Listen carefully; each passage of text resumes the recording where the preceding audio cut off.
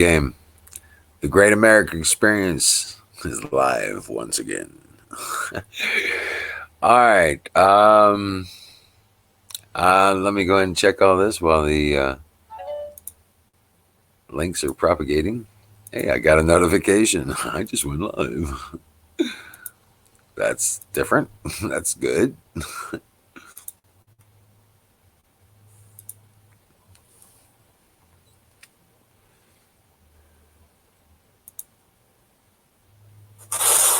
All right. Okay, there's that one.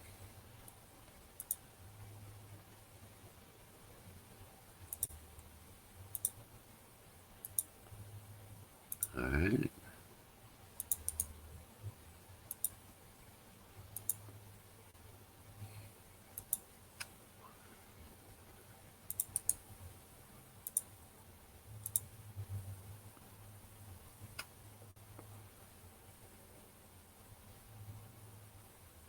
All right, here we go. One more. Just a second, guys. I'm still here. Just checking the other channels, making sure everything's kosher. Setting up links.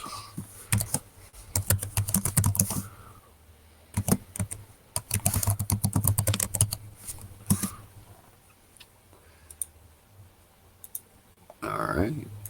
There we go.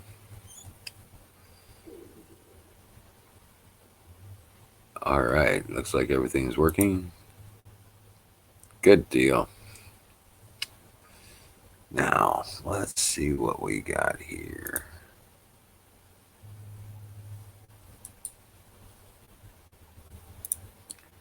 I am going to start tonight's show with a broadcast from band.video. This is something I think, ooh, if it's still here, and I don't see it.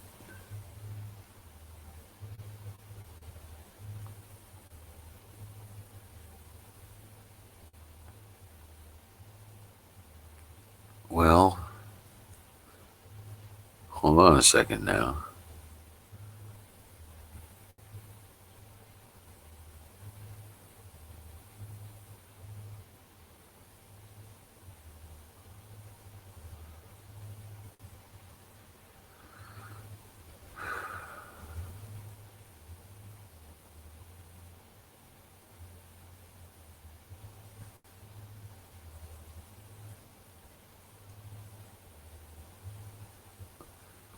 This one here.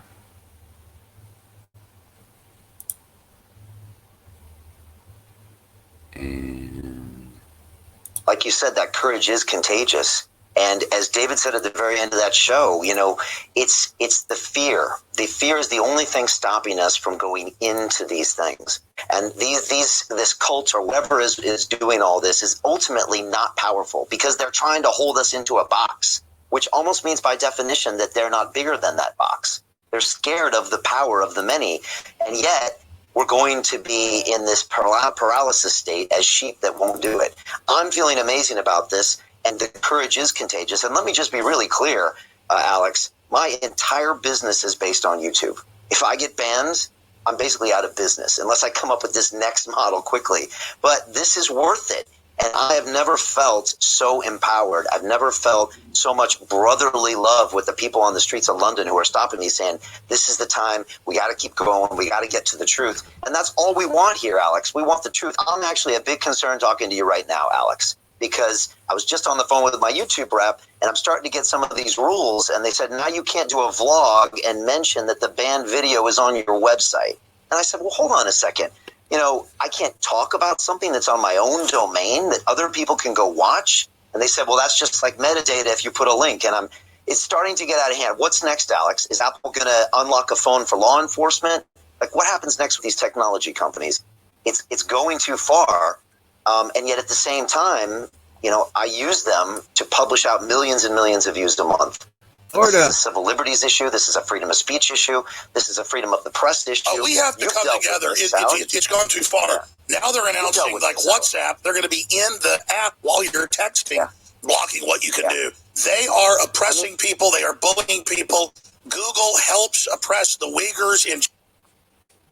I'm going to hold that off till later because that's not exactly what I was looking for. But, yeah. What's up? Hey, Florida, grab a link, brother. Come on the screen.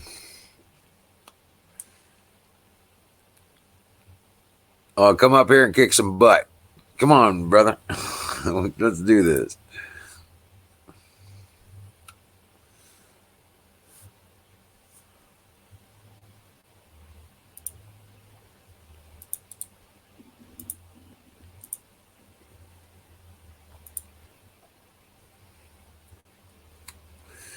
Hey, Zoom, what's happening?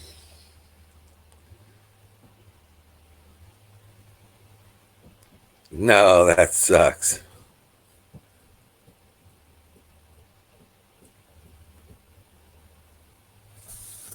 No, I sure don't.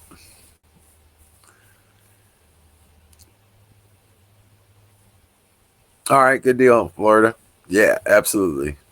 Hey, Zoom. Hey, I had to bring in all my starts, man, because we got a frost warning tonight. It's going to freeze. It's going to get down to 31. It's not a hard freeze, so my peach trees are safe. So, yeah, but, yeah, just a thing. I brought in my starts so it didn't stunt their growth.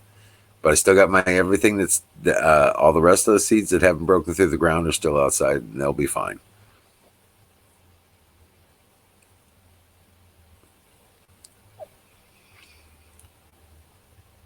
Yep. And then we're right back up 60, 70 degrees again. So, yeah. All the blooms are off the peach trees, so I don't even have to worry about the light freeze. I just have to worry about the deep freeze. Anything below 27 for more than 2 hours for the next week and a half, 2 weeks. But, yeah.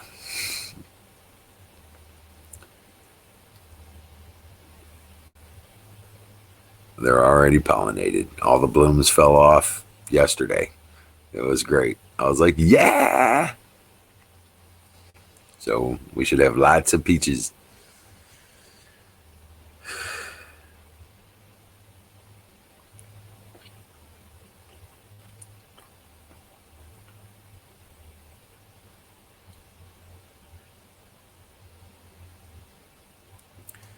But yeah, no shit, man. This interview with David Icke, that was pretty good.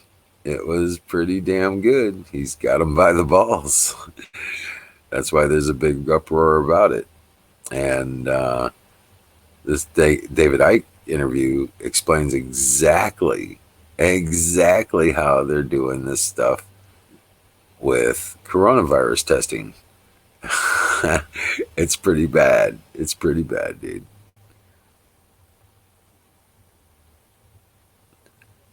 Fire in the motherfucking boat.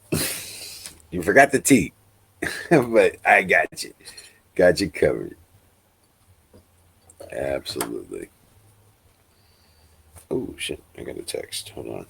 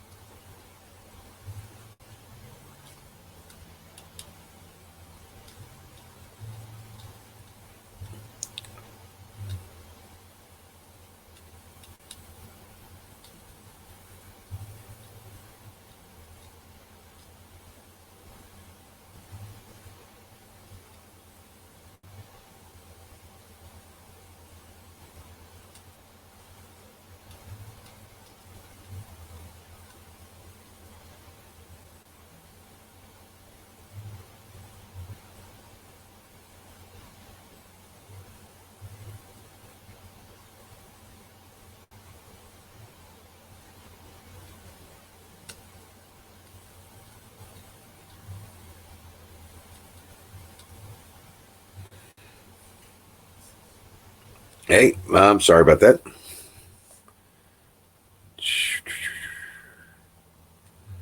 My cousin's saying he's coming back out. And Zoom sending me a picture.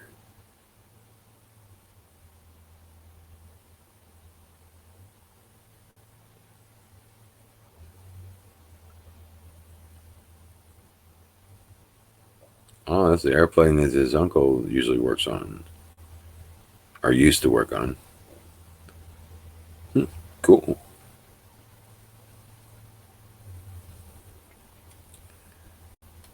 Rock on. All right, and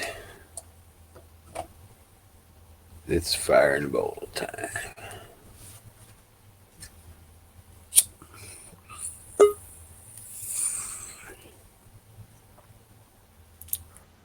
How you doing? Same shit, different day. Yeah, know that story. Yeah. Hey, Zoom, how you doing out there? Aaron's there too. How you doing, Aaron? Who else we got? What we got?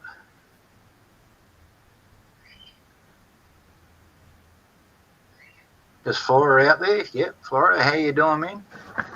Hey, Florida, I sent you some more emails the other day. The real simple Jaco stuff. Been around since the 50s. Meant anybody can make those things. Not a lot, mate. Finished my work for this morning. You saw that one the other day and all that sort of thing. So I'm making a matching brother for that because they've upped the order. They like the first one so much. So,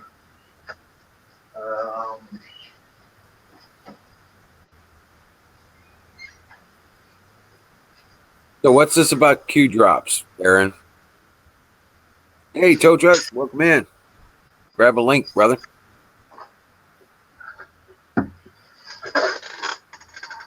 way up early in the chat, Aaron, is where I saw Florida. I don't know if he's still here. Oh, he's trying to get on. He's trying to tether his laptop so he can get on. So there's the other one I knocked up this morning. Yeah. Wow. So I got to do another level of etch. I've just sanded that one back a little bit to get it as dark as that one there. So the top one's the target, and the bottom one's where this one's is now. So I'll do a second etch, and that'll darken it up. Oh, okay. Cool. So, but yeah, it's come overcast here. It's light misting, rain, all that sort of thing. Here's Florida. How you doing, man? Hey, Hermy. Hermy. Yeah. Just call you Gil. Or Gil. Yeah. What's up? Howdy, Welcome in. howdy. How you been, Florida? Good. Yeah. All right. What's up, Zoom bait? I thought I seen Aaron in there. Oh shit, man. Yeah, Aaron's That's a in whole there. lot of ugly. That's a whole lot of ugly, Jack. Yeah. You need to start wearing your mask. Yeah. Yeah, I probably should in that, but like, yeah. I've already broken all the mirrors in the place, so why does it matter? Exactly. A bunch of ugly. You've already done. I'm What is wearing it? my 7 years bad luck for each mirror. I must be up to about 7,000 years now. Oh, see, here's the deal. I like those little dogs, the wrinkly things. I'm so ugly, I'm cute. You're going the other way around. Yeah, I'm back around the top of that circle. we look like Democrats. Yeah, I guess I do. Yeah. I've been told I look. Democrat, I'm bloody Australian. Jeez. Aaron the Tire. What's up, buddy? I see you're still alive. That's good. It's always good. No, Hey, ain't no Democrat or Republican here. Yeah. I'm a free man, brother. They call us sovereign. Hillbillies. Yeah, I'll go with the hillbilly one. Yeah, No, yeah, ain't rednecks. nothing wrong with being a redneck. I'm in I'm a- redneck country. I'm a soap dodger. He's so dodgy. Yeah. I've been using this though. I've been using this. You guys ever seen that? Spice Repel. Yeah, that's that bloke, the Aussie that started off, went over there. What did he do? Yeah, that's him. The citrus guy. Uh, it don't work.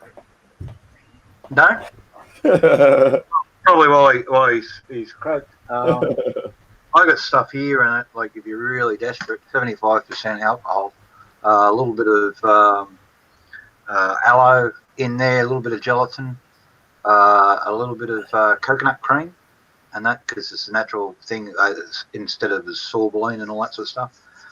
I was making a racist joke. That's right.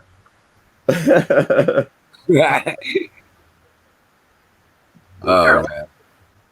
Hey, I got this fan going. Can Yeah. you let me know if it's too much interference? Well, I got the air fryer in the background cooking up some bloody stuff as well, so you might be hearing that as well. Oh man, shit! I don't hear shit except the whole lot of ugly coming out. Aaron? of the speakers. Aaron, I'm telling you, you're not going to be able to get in there for long. You know you're going to get ousted as soon as they detect the light in there at night. Just start They coughing. got an eye on that place because that's why there's nobody there is because they Just say yes. Just say having yes, to- sir. I'm leaving. Yes, sir. I'm leaving. I'm gone. Just call me. Yeah. Just let me get my gear. I'm good. I'm great. Don't worry. I'm pretty sure I'm not contagious. I haven't been found positive for coronavirus yet. Yeah. I have not tested positive yet. Yeah. I don't think it's possible for me to fucking get back a coronavirus. They're not even testing for the virus, guys. Dude, they're not doing it in prison. They're not testing them for the virus. What they're testing them for is they're testing for the cell response to attack. Okay, they're not so if they testing have the problems with their lungs, period, whether it be cancer or pneumonia or no matter what it is, it's causing stress on the lungs and their respiratory system. That's what they're picking up. That's what they're testing for. If it's present, then they start treatment. Jack McSwag, I do the same, man. Fucking homebrew whiskey, El Cheapo dollar store fucking cola. It's all good. Keep your blood alcohol level at 0.01. No, 0.1, and it's all good. Most people pass out around 0.8, 0.9, but like if you build up resistance to it, 0.1, you're absolutely safe. I've just had that endorsed by the leading bloody guy. Yep. He also then turned around and he said, "But if you survive that, is it really worthwhile?" And I said, "I've been doing it for 25 fucking years." And there's tricks you can learn. You know, there's tricks you can learn. Like when you walk down the hallway, how to get a liver touch. Me, I don't drink. I just use silver. So colloidal silver works perfect, and I use silver everyday life. No, Aaron 2.0. That's when you start fucking self-combusting, and that when you get too close to the heater. That's a little bit too much. That's when you gotta be careful farting on that George Foreman. I live in a little place called Dimboola, on the edge of the little desert here in Australia. We've got a fucking big desert out here, but don't confuse the little one with the big one. Right? The big one runs all the way across the country. Now, Florida lives in a swamp. Yeah. I live in the Ozarks, out in the woods, and Jack lives in a desert somewhere in Australia. With the camels, believe it or not. Yeah, and they're overrun with camels. You wouldn't even fucking have known that ever. But that's something new. So there's benefits. I can't believe that shit, man. That's freaking. Oh, I'm sorry. 420 fire in the bowl. Camel pie or stewed camel with dumplings. Yeah. Hang five. Who shouted fire in the bowl? Hey, You that go get door- your stuff. Go get your stuff before it burns. No. that door's forward. It's all good. It's Get shut just the stuff off. those devil wings. It's just my home brewed. Instead of using chili, I'm using sriracha sauce when I'm doing the crumbing. There So you go. instead of doing, how you do an egg wash first, you dip it in beaten egg and then you put the crumbs on it, it sticks onto there. Yeah. Well, I just paint them with sriracha sauce and then put the crumbs straight over the sauce. Nice. Oh yeah, hell yeah, yeah. Then you can finish it in the oven. Fuck yeah, Yep. I'd try that. I'd try that. Air fryer that way, because Yeah. you're not doing it with running egg wash and all that sort of thing that sticks to the air fryer. But if you just paint on your sauce and then put your crumbing on top of that, Yeah. Now I would try that kind of fish. I really don't eat like seafood at all. Brazil, hot. How you doing? I got some friends down there. They're in Escandara. It's a little town on the highway. It's like a little service town. He's got a garage and a restaurant and store out there in Foothills before it goes up there.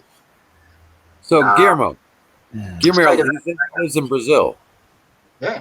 Do you really live in Brazil? That is so cool. Didn't William Barr bring up charge? Didn't he unseal some indictments on Maduro? Yes, he did. Isn't that freaking amazing, man? Isn't that amazing? On who? The big one that came out last Maduro. night sealed 8 indictments and that for money trafficking and that to the DNC. They nailed 8 folks, and guess who the recipients are? It includes 50 Shift, it includes Feinstein, it includes Pelosi. Nancy, that crazy Maxine, Good all for the them. cast of Good for them. characters. And get this, it also includes Romney Good for them. and Graham. Oh, well, Romney and Graham are both going to get uncovered in this Ukraine fucking stuff and that because they've both been exposed by the Lithuanians. Because that's wow, Bill, I like that shit. Lithuania first, and then got dispersed into counts into the US. But the Lithuanians have got all the transactions and everybody's accounts that the money went to. And Graham was on the account. Yep. Good for them. And Romney. Good for them. Yep. And Rodney was getting millions. Graham was getting fuck all. Graham Guess was who getting. else is on the list? McConnell's on it too. Good for them, man. This Yeah. guy's None of them stand for us, man. None of them. McCain got money from the Ukraine 2 months before he croaked. Yep. And there's, Michael Savage been saying that he was in on that deal to run whatever, I don't want to say it out loud, but whatever through Syria to arm the whoever at the time. And there's even pictures. Yeah. Oh yeah, he was taking pictures with these bastards. Yeah. So, and he was saying that 10 years ago. So, sheesh, man. Thank God something's happening though. Totalitarian tiptoe. Tow truck. Man, I seen a dude riding down the road wearing a mask in his car. I couldn't believe it. Yep. I want to know, what were these people doing before? You know what I mean? Before they were going, ugh. I don't know. Mom says she's seen a dude put these gloves on in the store or going into the store. Yeah. And Hey, even out here in there's a box of little plastic gloves sitting on the top of the petrol pump. They want you to put the gloves on before you handle the equipment and you go in and pay and all that sort of stuff. I do that. Card only payments, no cash, and all that I sort of do thing. that. And I'd be down with that. Yeah. Oh yeah. I tell you what though, the price of gas has come That's down. fine. I haven't paid under $1 in 6 years per litre, and it's now 79 cents a litre. Wow, Yeah. man, that's like was 30 years ago, man. Now all that oil has to go down. For $1.30 a gallon. Oil used to be 99 cents a quart, man. Wow, There's places in the country it's under $1. Like in Oklahoma, there's a place in Indiana, I think.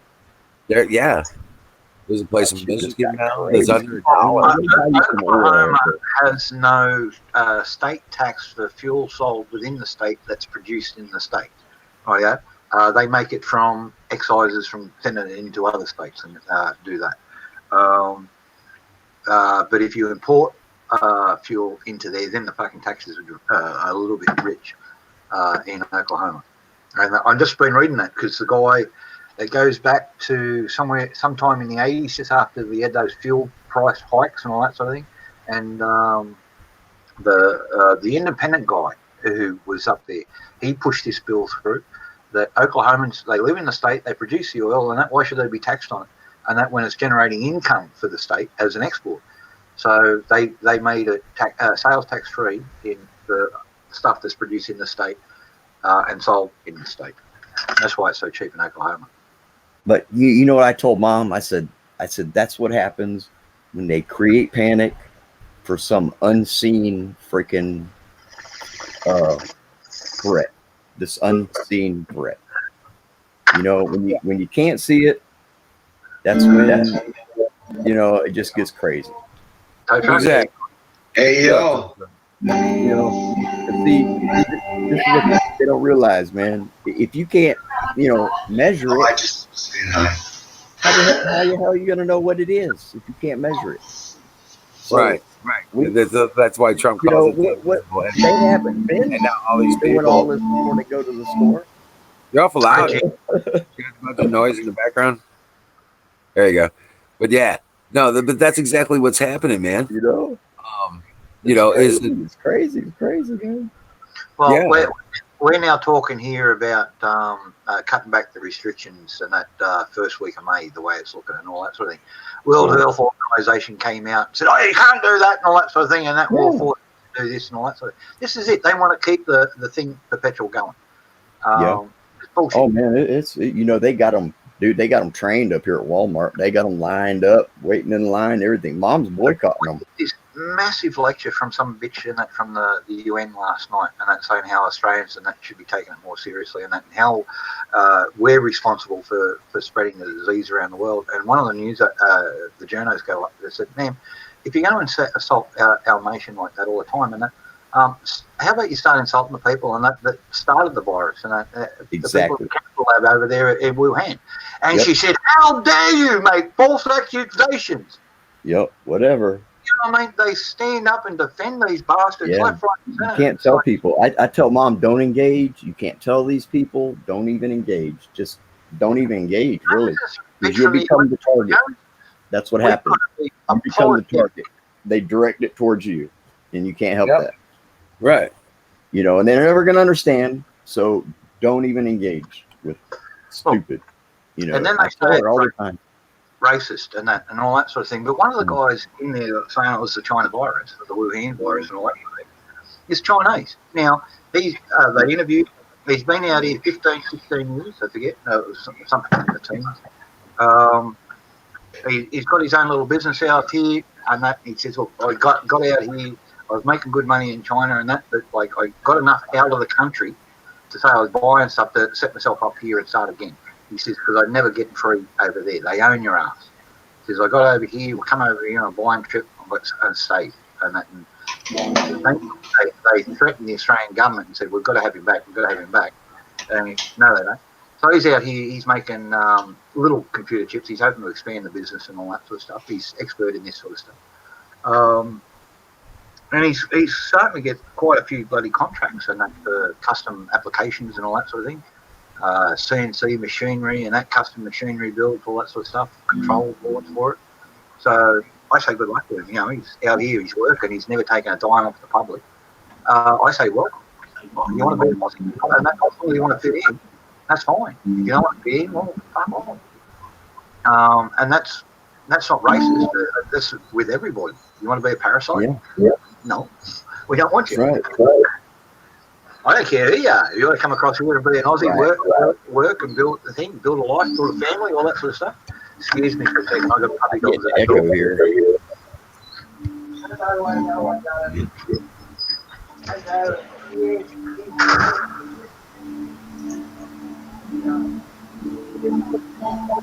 I don't know, you guys. I was just watching.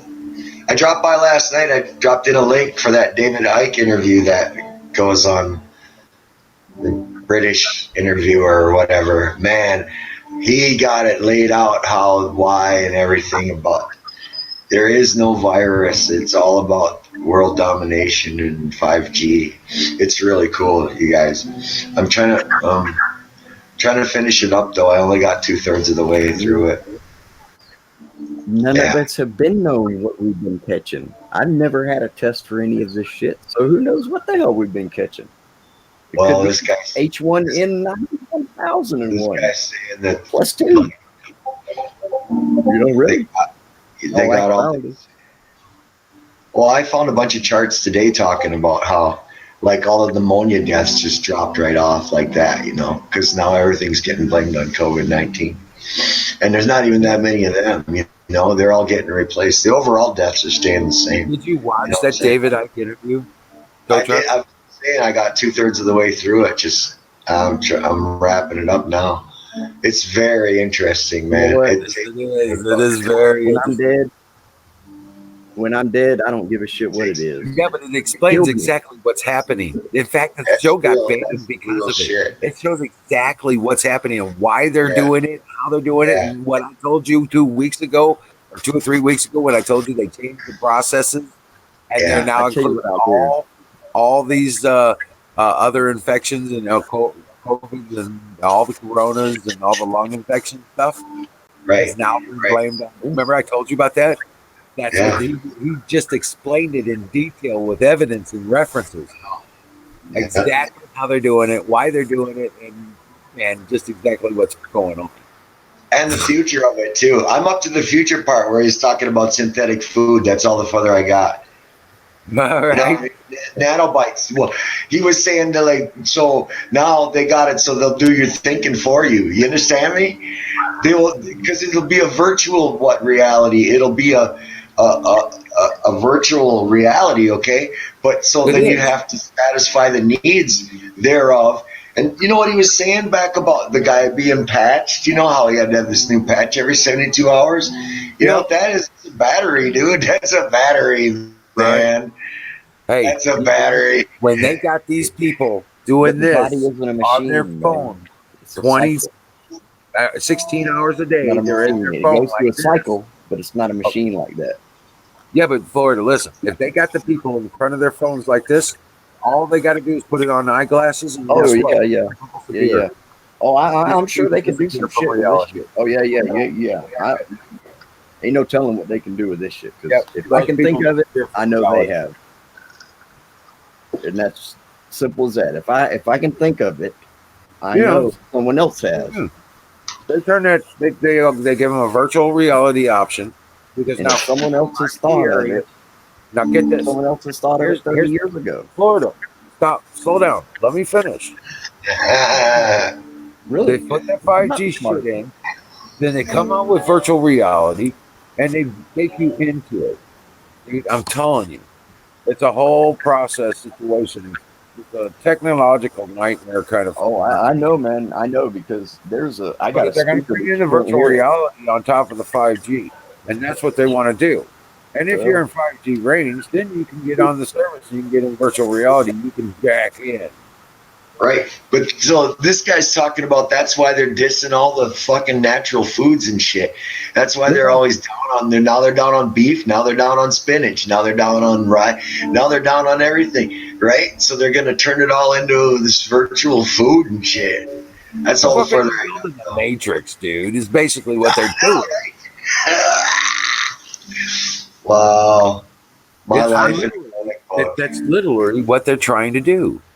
That's cool to think about, but I don't get on them too much, on those, because if I can't prove it, man, I'll go crazy thinking about that shit. It's not just the virtual reality and immersion. Now it's a physical need to become part of the network because your body can't stay alive any longer. I think that's just a trick, man. I think Canoes Alderigo's in the chat room there. I know it's out of a book I read somewhere. I can't get how would we even make comparisons to The Matrix if there was no movie The Matrix? But yeah, fire up to go. Fire. Think about that. How would we make references We to don't The burn Matrix the before there was the movie The Matrix? Well, like David Icke was saying, the guy was describing the internet in 1969. Do you want to explain that? No, that's easy. That's easy. It was supposedly invented in 1983. What did I hear today? The guy that was Actually, he interviewed on Alex Jones was the inventor of the codes for email. I guess he was pretty sharp too. yeah. But yeah, Jack, what? Do you How do you remember explain it? technology called Fido? When they Fard. the internet the guy going, a thing called Fido. Oh yeah. It was techno only. That was developed in 1956. Fido, that way, it was basically IRC, Internet Relay Chat. There was a way of displaying stuff, and somebody wrote Fido 2, and you could display HTML, early markup language, hypertext markup language. HTML was what it stood for, and you could actually get up there, and that's how BBSs work. And BBSs have been around since the 70s. Yeah. So I was on them. I had my kids on them. Oh yeah. Before the internet, we were hacking lines back door at IBM over here to get into IBM over the US, and then we could jump out of them. Any of the AS400 machines and that had a modem on the back of it, we could jump on the back of them and then get into any BBS and that, not pay international translation fees. So that was back in the day when IBM was owned by Bill Gates' mom, or is that just modern times? No. This is I don't know about Bill Gates' mum, but I know IBM. Lockheed Martin. They pretty much hijacked most of the fibre optic undersea cable links for data. We could go through from here to the US and jump off the US. I could dial anybody over the US and talk to them on the phone and that over VoIP. VoIP, the first version of Voice over Internet Protocol was actually called Voice over Cable, VOC, and that came out in '63. Huh. And that was it very quickly got put into all your nuclear tunnels and that, all your launch stations and all that sort of thing. And then they realised that it was susceptible to EMP and could be damaged and interrupted. And that's someone did a first person, all that sort of thing. And that's why they got rid of the internet. It was no longer a thing. They gave it out to the public, and that's because it was too susceptible to electromagnetic radiation, electronic damage, sabotage, the whole thing. A good friend of mine, he's about your age, he says that in 1969 he was working at Honeywell, and he was on the team that developed the idea of tones on the buttons on a phone so that one telephone could answer another. The idea of touch tone buttons was considered to be the beginning of the internet because it was the call up and answering capabilities that were quantified, quantum leap, the whole deal. Yeah, I got to think about where Honeywell got their idea was actually from a guy who ended up working for the OSS. He was with part of the Dutch Underground, and they worked out a blind way of calling based on dial, the old ratchets, and then you go dial around. Yeah. Well, it never used to measure the front one; it'd only go the back one. And so you could stick a pencil in, and that when it was dialing back, and stop it, and it'd catch there, and that's how they were tricking the systems. That was what Honeywell took, and then advanced it with tones. Instead of counting reverbs coming back, they were just isolated tones, and who was it?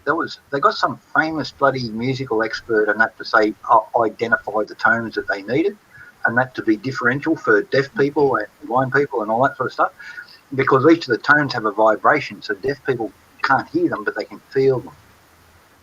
Yeah. Some kind of pianist or somebody like that, or what? They've got somebody in like that, but the whole thing, there's a documentary on YouTube about it, about inventing the modern digital phone. And it's got the Honeywell logo on it and all that sort of stuff. Cool. I have earbuds I can put in, but For what? that's what Deb said. But I Oh, think shit. sometimes if I mute my mic, I think there's less feedback on y'all's. I don't know though. Seems like maybe. Did you get a haircut, man? No, sir. Oh, The beard is enough. yeah. I was gonna say, man.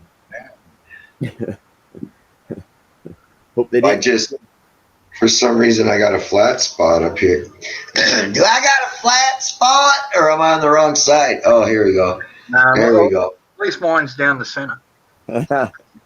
Man. Oh, I got one too, man. I got one too back there, boy. It's a big. I got a big old bald spot. I wasn't talking about ball spot. I was just talking about flat spots. I got one like Peter Strunk. So, Jack, how do I make this grinder? How do you make God that? damn it. Yeah, I got the triangles in there, but I don't see how I got the triangles in there. Yeah. You've gone across with a very small cut-off wheel or a hacksaw and that, and put that in. Rightio. So what you can do now is see how you got your bevel on your blade. You can come back and put a bevel on the back of the serrations there, and then you'll have all these little points coming up. If you take it, I bet you they make a fluted scallop file, man, that you could do that with. Like a fluted scallop, like a half scallop, and you could do those. I bet you they make, because I got one. I think that's what I fix my teeth with. So your point halfway, so you'd have to put a bevel on it and then hand bevel each one with a file or something to get it to a terminal point, so it would actually be a good rasp in there. At the moment, the way that's standing, if you put that up on a 45-degree angle to a piece of wood, that'll start cutting out that piece of wood to the depth of those cuts. That looks badass, man. But you know what I mean, Jack. It's supposed to be half pyramids. That's badass. So there's two ways you can do it. One is you can put a bevel on the top, and that up until the point you're incoming. So, but because your points are going over your halfway mark, you should really have them up just short of halfway either side. So when you grind them up, they end up being points. You know what I mean? But they go a little halfway over, so you're gonna have to individually do that. Do you have a narrow stone grinding wheel for your angle grinder? That's what I cut this with. No, so that's a thin blade. I'm talking about a thick blade flat stone. I'll go and get quarter-inch ones. Yeah, on the 4-inch grinder, they're sometimes like about a 1/4 inch thick. Yeah, quarter-inch. Use one of those and individually sharpen that up as best you can without touching the internal tips of the one opposite, because you're going to need that to be the sharp point as well. So if you take them individually, then you can do that. So how would I dress those wheels? Flat on the end. And so if you've got a piece of concrete that you're flat and all that, then just very lightly touch it down so it's always 90 degrees on it. Just very light. You don't want to cut into the concrete. You want to wear off the edge so it's nice and flat. Right. They tend to round off on the corners. The corners are always the weak point on the grinding wheel, so the corners always round off. So you've got to square them back up. So if you do have a grinding dressing tool, even better, they're carbide. If you don't, you got a cheap cement block that you don't need or you don't worry about, or a pathway and that you're not worried about mucking up, something like that. I'm saying, why can't I? How come I can't figure out how to make a fixture where I would have my grinding stone here and my knife here, and I would just be able to go like that and index it and cause it to become freaking half pyramids? Well, you can. You actually can. But first of all, you've got to have your wheel set up. So you've got your grinder, and that's got to be fixed, and that's so it can't move and all that sort of thing. Then you need to have a plane where you can mount your knife into there and swing it down into place, and that get the right angle to make it in contact. And then you've got to be able to lock that so it doesn't move beyond where you need it to move. Then you've got to be able to index it, so you're going to need some sort of screw fixture with locking nuts and that and all that sort of thing, and some sort of gauge on it. And you're now starting to talk a very, very complex. I think I want to make a swivel head. A swivel head. Okay, a holder for my 4-inch grinder that is a swivel head, and it would be some draw. It would have drop, draw, miter, and pivot. Drop, draw, miter, and pivot on my 4-inch grinder, like a chop saw.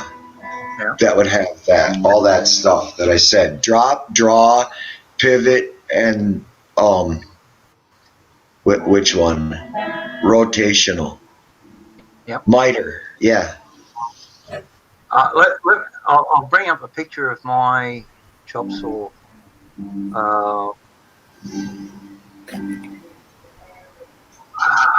Instead of lugging it out the back and dragging it out, I've got a tarp over it at the moment. I'm going to use the front forks off my nephew's BMX bike. They're nice tube in tube, and they'll make the draw part of it go well.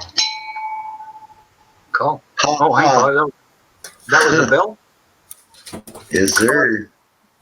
Sorry, I'm just looking at. I got my time off, but Okay. I'm on stoner time. All right, whatever that is. All right.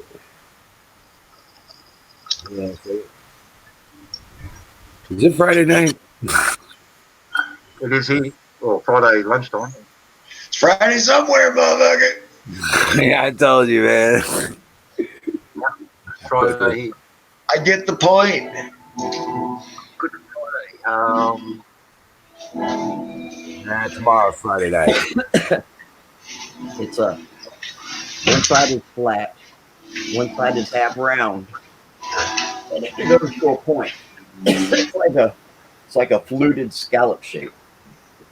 Fluted scallop. Yep. Oh yeah. Yep. I know. If I had any other, but Jack. So if I want those pyramids Called a half round. half hasp, if I want, it's a half round point file. Okay. I don't know. You could file you some scallops in that, man. Yeah. You know, They're each good. one of them, if you want to take the time. And this thing will get up under, somehow. I don't know how. I used it to fix my teeth. Canoes, he hasn't got the knife yet because I'm following the tracking and that, and it's still in mid-air. It only left Australia this morning. So the knife, Zoom, your knives left Australia. They left this morning about 6 a.m. It's around about 11:53, so they're a little bit past New Zealand. Going to be about another 16 hours to get to the US, and that all depends on where the plane goes. It could be stopping in New Zealand at the moment. I don't know. So it's a freight plane. That's all I can tell you. There's no passenger number with it, so it's definitely a freight plane. They can go New Zealand, Hawaii, and then San Diego or Seattle, depending on where they're due to land. So, Right. But it left Australia this morning, all clear, and that a little bit after 6 a.m. See, I don't know. This is my other one. So, Clan Mama's knife, and that is now in the hands of the US Postal Service. So wherever that is in there, I can't actually see it from here, but it's due for delivery in the next couple of days. Who else did I check up? I don't think I've got anybody else from here. Hey, but yours is still down in Melbourne. and because I had to turn around for that other thing, so they come back. So they haven't left the country yet. That box of knives with and the seeds. I pulled them back to put something else in the box.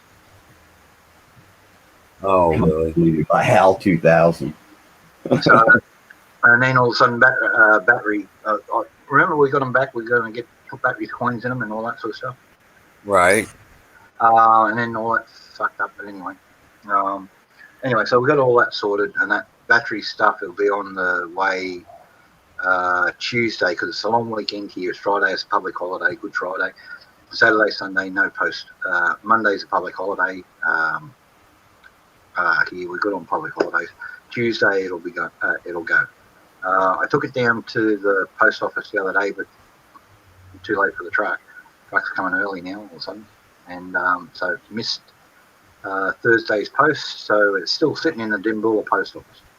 Zoom, that's Canoe right there, Parker. Parker's. Yeah, now, Canoes or Parker Trask. Where did that name? Which book did that Parker Trask come out of? I got a sneaking suspicion it was one of. That does sound familiar. Yeah, Parker Trask. I'm thinking.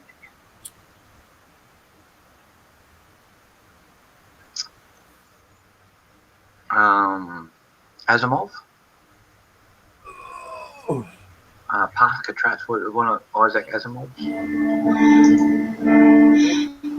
Look, man, with Van Icky was talking, man, see, I just went through this past winter. You guys know that. And here's what happens. You feel like you can't get oxygen, okay? But even if you are breathing and you cough up a lot, the expectorant, right? And he was saying that you find the, whatchamacallit, the poison, the Sturgeon growing these in the, after cells die, they expel a toxin.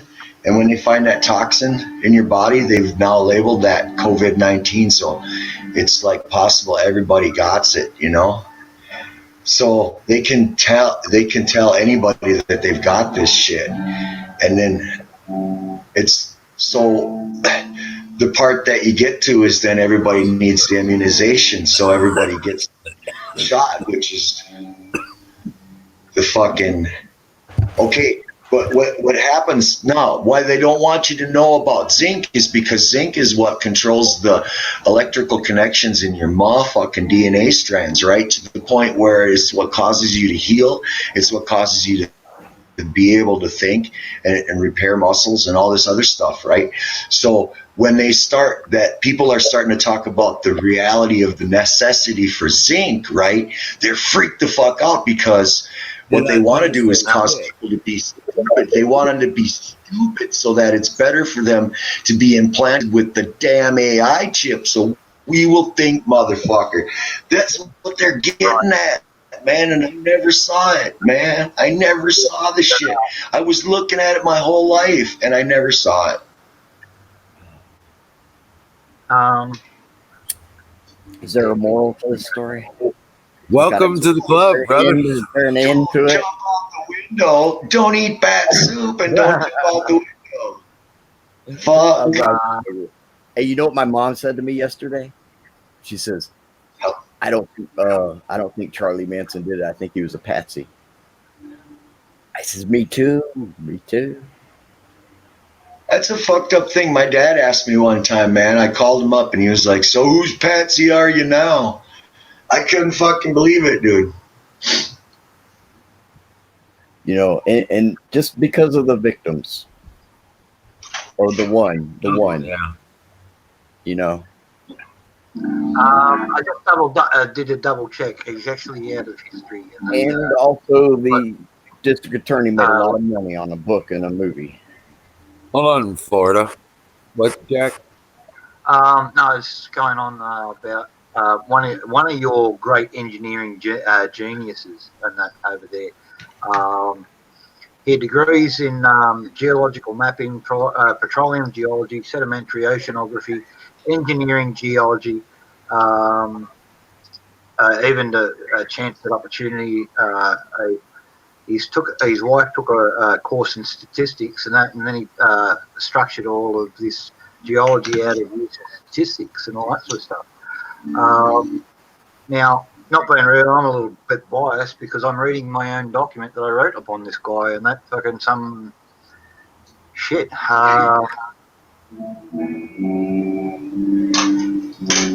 39 years ago, I wrote this. Wow. Yeah, I told Mom, I said, once you walk through the door, you can't come out. You can't unwalk through The it. signatories on the document, J. Johnson, J.A. Putnam, and G.R. Stewart, and that was the team. Let me see, Jack. Throw me a link, man. Yeah, absolutely. Engineering department. This is Let me at see Berkeley. This is a copy of it.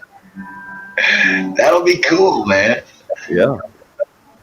I can read. Parker Trap, one of the great mines in America, and did so much.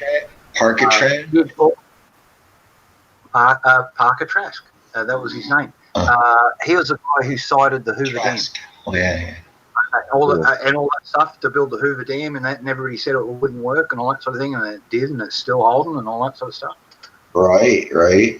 Fire and BMF bowl, motherfucker. I gotta grab that link. Yep. That's Berkeley's online library. So you wrote that in '77 or something like that? Co-wrote it with two other folks. Beautiful.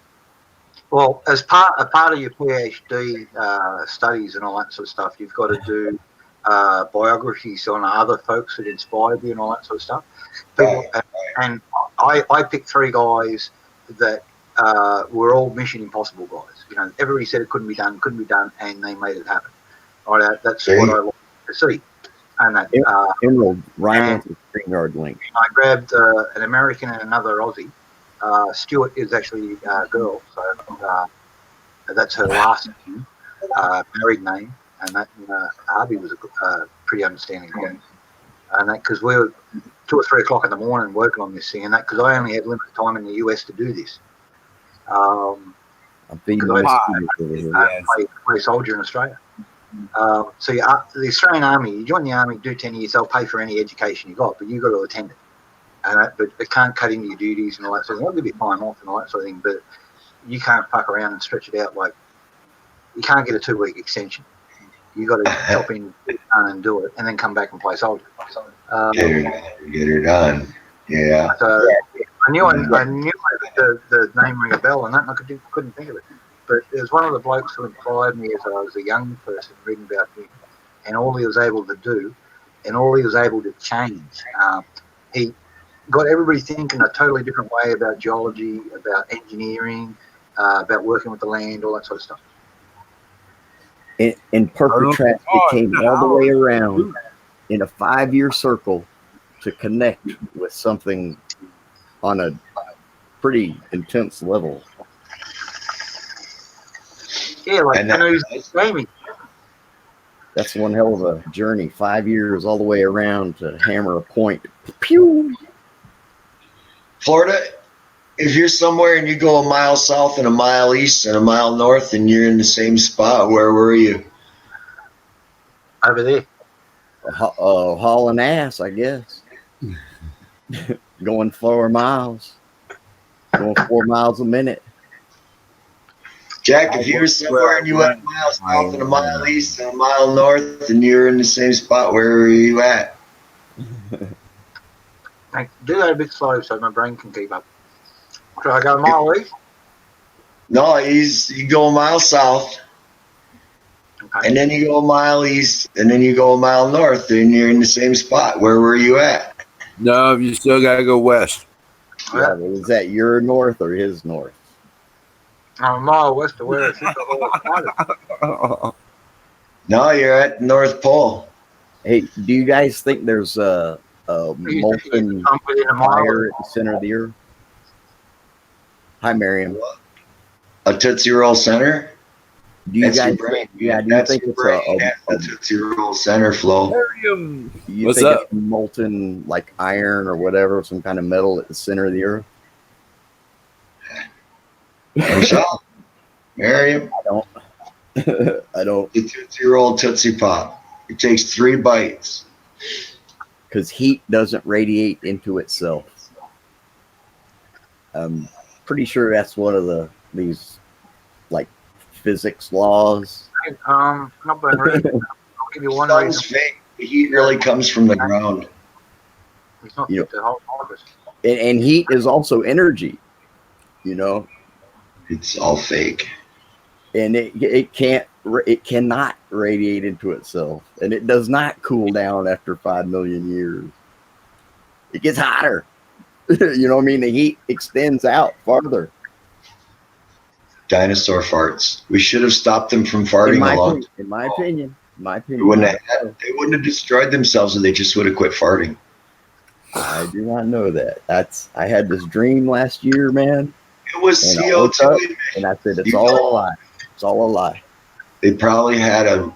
Yeah, we've They got to go probably- back to history and find all those amoeba that were responsible for all the climate change. Amoeba? Yeah. I By the really billion. think it's all been a lie. Well, we had a toxic atmosphere in here and no life, and all of a sudden we started getting amoeba and all these other single cell organisms, and some of them started creating oxygen and supplementing And the there's been And some of there's them been an are organization plants that and all had a that. hand in keeping stuff from us. That's based in the Italy area, and for a couple thousand years they've had this control because of the information or something. That's my opinion. Or something. I like the or something part, Florida. Well, I don't want to. I want to be vague. I want to use It's vague. hilarious, man. I'd like to use. I usually say shit, though. I'm just trying to be I vague. usually say Lots of branches on that tree, brother. whoa. I'm just trying to use simple. But only one fruit. But there's lots of branches on that tree. Dude, I woke up from this dream and it was all a lie, man. All of it. It's been everything we've been reading in these textbooks. It's a lie. Not maybe not on purpose. Just There you go. nobody knows. It's just what was thought.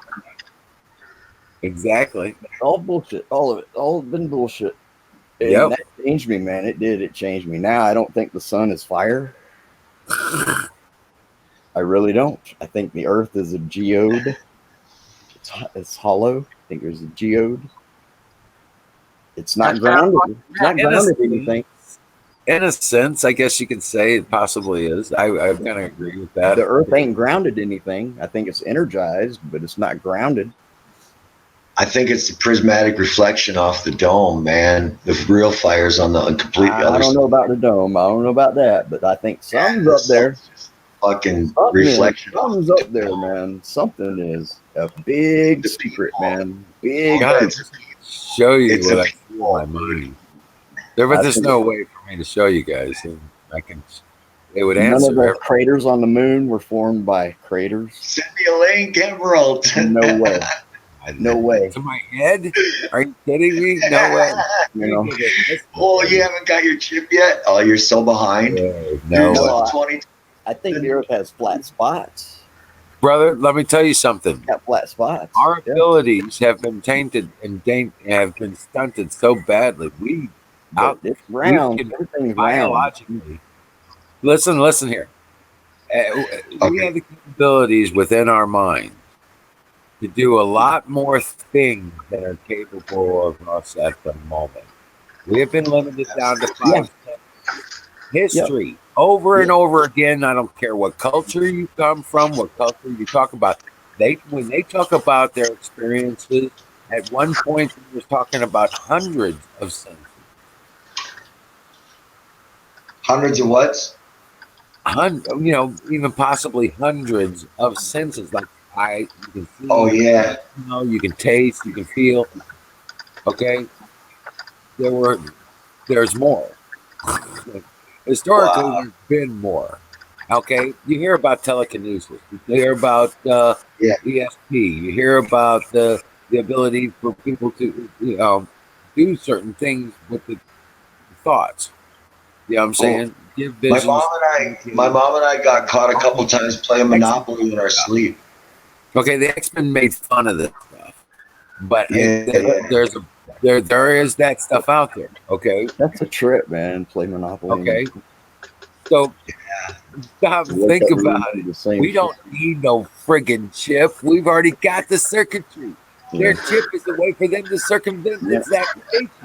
Yep. And being near, like if you're near a certain stone that has magnetic properties, that could enhance something. Maybe. Just maybe. Just a thought. That Just a chip thought. only restricts your native capabilities to You do know? it on your own. Think about it. There's It got is to there be, to Yeah, like control you in and South help America, those big that's good skulls, stuff. you know, with all that brain, that extra brain, man, it had to have been something. Like I said, if I could just show you what's in my head, I could show you the answers to so many things.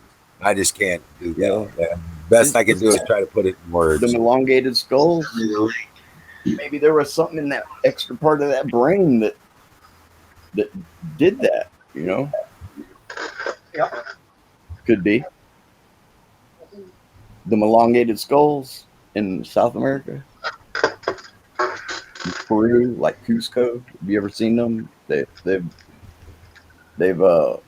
don't I don't think they keep them on display like they used to at the museum, but they are there. Yeah, I know what you're saying there, real Don Martin. Yeah. Hey, look, You know? I've got a reputation as base jumping, parachutes. I've jumped off pretty much everything, or attempted to. Got arrested doing the Eiffel Tower. I got laughed at in that big bridge in Ohio there, the big arch one. Man, That was you know why? he says, you can argue with me? And I go, That's awesome. He Good says, selling. I got to give you a ticket for $200. And I said, hey, that's not too bad. And that Disney World wants to charge you about $90 to get in on short notice ticket. So, yeah, that's all right. Tell them they got to catch you first. Oh, he called me. I was calling back up Hey, the ring. Tanya's in the house. Oh my gosh. Hi, Tanya. You know why I'd never do that, Jack? I would never do that because right before you did that, you know, you got to say to yourself, man, this could be the last thing I ever do. This is it. And that's where you're right. This is it right here, man. And I'd be like, do I really want to? Go home. There's your option. Yeah. Like with all good things, go home or go home. I mean, you know, when there's, I mean, I guess it's no different than riding a motorcycle, but you know, at least the motorcycle, if you stay within certain limits of speed, you know, you can actually handle the machine, you know. I know. And that is a blast. I've had more bikes than I've had cars. But you know, no matter how dope sick I ever was, man, I could get on a bike and it would all go away. Every bit of it. Every time. Stinking hot summer night, you get these 100-degree nights and all that, so I can jump on the bike and just go. Hey, Ryan. Man, I had a Honda 750 that would haul ass. What model 750? 2004 Shadow. Oh, yeah. Oh, man, it had ghost flames on the tank. It would haul buggy, man. It'd do 90 in second gear, no problem. No problem. Welcome back, girl. I mean, it would scare you. So it was a 750 chain drive, twin Shadow. Man, that was a nice bike. Hey, Tanya, how you doing? Who else is there? Deb F. You're in Twitch. Oh, you're over from Twitch. Right? Southern Bell's there. Hello, Southern Bell. Oh, Tanya. Hi, Tanya. Southern Bell. Yeah, Tanya's talking about she knows Ivana. Oh, yeah. Ivana Punchy. Man, I ain't seen her in a while. She's cool, too. Ivana Punchy. Yeah, she lives in South Florida, I think, down by good color. Raul. Raul. Well, I call him Lizard. You know. Raul. Yeah, that's his name. I think that's what he goes by, but I call him Lizard. Yeah, chameleon lizard. Ivana who? Ivana Punch you. I want to Donald. I want to punch you. punch you. Oh, yeah, I got that one. And I'm slow, man. Oh, I took some more close-ups, man. I'll tell you what. Thank Jack. you. Got some more close-ups for you, man. Hey, this brainwave, this brain blank I just went through, brought to you by Dustin's Gravy Biscuit Farms. There you go. .com. If you're in the need for tea, he's the man to see.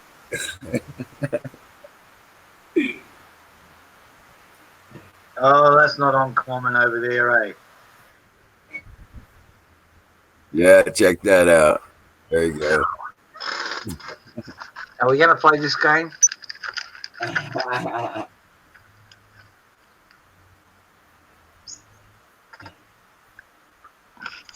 Oh, bingo, boom. Oh yeah, now it looks just like mine. Hey, when that Northern Lights, or did I ask you that? I don't. Don's told me it looks like Northern Lights. A few people have. So I don't know what it is. I keep on saying. I only just confirmed that the skinny plants that go straight up, they're Thai plants. Right. You know, it's I'm the last person to ask for advice on pot. Yeah, you know, there's so many different kinds, but trust me though, they all do mean something. You know, I mean, you will get one that you really like. Oh, it's a bad talk. There is something to the strains.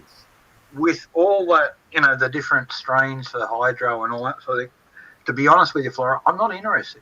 Well, I mean, just so you know, all the names, they do mean a plant that does me a lot of good. Brings me a fair amount of relief, a little bit of pleasure. No wrong with that. It doesn't make you into an arsehole. No, and it'll make you a criminal. Yeah, and I can function with it. You know what I mean? I always, when the first, it's like the old Steppenwolf song, and that the pusher, and that dealer sells his sweet dreams, and that the pusher sells his into damnation. Hey, pot saves lives every day, man. I quit masticating when I quit having teeth, Bill. There's a lot of people alive who like to smoke pot. Well, and I have not tried it with these yet. I'm just chewing holes in my teeth, if you really must know. I haven't used teeth in years. I got some teeth, but I haven't used them in a while. So, I gotta get mine done. Hey, what is people? What have you seen in the news today, there, tow truck? What? What else have you seen in the news today? Oh, news today? No, yeah. I just been following the scam. I've been following the scam, man. I've been it means talking about the COVID reveal. Is that what you're talking about? I watched David Knight this morning too, talking about how they're taking away all possessions. They're taking away the ability to possess our bodies. Yeah. Right. We can't use our own bodies the way we see fit. It's the other incorporation of the artificial intelligence, and then but they've taken away our right to use our own stem cells and things like that too. So we, and then I don't know, but mostly I was trying to follow David Icke today. And then I was reading this a little bit. David Icke. This. Oh shit! Yeah. Now with the new eyes, you will see what they are. Is that the California University Press version or the Penguin version? Let's see. How would I know that? The inside front cover published by. It's vintage books. Vintage books. Copyright by Alinsky, manufactured in the United States. Yeah. Library of Congress. Yeah. But you're saying by Penguin or No, who? it's public. It was being Vin- published by different publishers over the years, right? Yeah. Random House.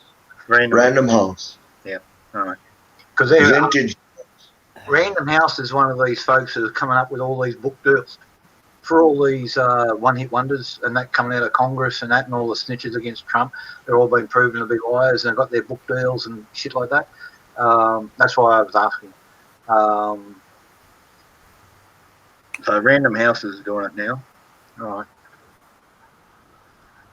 Penguin did it for a little while and then they dumped it.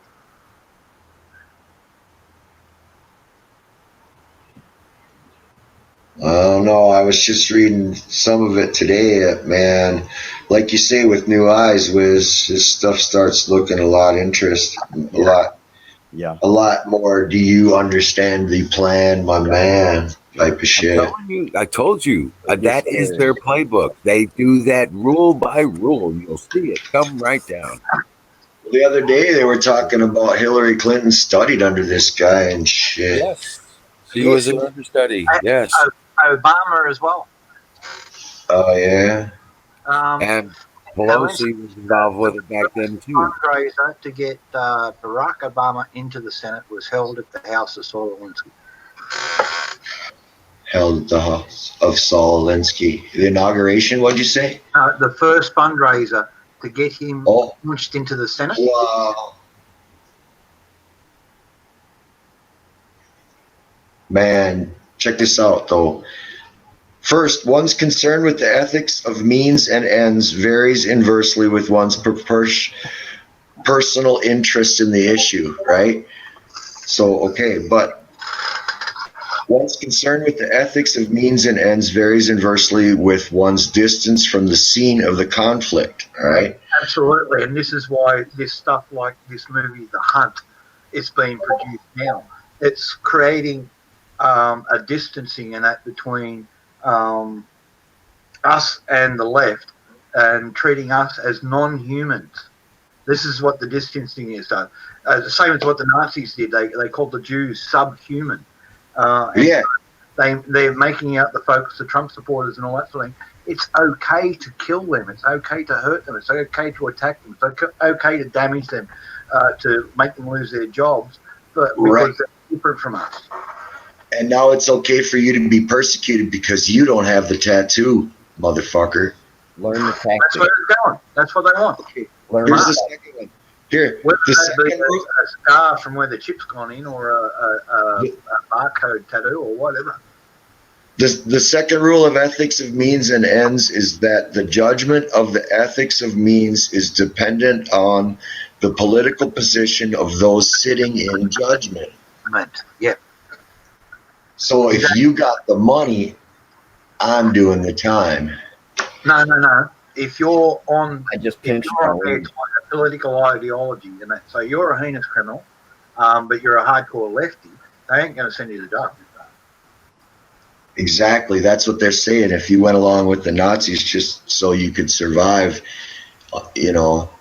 long enough to become a counteragent, then what? You were still guilty of this, that, and horrible crimes, but in somebody's country, you were a hero. So it depends upon who's sitting in judgment, Exactly.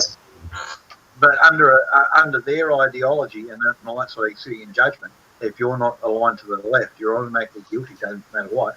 And if you're on the side of the left, and then they'll whitewash you.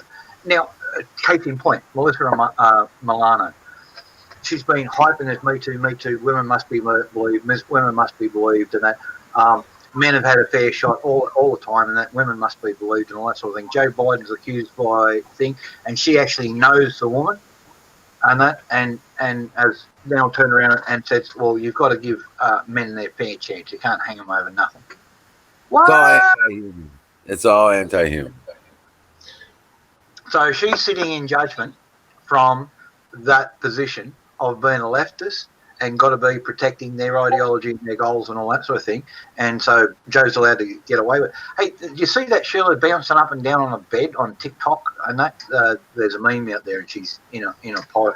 She's really doing a spastic fucking job on herself.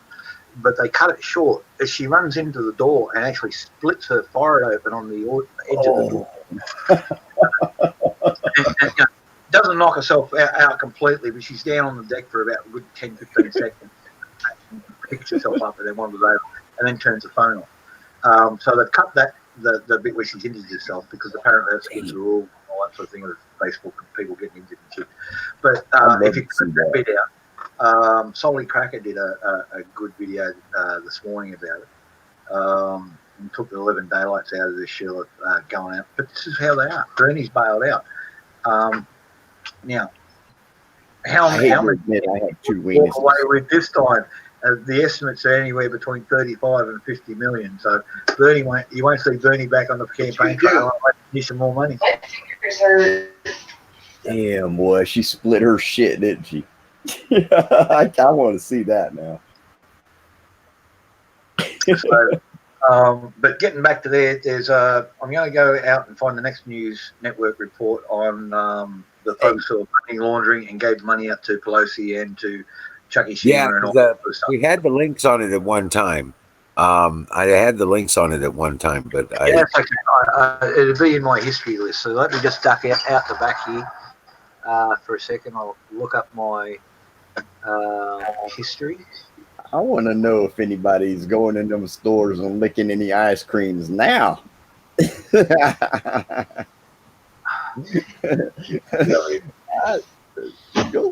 Go get you a spoonful of that Corona right off the tap. Lick it right off the tap. Hi, Armor. How's my buddy? Hi, bud. How you doing? Oh, Armor. I got some today for Ranger.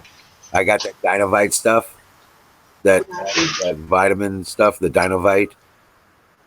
Oh, I was thinking I supplement for that movie. As a like vitamin, what's super happening? vitamins for dogs. Hard times. And hard times. Because harsh time. Is that hard times or good? Puppy dog. What's happening? Good times. Good times. Yeah. Dinovite. Oh, he took off. Oh. I'm sorry. I don't mean to interrupt you guys, man. Yes, you do. Don't lie, I'm trying Florida. to fit stuff in, man. I don't mean to interrupt. I don't mean for y'all to stop talking. No, I had to refresh because I was losing screens here and there. I mean, like, if you hear me, just keep on going what you're saying. I'm hoping that, like, maybe I can just interject, because I can see the chat. I'm on my Cadillac, man. I'm surprised. They usually throttle me back before, after the 9th. It's usually the end of the month. Here we go. Maybe they Corona forgot. Excuse me, I'm just going to do a share screen here. Listen here. You guys want to hear something? What goes through my head? What if we're living in the Terminator series? In the what? No, right? In the what series? Okay, they actually have Skynet up. Okay, their Skynet is they have an operation called Skynet. Yeah, what was it called? They got all these drones.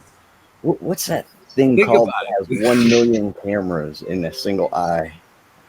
What was that called, man? The guy made it, and it flies around, and it can track you with different squares. It can track multiple things, look straight down, and it had 1 million cameras in each eye. What the fuck was that called? The Gargon? It was something. It's like a drone. They could fly over a city, and they could zoom in all the way down and track people walking on the street, and one dude driving down the road. They could track it with squares. It was, had 1 million cameras in one eye. Supposedly, the guy that made They it. don't have to do that, man. They got them here. They got them all It was over. like 5 years ago. The guy said, "What was that called?" I just heard today Elon Musk has 42,000 satellites in the air right now, and he has permission for 1,000,000. There ain't no telling what they got, man. Ain't no telling.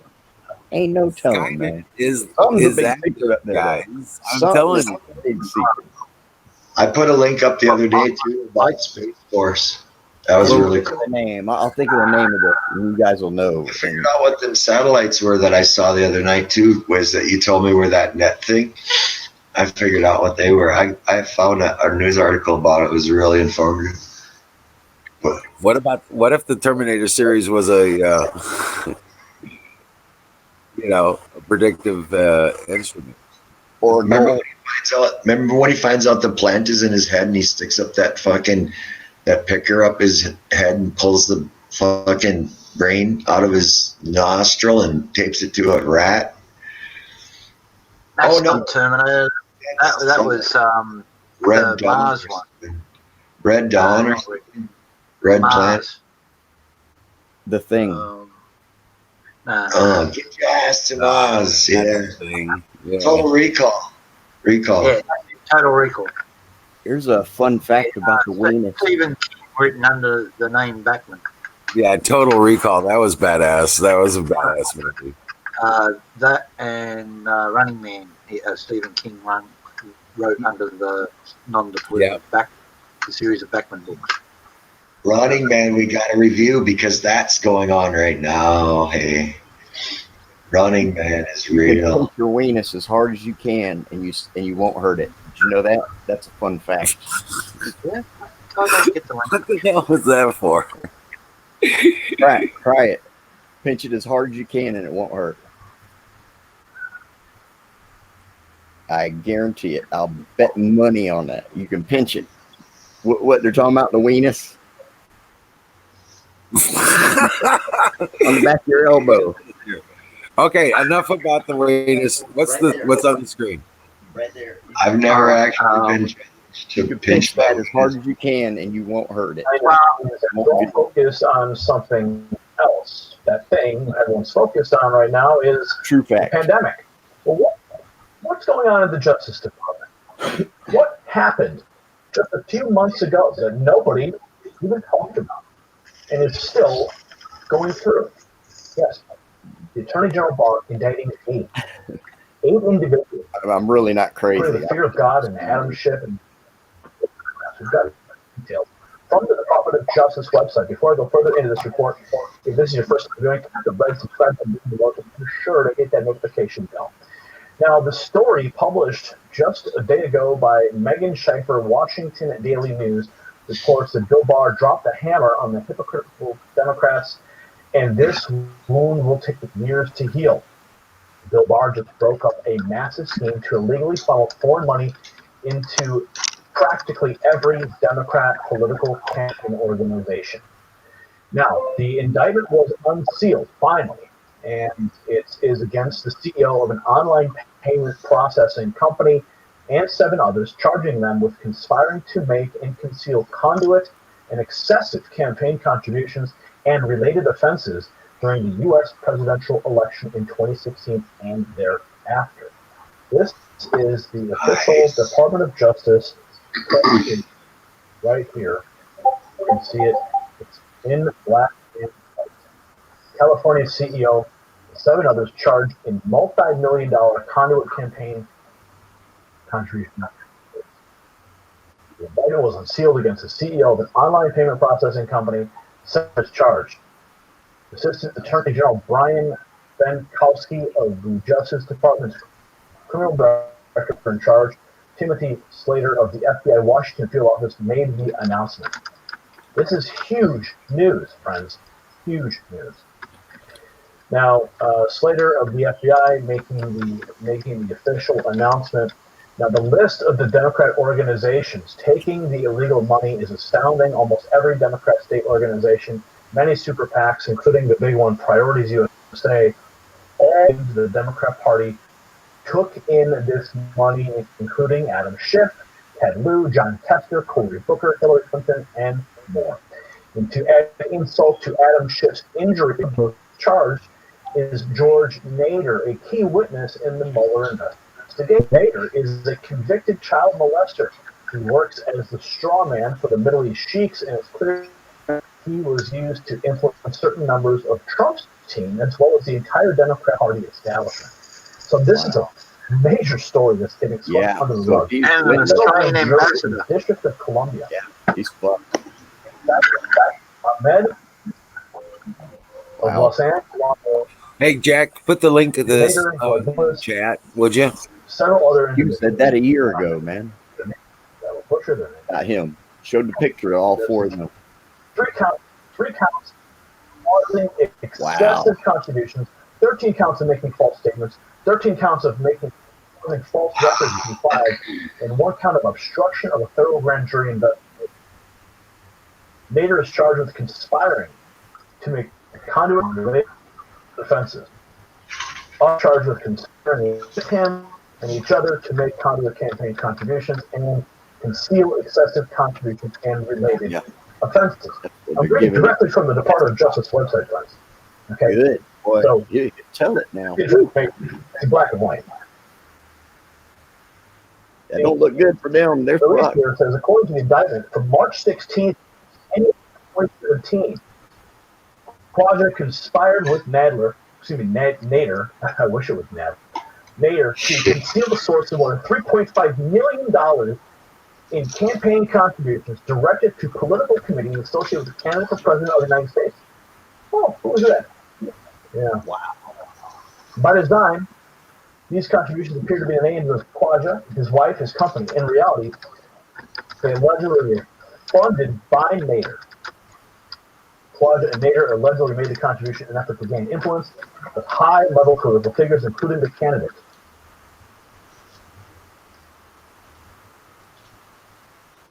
And Nader allegedly reported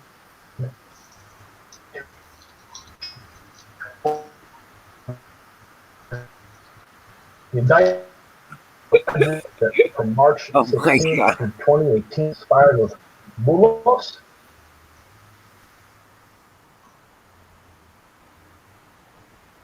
Sound cut out a little bit. Yeah, it's good. It kind of froze up. To various political committees on So it's finally happening, man. private fundraisers for a presidential. Nah, it's issue. Bandwidth issue. Post a link up in the chat. I'll bring it back up. Honestly. June. Oh shit! I just run out there because it's breaking up. I don't have the bandwidth. Sorry, but yeah, it's really crashing my system out here. Yeah, it's worse and worse. Post the link to it. Everything. Post the link to it. The link is. Man, that guy they were talking about, these are bad people, man. Freaking bad. Well, here's it. This report does not go into which political figure in the US has met with Nader more times than anybody else. Bill Clinton. No. Bob Menendez. No, it's Huma Abedin. Number 2 on the list. Oh yeah. Ilhan. Yeah. This is a Muslim Brotherhood. This is a Muslim Brotherhood operation, folks. Have a look at the names in there. This is the linkage. These guys all go back to terror organizations, and they're buying the Democrats. Oh yeah, they bought them 8 years ago. Yeah. Oh yeah. Okay. One of those names I think we couldn't pronounce, and that was Salawi al-Adin. Anybody remember the Holy Land Foundation?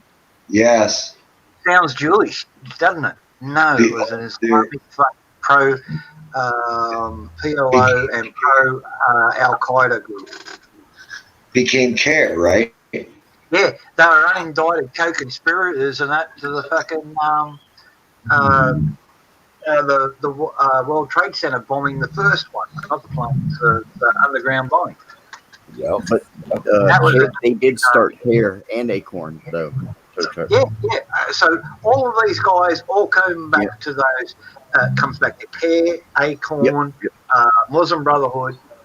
The dad started it in the UK as the president of that one. The other one that doesn't put the link in, his connection, he's Southern SPLC, Southern Poverty Law Centre.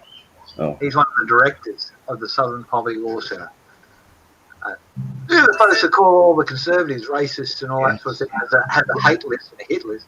His dad is president of the Muslim Brotherhood in UK. Yeah, and this is it. And you've got these people run around in your government. This is what I keep on trying to say to you. It's not just the globalists who've got control of your state and all that sort of thing. You've got groups of Islamists in there, different factions inside your government, and one of those folks and that are working for the US population, they're all working for their own little agenda. Now, a lot of times they work in together, and I keep on repeating this, but they all have separate goals. Yep. The leftists, they want to use Islam to fucking create where so the leftists can come in with draconian rules, give up all your rights just for a little while. That's the promise. We'll give them back. Yep, that's all they need. You never give them back. 26 years I've been fucking fighting getting our gun rights back, and we've been doing good. There's more guns here than they offer us now, and all the rest of it. But there's realities into what you've got to face. We can semi-automatic rifles will never be regularly available to the population here. You've got to be vetted to the nth degree. You've got to have a purpose for them, hunting. Right. All that sort of stuff. You know what I mean? But man, because there's too much UN control. That's what I keep on saying. What else I like is that PPSH 41. Yeah. That bitch is cool. I'll send you the factory production poster for that. You can blow it up and get it printed up on the wall. Shit, yeah, man, dude. My buddy has a projector he was telling me about. But see, now I can do that. Yeah, I could. Yeah, that'd be cool. Now I could spec it up. I can spec it up on the wall. I can do that now. I know how to do that. I like that. I like the M4 1A, like the grease gun. I don't know. Them older things, I don't know. They're cool. Also like that MP5. That's weird, Bill. Because nobody's I like that shit. That MP5 is cool. It could be your phone, Bill. Have you seen this one? I'll share screen with a picture. Share screen, application window. That one there. Share. Have you seen that one there? Hit the button. It shows you exactly how simple this whole thing is. Okay, now that's with the drum magazine. Okay. And the vented barrel shroud. Sorry. Okay. No. Can you see three pieces in there, and that with the slide, it goes forward. It can't come down. The trigger can't come back. So that's it. It's so simple. Like people can make these at home if they've got a small lathe. A small milling machine, you can make this at home. I have blueprints. I've got all the training manuals. I've got you name it. I would agree with you, Jack. I would agree with you, Jack. Send it to me, Jack. Well, that's just he's just got that's just that. But there is another thing though. There is another thing where you can get that's real similar. It's real similar. Jack Grace has something real similar to that. I gotta go get some. You gotta go get some coffee there. You can make it. Look like this. I don't know if I can see this application window. Yeah. I bet tow truck would like that one you sent me. the plan. But Can yeah, you no, see this one? that one. Hold on. All right. This is the factory manual. This is the production blueprint for everything on that firearm. That's the bolt face.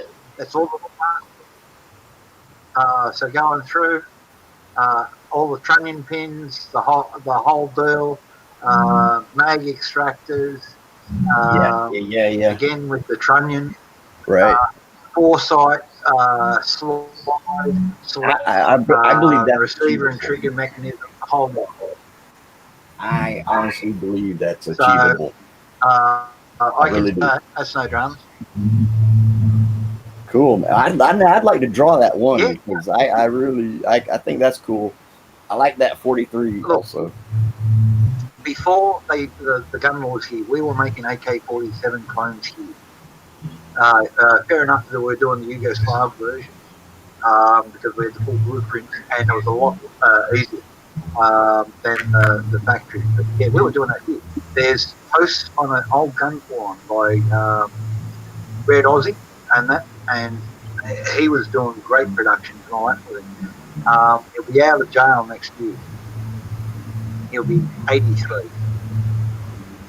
They retroactively fucking charged him with illegal manufacturing, and he never made one after the fucking gun laws. Yeah. But they, well, I mean, they because he spoke up. Yeah. Once they get you in there hemmed in, they scare you.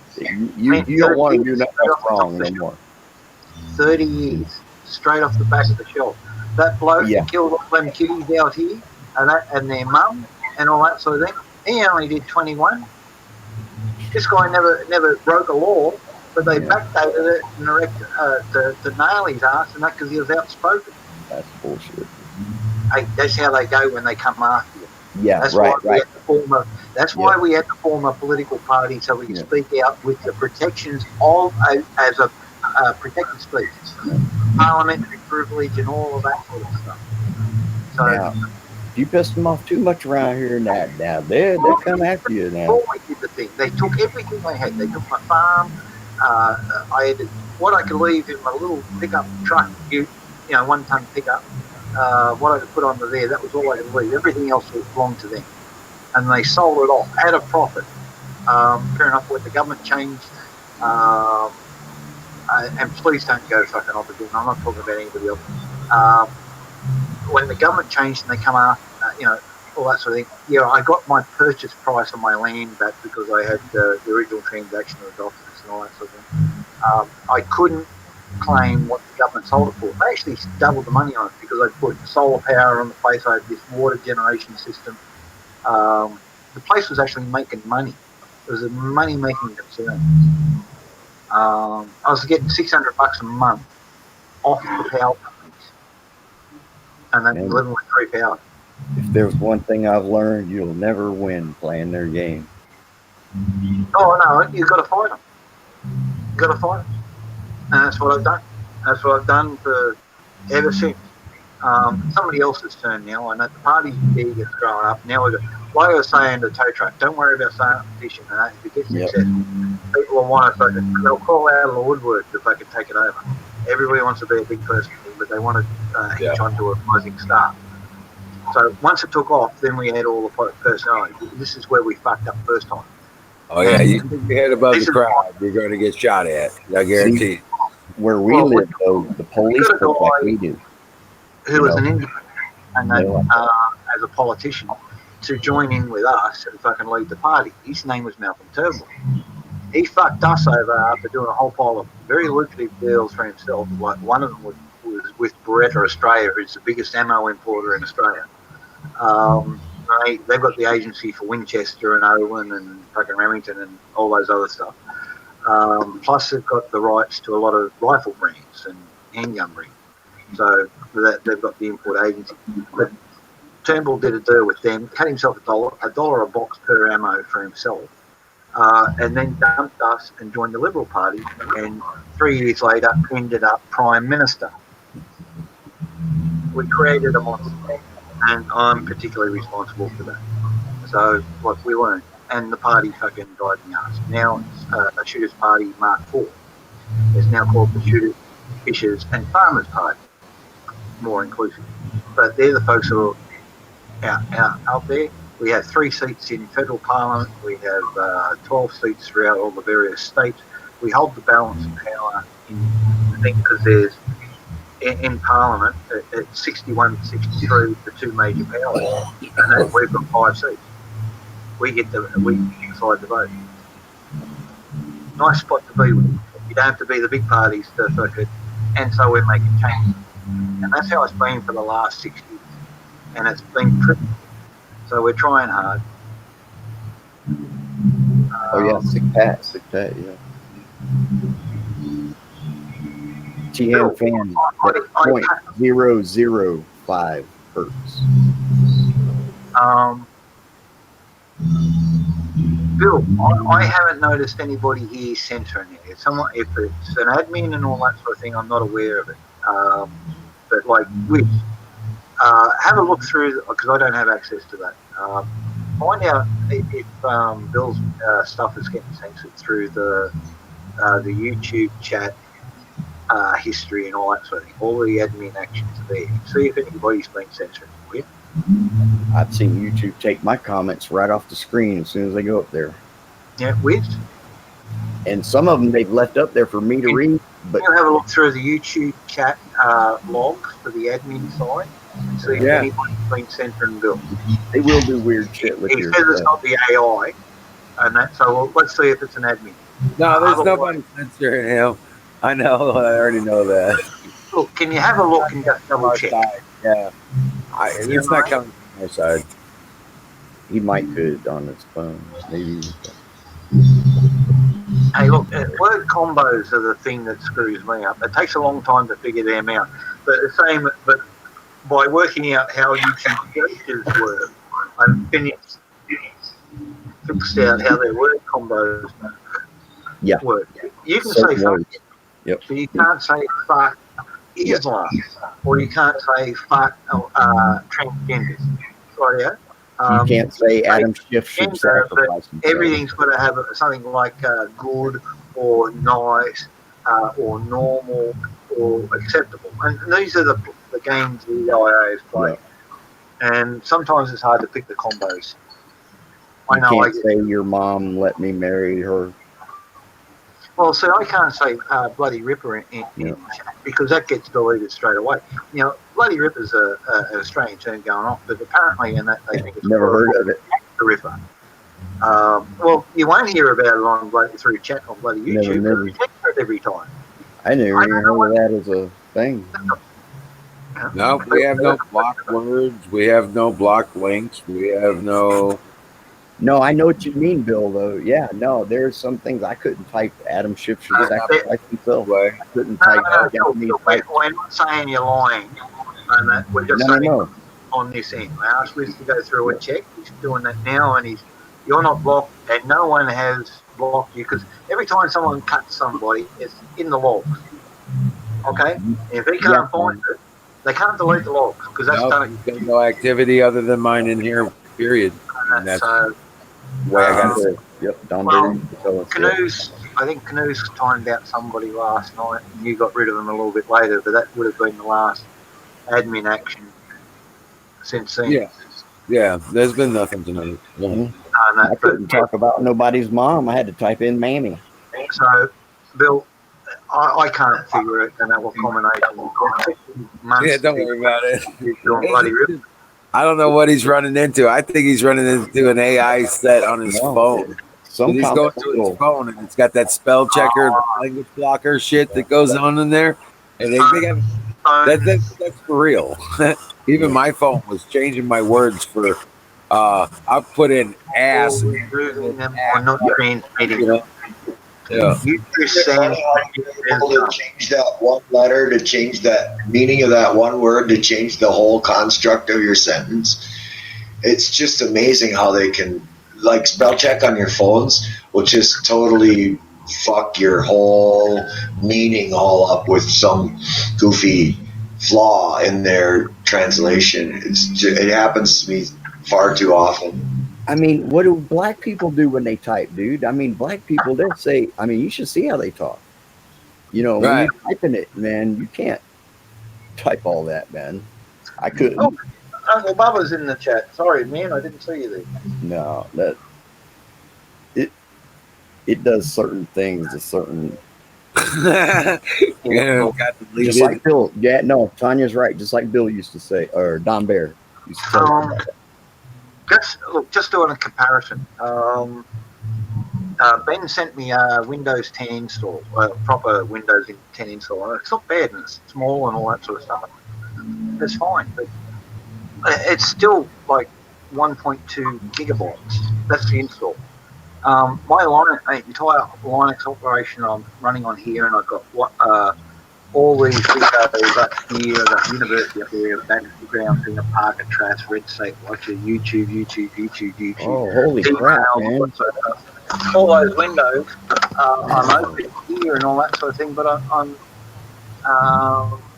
Wow, man, I've got one tab open. That's I amazing. got 320 megabytes of stuff on the hard drive, and I'm currently using 129 megabytes of RAM. So it's streaming through it, going through another box there, which is my little I'm file. surprised I'm even tethered, honestly. See, by running small on Linux and all that sort of thing, there's no spyware on this, and this is what the bloatware in all these phones. And if you take out the spyware out of an iPhone, the whole iOS comes down to less than 60 megabytes to operate the phone. And then everything else is about spying on you, and we're talking about 3 gigabytes. So from 3 gigabytes down to my sister has my sister has the iPhone. I don't know what it is, 6 or whatever. Yeah. She got it filled up with videos and pictures. And then you discover you can't get your videos and pictures off, and they offered you the cloud and all this other stuff, and they filled up the cloud for you and shit like that with their bullshit. Like every time you look at something on Facebook, it goes to your cloud space, and fucking now with the couple trinkets through in there that you really my file manager to pay to use the cloud anymore, and you can't like wipe your phone. You can't, like, when it's full, it's like I've you never have used the cloud. vessel. Never. It's like a vessel with a limitation on it. People over here doing a phone reset, and that were getting automatic debits off their phone account because they agreed to this, and that of 174 Australian dollars, which equated to 120 US at the time, a service charge for resetting their phone, because the Australian government said it had to be mandatory. People could wipe their phones, whereas Apple wouldn't let you. The government said, yeah, you had to, so they implemented a charge, so they got an automatic debit deduction, and they could use any history of your banking on your phone, any of your phone apps and all that sort of thing, which is supposed to be secure. But if you've got an iPhone app, it automatically gives iPhone control over that app and access to all your data, including your banking login details. Man. So, and people wonder why I don't get a smartphone. I'm stuck here. I got the satellite phone, which is basically FM. I only use my phone as a waterfall when I take a leak in the bathroom. Yo. I make my own waterfall.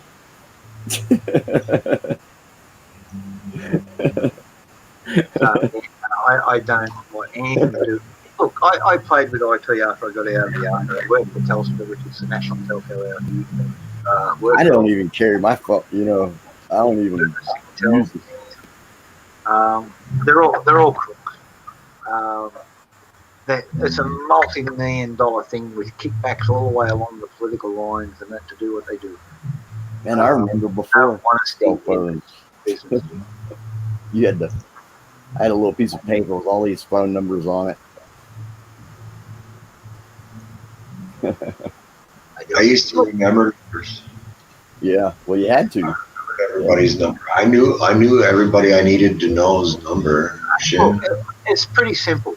If Bill types in something and presses in enter and it doesn't appear on screen, and he retypes it and fucking presses enter it again, and it still doesn't appear on screen, it's not showing up. So obviously he's getting filtered somewhere. Yeah, So, you got to fiddle with the spelling, man. You got to spell it a phones really have good. a whole new dimension that I can't cover, man, because I just don't want to know about them. They're evil. I don't trust them. I don't have one myself that much. Tracy has one that I got for her, and I cut the guts out of it. It's a Samsung. It's a Android, and it's down to a quarter of the install that comes native, and that's what she'll be using over here. I don't trust these stuff. I don't, but I believe, Bill, that he's getting sensitive. Yeah, absolutely. I've seen too much of it. I had to type in mammy because I couldn't say your mom has deep tonsils. I had to say your mammy has deep tonsils. So you just got to play with the spelling, certain words. Like you got to call it the cornholio virus. Cornholio virus. Yeah, well, hey, which platform's that one? Someone was saying they made a post about the Wuhan virus, and they had to call it the coronavirus. I couldn't say Adam Schiff should sacrifice himself. They couldn't call it the I think it was Twitter, actually, a big platform. And Twitter. If anybody's got a Twitter account out there, try typing in the Wuhan virus sucks or the China virus sucks and see if it actually posts. I've made sacrifices. He himself should sacrifice also. All the way. Well, the only place a human can filter you that I know of here, unless I hadn't tried to type on YouTube, fucking filter, is the folks here. And I just asked Wiz to run through, and there ain't nothing in there except for what we did with Watchmen last night. Right, now that was the last admin action that happened in the logs. Yeah. Okay, I asked him to look at it. I can look at it because I'm an admin on the YouTube chat. I'm keeping my hands off it because I wanted Wiz as the boss and someone we all know and trust and all that sort of thing. I couldn't have a look. I had a look. I couldn't find anybody. If there's a super admin who's owned by YouTube, one of them, and doing stuff, they can do whatever they like me, but it's not any of us. Yeah. Okay, that's the only point a human I know of can do here. Maybe StreamYard can edit your chat. Yeah, it could be that. Yeah, you can go through if you're going through YouTube. It should come up in YouTube and not appear in StreamYards because StreamYard will filter out the F word. So if I write fucking YouTube, that post won't come up in the StreamYard chat, right? Yeah. So they censor that. But I've got to approve my own posting because I've said the F word in YouTube, and then it holds it for admin. I haven't seen any hold for admin posts come up in 20 minutes, and none from you. One came up from Zoom, and that earlier, and that was when I first joined the chat. So. Yeah, well, it sucks when they fuck with your speech. I'm sorry you get messed with, Bill, but no one here is doing it. Not that I can find. I'll straight up with you. To be honest with you, I think it's probably an AI on your phone, and that's where a lot of this stuff is. Hey, we can't control YouTube. We can't control. I got a solution for you. Change the spelling. The StreamYards and type it into the StreamYard chat. I'll cut and paste it and go it in there. And if I get offended, and you can watch me do it. You come in here, you chat with it, you put it into there. I'll post it in, and that exactly what you were typing and what you were losing before, and let's see what happens. Or type in a few words at a time, separate it. That's how I've done it before. Because I tried telling somebody I worked on Japanese. Hey, there's an idea. They wouldn't let me type it. Create yourself a new ID on YouTube and come back and see if you can post the same stuff. Because someone may be on your ass. If it is a YouTube admin and they're on your ass, fucking do that real quick. Get yourself another email address. Make yourself another YouTube account. Be back here in 10 minutes and fucking try it all again. If that don't work, well, then come up here and we'll run it through like we were saying before. And Dad, why do you want me to Google Allied Wallet? I Googled Allied Wallet. What's up with an e-wallet? See, I don't know. Bill. Now, see, if I was Bill, I would tune in on. I would hone in on them and try to think what they're thinking at the same time. That's what I would do, and then figure out who they are. Figure out who it is. Oh, they censored the obvious, you know, the F words, C words, all those sort of stuff. Yeah, they did censor that sort of stuff, but a lot of it was user discretion that you could set up. Yep, that's what I would do. Yeah, Hey, come up on the screen and say it. They can't stop that. Shit. Try to Yeah. think what they're thinking, man. That's Fucking why, love. you know what? I was just thinking about that. I don't type a lot in chat, so I don't know if they're censoring there because I always speak right here. I've done it though. I know what he's talking about. I've done it. Yeah, I know what he's talking about though. It's happened to me. Same exact shit. same here, and I wouldn't even have known about it except one time Jack pointed it out. I could see Florida's stuff coming up in the YouTube chat, but it wasn't coming up in the StreamYards chat. And on my end, I could see it. Yeah, because it was coming up on the YouTube chat, but it wasn't coming through on the StreamYard. So we know we learned through Florida. Get your ass up off the screen, Bill. They tricked Grab me. a link, get your ass up off the my screen and tell us about it. They tricked my ass. They did. Had me going. Hey, look, Bill, regardless of what happens, you can always come up here and get your point across. Right, exactly. Yeah. Right. I mean, what's so important? You got a recipe for ramen noodles or something? That would be an emergency. That's emergency. No, I like to put an egg in them though. I do understand what you're saying, Bill, and that you got someone on your case. Look, all these systems can be hacked. I remember back in the old days when I was a bit of a guru with this stuff. If you look up a group called L0 /PHT Heavy Industries, it was a hacking group. They had no, but that was way back in the fucking 90s, you know. I couldn't do fucking too much. I got fucking hauled before a commission of inquiry while I was in the army because they said I was breaking fucking. They couldn't prove anything, but I just basically bailed out. I was pretty good at computers, but yeah, you can tell these things apart. So if you've got a tech ed person out there, a little bit more than script kid, yeah, you can do a lot of stuff. If someone's on your case there, Bill, yeah. And you know, technically, what Tanya typed in up there is a description of a part that reads something on your car. That's a sensor. What Tanya is talking about, way up there.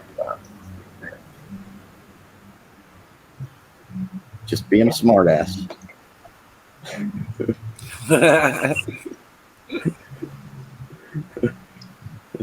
Oh, it could be a lot of things, but if you swap accounts or stuff and all that sort of thing, you know someone's on your ass on your account, that account. Oh yeah. Actually, John Bear says they get onto you through Google. Yeah. So you jump out of Google, you go into Firefox, you sign up with a new fucking account with a new set of cookies and all that sort of stuff. Don't let the new installer of Firefox or Opera or whatever you're using. Go down the road using Cafe. Use StreamYard search. Tanya, Mate, I'm sorry for picking on you, Tanya. but yeah, Bill, you can always come up here and have your say, and they'd have to kill the channel to kill what you got to say. I used to be a mechanic. Now I'm a mechanic. A mechanic? Yep. A mechanic? Yep. Every now and then. I'm just a bit of a fiddler. I fiddle with this, I fiddle with that. I don't use any titles. I'm definitely a shade tree mechanic. Oh no, I don't work in the dirt, man. No, no sir. I do. We'll pull that damn car underneath. We'll push that car underneath the shade tree, and I'll work on it. Fuck that. I had someone. We work under shade tree, but fuck that working in the sand and shit. I had to replace the bearings and the front end tie rods on their cars because dirt roads really tear up bearings and tie rod ends and all that sort of stuff. I replaced all them and that for them and all that sort of. Did it in the driveway here, and run up ramps and all that sort of thing. And I've got carvings here I made myself. I've cut bits of angle iron saved up over the years and enough to make a set of car ramps. Yay! And then loaned them out to a friend and they moved house. Well, apparently I can't get my Ford running, so. What do you model Ford? It's well, the motor is a 78 400M. Well, there's no dramas getting those things running. Every time I go, either my battery takes a shit, or my starter takes a shit, or my solenoid takes a shit, or all three of them go, and I had to take one. You've got shitty Ford fucking wiring. So, yeah. They for your buddies? So I'm gonna give it some starting fluid and a couple of batteries and just fucking get rid of that old, you know, the old fuse block and all that sort of thing. They earth out. Right, those little fucking insulated strips they put underneath them, they wear out, and now it's making contact with the car. That's why everything's fucking blown all the time. Either unscrew that and put in a piece of ice cream lid or some other plastic insulator, and that's thick enough to insulate it. Don't use soft drink bottle because that's actually conductive. I actually disconnected all those there. The only hot wire I got is going to the distributor.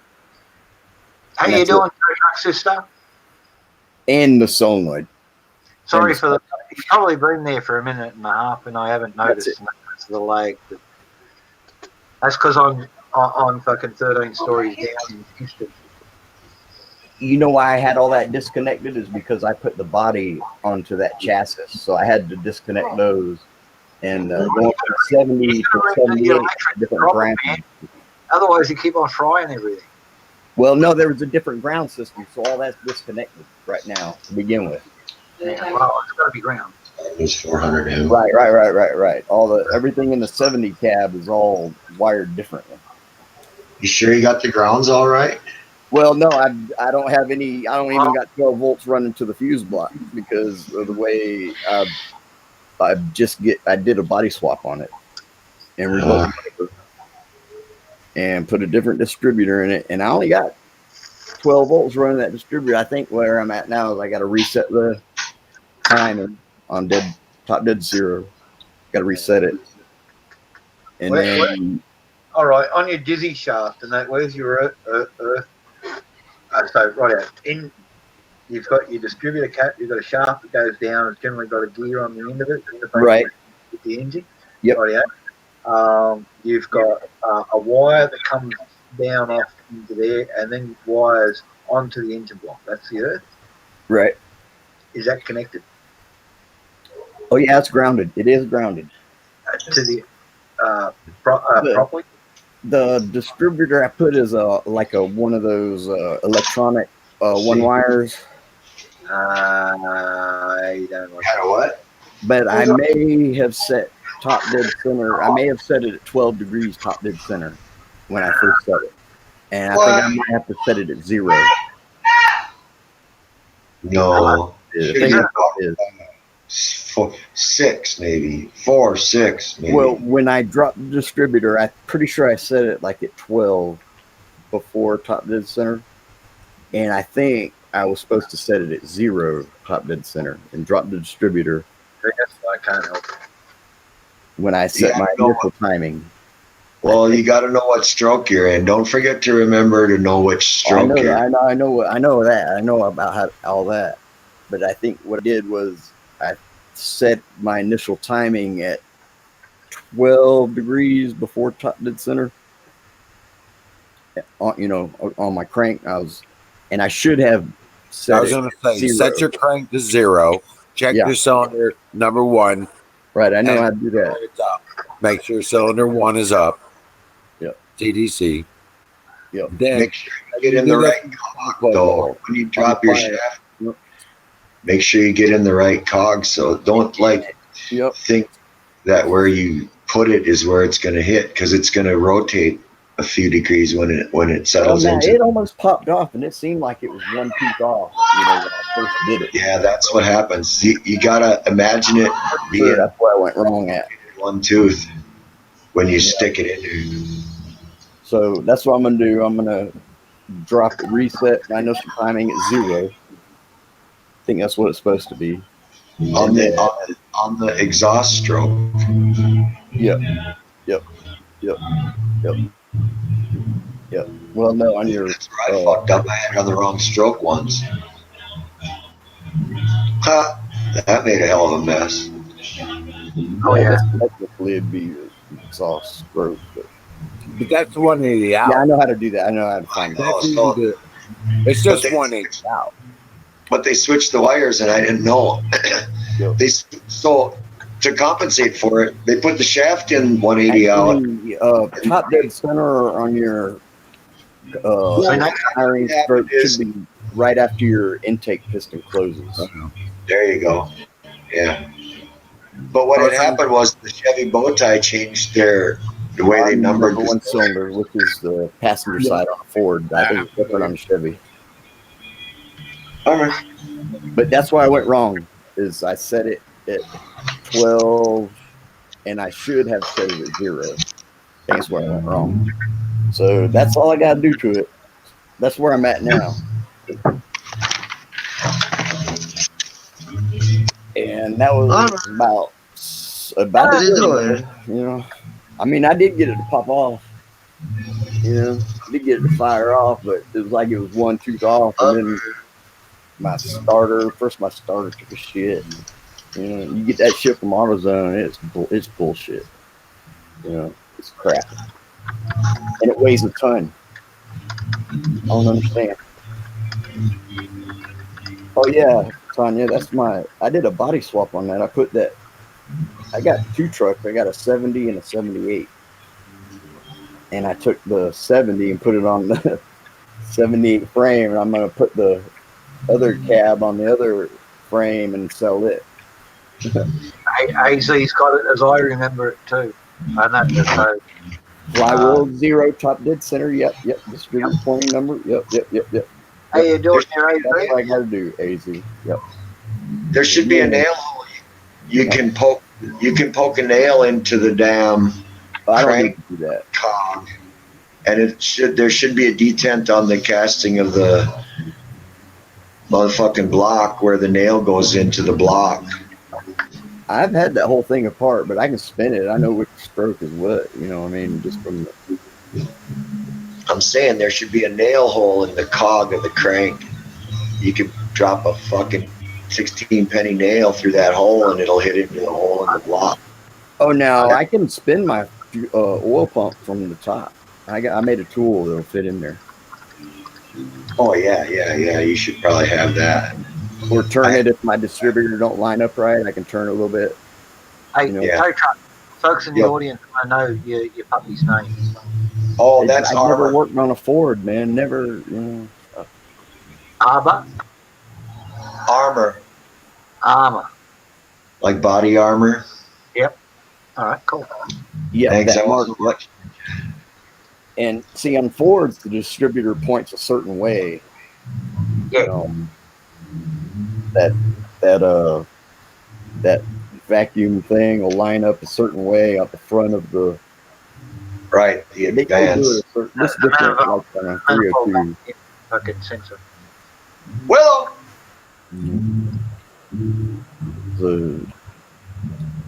But I got one of those distributors that you just hook up 12 volts to, and it fire. You don't need a coil. And I took the plug wires off just to Excellent. rewire them. You know, make sure I didn't read the 8 or the 6 or whatever. Cat took a 180 turn. Yeah, talking about the crank, spinning the crank. Yeah. Excellent.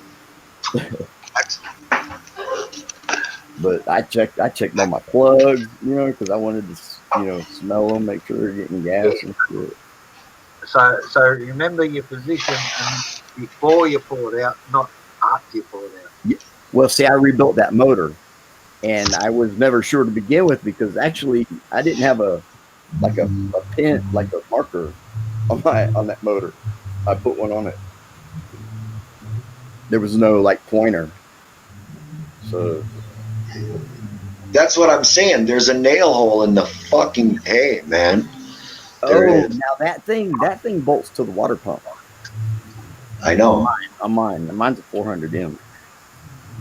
But Yeah. I think those and the 351s are the same block. So it probably got the same water pump. And that thing bolts to that. No, the 351. What was different about that? The crank, the stroke of the crank. Yeah. And plus the heads too. The heads were a little different on some of them. Yeah. I know, because the valves also lifted. The lifters came up 1/4 inch higher than 6-cylinder lifters.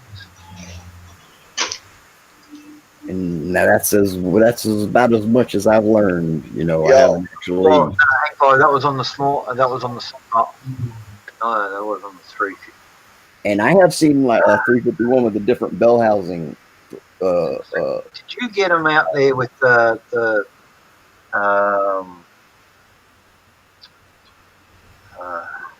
289? Yeah. Oh yeah. 289s. Yeah. That was that's the one I'm thinking of, because that was my first F-150. Wow, those things were badass, man. Yeah. Those are So badass. and that's why I kept it for so long, and that thing moved. And you could throw a shitload in it to put the missus in there, just the kids in the trade, and that back in the days when you could, and just all the camping gear, and off we go. And 110 mile an hour up the highway. Yeah, man. Them 289s. I rode one. It was pretty bad. Cheap on the juice too. Yeah. And I tried to buy one from a dude. I tried to trade him my 82 Cadillac for his 70. I think it was a 70 Galaxy 500 or Fairlane 500 with a 289 in it. Man, it was nice. I tried to get him to trade it. He sold it for like $1,200. Not even that.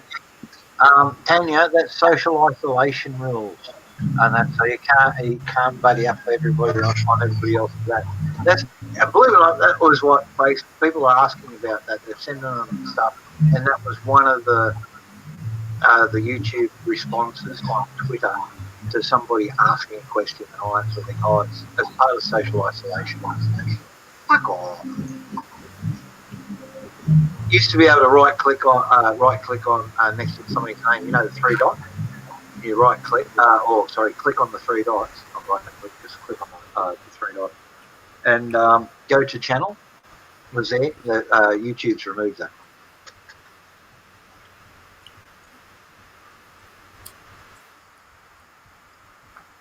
They only want you to find folks through their search. And you know it's only going to get worse. So really, all you can do is deal with it. The best. Try not to get too attached. And what I'm worried about at the moment is like Bill's having some dramas and all that sort of thing. If his account is like that sort of thing, something I just went up there to play with to see if I can find his bloody account.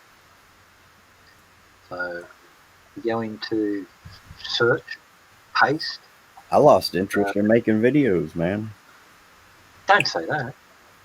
Well, there he is. He come straight up. Buffalo Bill's Ghost, 25 subscribers. Phantom of the West. By the looks of it, he's got a Barrett. No, that's not. Is it a Barrett? Yeah, it's a Barrett. Rifle on the top. Is that you, Bill? If you're watching. Excuse me for having hiccups. Stalkers ate that.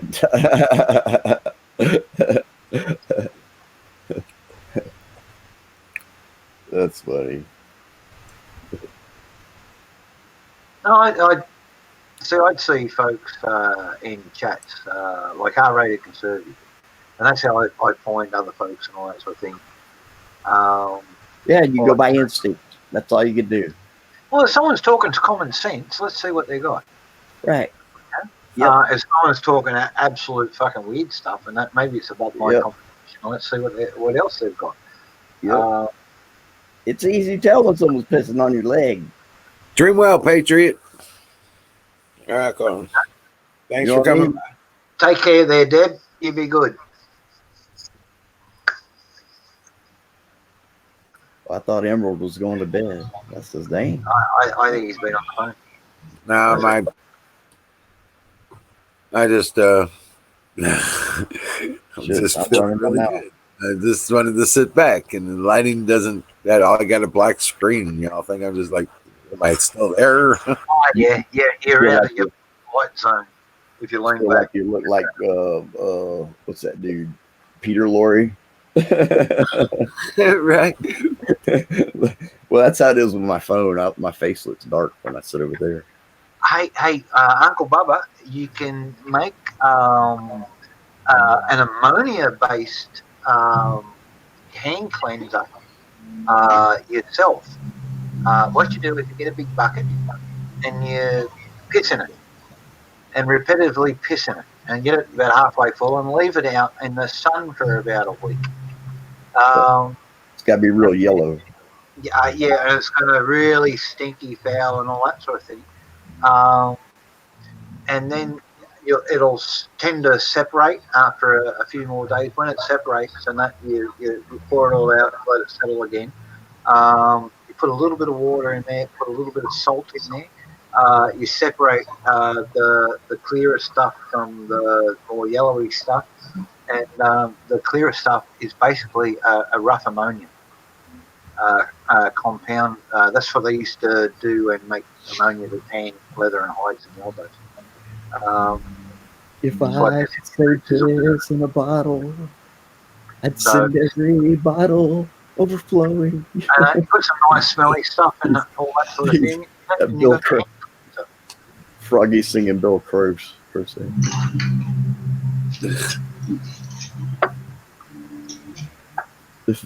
Isn't he? If I could say piss in a bottle. Emerald, I was going to call you today, but it off. You know what I learned today? What was the original lyrics on that? Dreams or tears? Tears. Tears. Yeah. Bill Tears.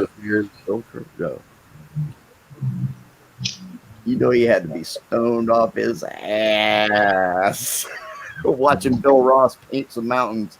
Talking about, man, I'm gonna write a song about this. I can feel it in my bones, fired up. I'm telling you, man, that's what pot does to you. No, that's the worst thing pot does to you. Shit. Yeah. Today I learned not to make ultimatums. I had to remind myself ultimatums are not good. Yeah. So that's why I didn't call. I was going to call today, Emerald, but I didn't because what I was saying, man. You know that life rule? How you feel about that? About making ultimatums? If this happens, I'm doing this. What about that? It's laying on to you. Well, so keep going, tow truck. Keep going. I'm just saying. We predicate our outcomes when we fucking make ultimatums, man. Yeah. It's not cool. It's not real. You confine yourself. You confine yourself into a box. All right. There's ultimatums out there, and there's a lot of different forms of ultimatums. Hold on. Rambling. You can't hear anything from either one of you while you talk. I'm not saying nothing. Yeah. But there's a lot of variables in ultimatums, and what is it predicated by? Is it based on love? Right. And it places you inside a box. The way I look at it. It's like a box. Look, I'm not going to take it anymore.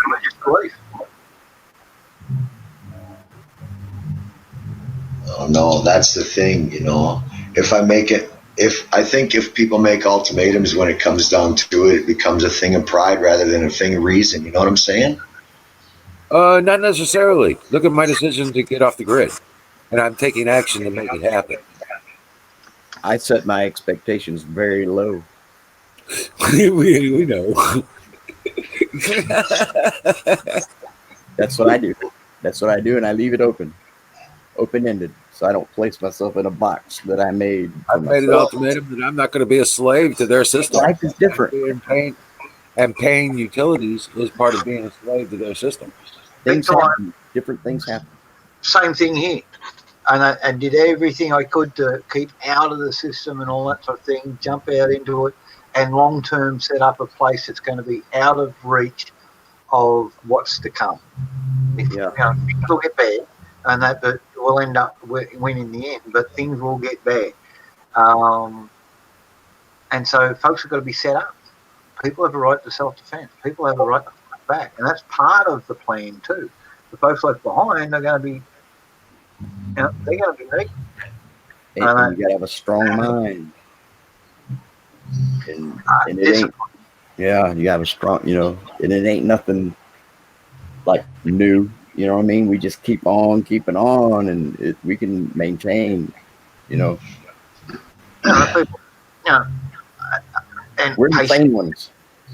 Patience. There's a lot to be said for character, I've been working on gun reform for 26 years.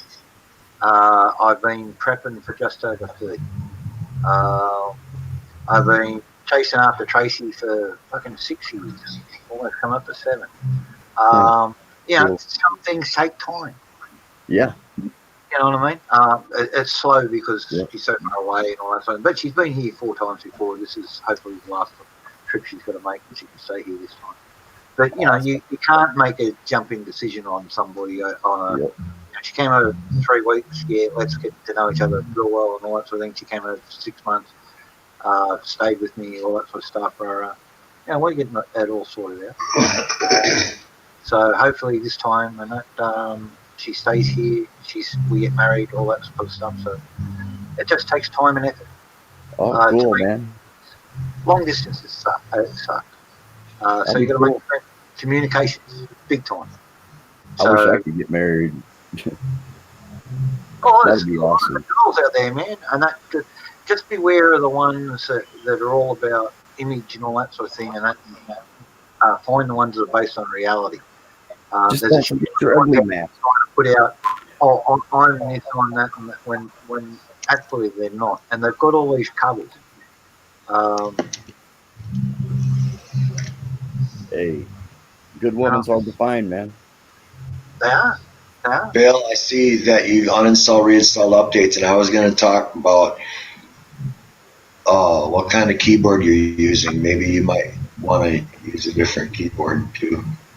You might you're typing. Oh, you're typing on a hard keyboard. Oh, I thought if you were working from what I'm saying is if you're working from a mobile phone and you're using a Gboard keyboard, you're probably having problems.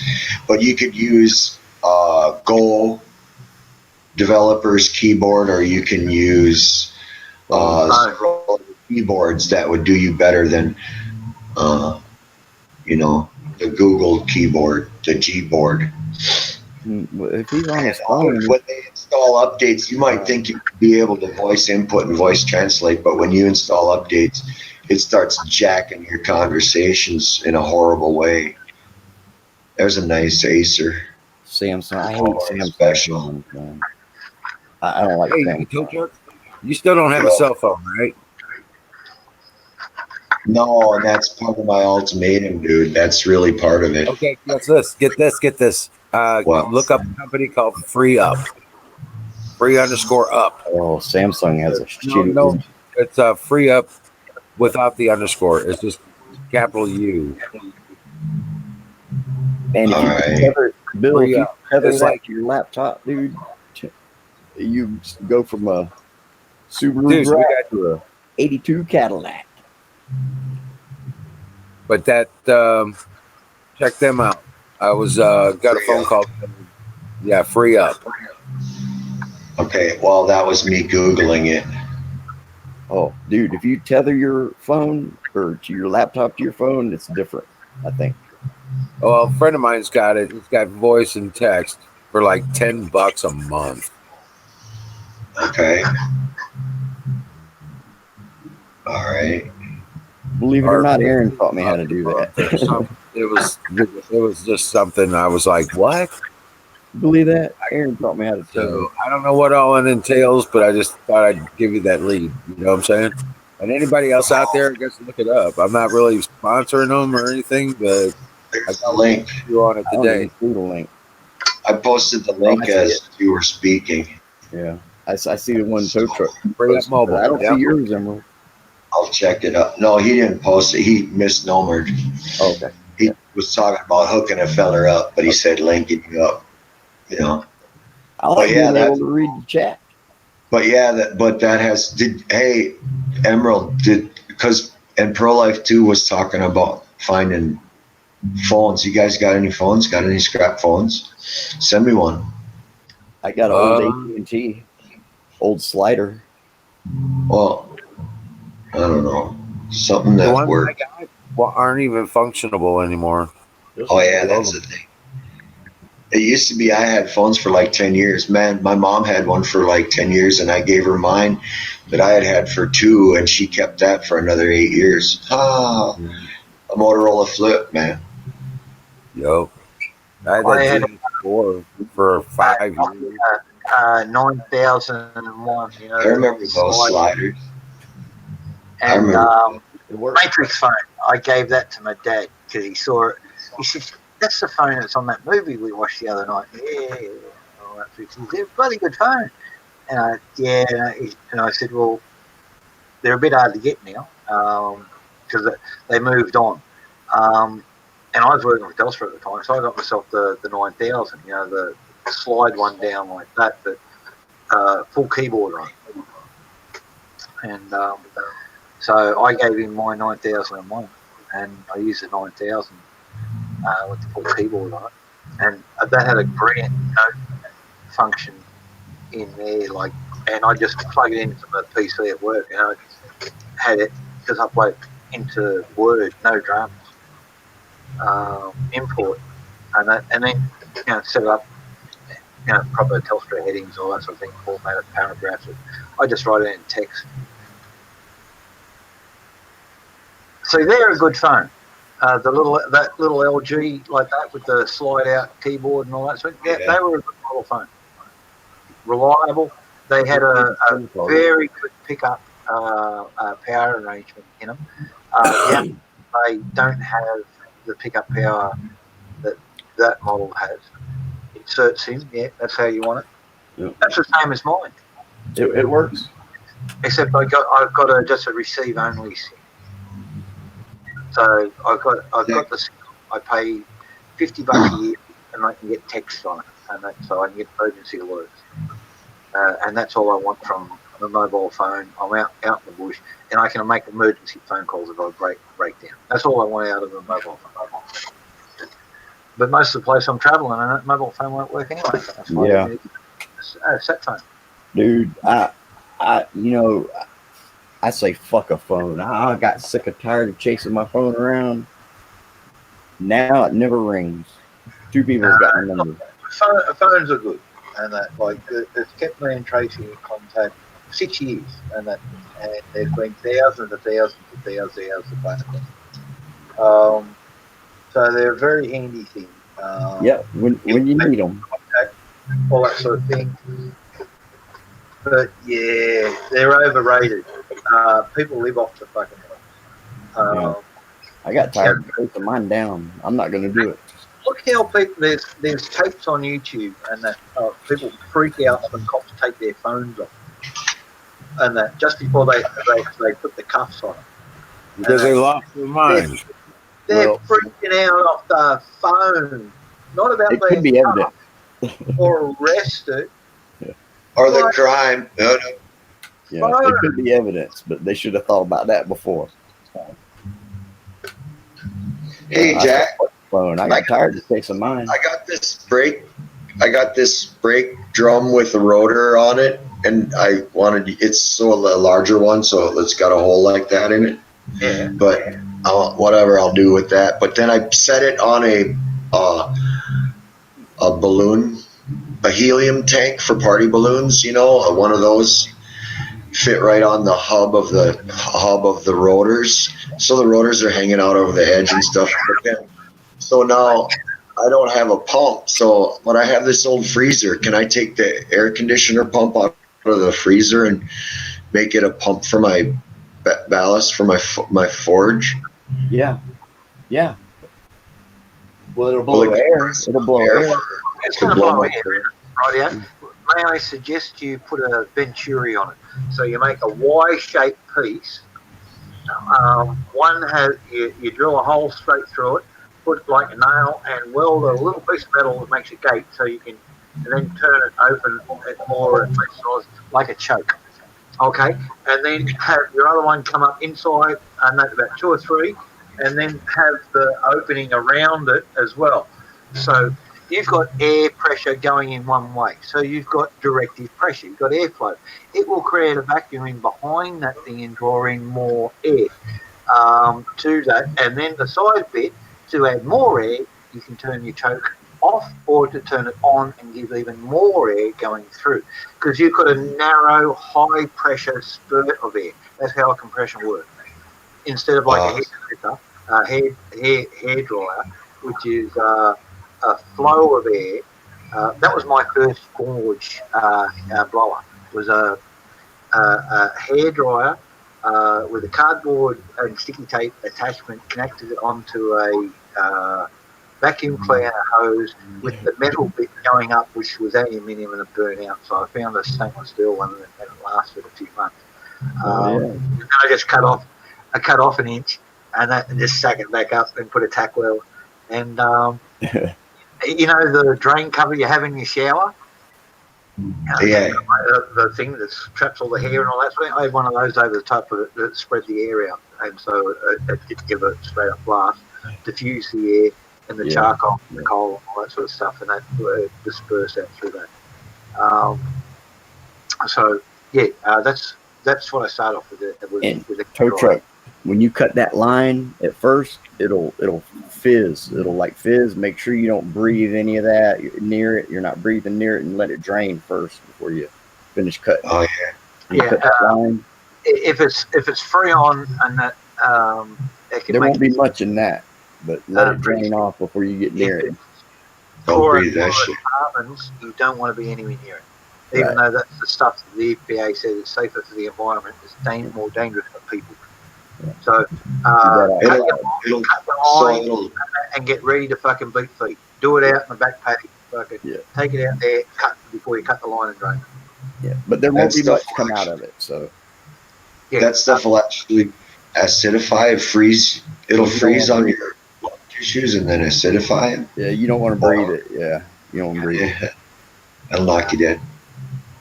Well, yeah, it'll actually, if you get enough of it, you cut one of them big air conditioner lines, it'll come out in a fog and then like move across the yard. I've seen it. Yeah. And the problem is when it hits oxygen, it oxidizes, and that's when it becomes an acid. And acid. So in your lungs. So yeah, it'll freeze out where you go down there, cut the thing, and get ready to beat feet. Yeah, yeah. But there won't be much in that little air conditioner. Just cover your ass, man. Yeah, but just so you know it comes out and it's going to hiss. Do Jack a favour. Cut the line and get 25 yards away from it as fast as fucking possible and stay there for 5 minutes. Yep. There's no sign of movement or thing. If all of a sudden you've got a shitload of condensation, come back in half an hour and when it's all about there won't be that much. In case there's a little bit in the, most of it will be air moisture that's been frozen because of the temperature, and that. But there may be some trapped in it. Look, don't fuck yourself up just for anything. Right. Yeah, just know that it'll come out of there. How could I make a pedal powered one? Like say on a 12-inch bicycle or something. All right, get yourself you get yourself a single cylinder engine, and that have tap onto the exhaust. Wait, can I use the pump from the freezer with pedals? Can I use the pump from the air conditioner? Is it in there? Yes, you can, but they generally only have one shaft coming out, so you may have to put a cog on that shaft to go down with a short bit of chain to go through a through shaft with another bigger cog on it, right out, because that way you gear it. So one turn of the one, and that is 5 turns of this one, so you got some fucking good airflow. And then through there, and then you got your pedals on that one. But the problem with like the air conditioner, they're all a single-sided shaft, whereas you can get a thing called a Thomson. They're made in Washington State. They're an air compressor. They're for divers. They're regulated, and they're made out of clean materials that are meant to supply air. And you can buy them second-hand on eBay for about $45. Now, most of those have a through double-sided shaft. Right, you used to put a key, whatever you want on it, double-sided. But if you really want, you can put a bit of pedals directly onto them and use that. But I suggest you gear it, and that because it's one stroke and that's one pump and all that, so you want a bit more for your forward.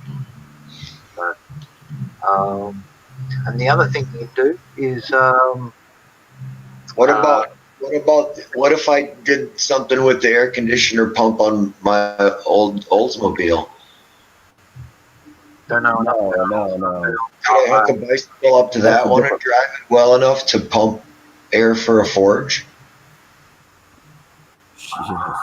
It might. Instead of the fucking air conditioner out of there, because I don't know enough about it, if you've got a fucking fan in that car, you know, a heated domestic fan, and they're generally a sealed unit with the fan in the middle, and the fucking it comes in from the ducts, and then A snail cage.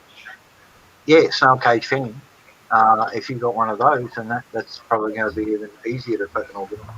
And measure 12. Yeah, that'd be your best bet. Yeah. Yeah, run you some duct in it. Yeah, that'd be the best bet. Squirrel cage You fan. could just run that off of like some air. A 3/8 rod shaft or something. It must. I don't know, Zoom, and that sometimes she just lurks and stalks me. That's a good idea. I'll take the blower out. Because she knows later on that what's happening. Sometimes you got one of them. So, all that sort of thing. I don't try to own forge portable. I want it all to fit in that thing and be a grill and a cooking surface and a forge, and I want it to be somewhat of a heater too. You know, I got it so it exhausts outside the tent too. You saw my one stove, right? Well, that's part of this. Part of it. Yeah. So now this will be a portable forge. That's why I want to have it cranked with a bicycle. I'll take the squirrel cage out of the fucking heater of the dashboard of the car. Well, then you'd have to run power to it. No, pedal it. I'm saying crank it by hand. Yeah, okay, well. Because then it all fits my trailer and my bicycle.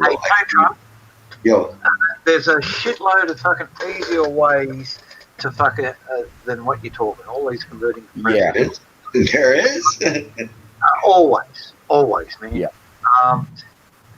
The video on your parrot. Did you see the size of the bellows that I was making?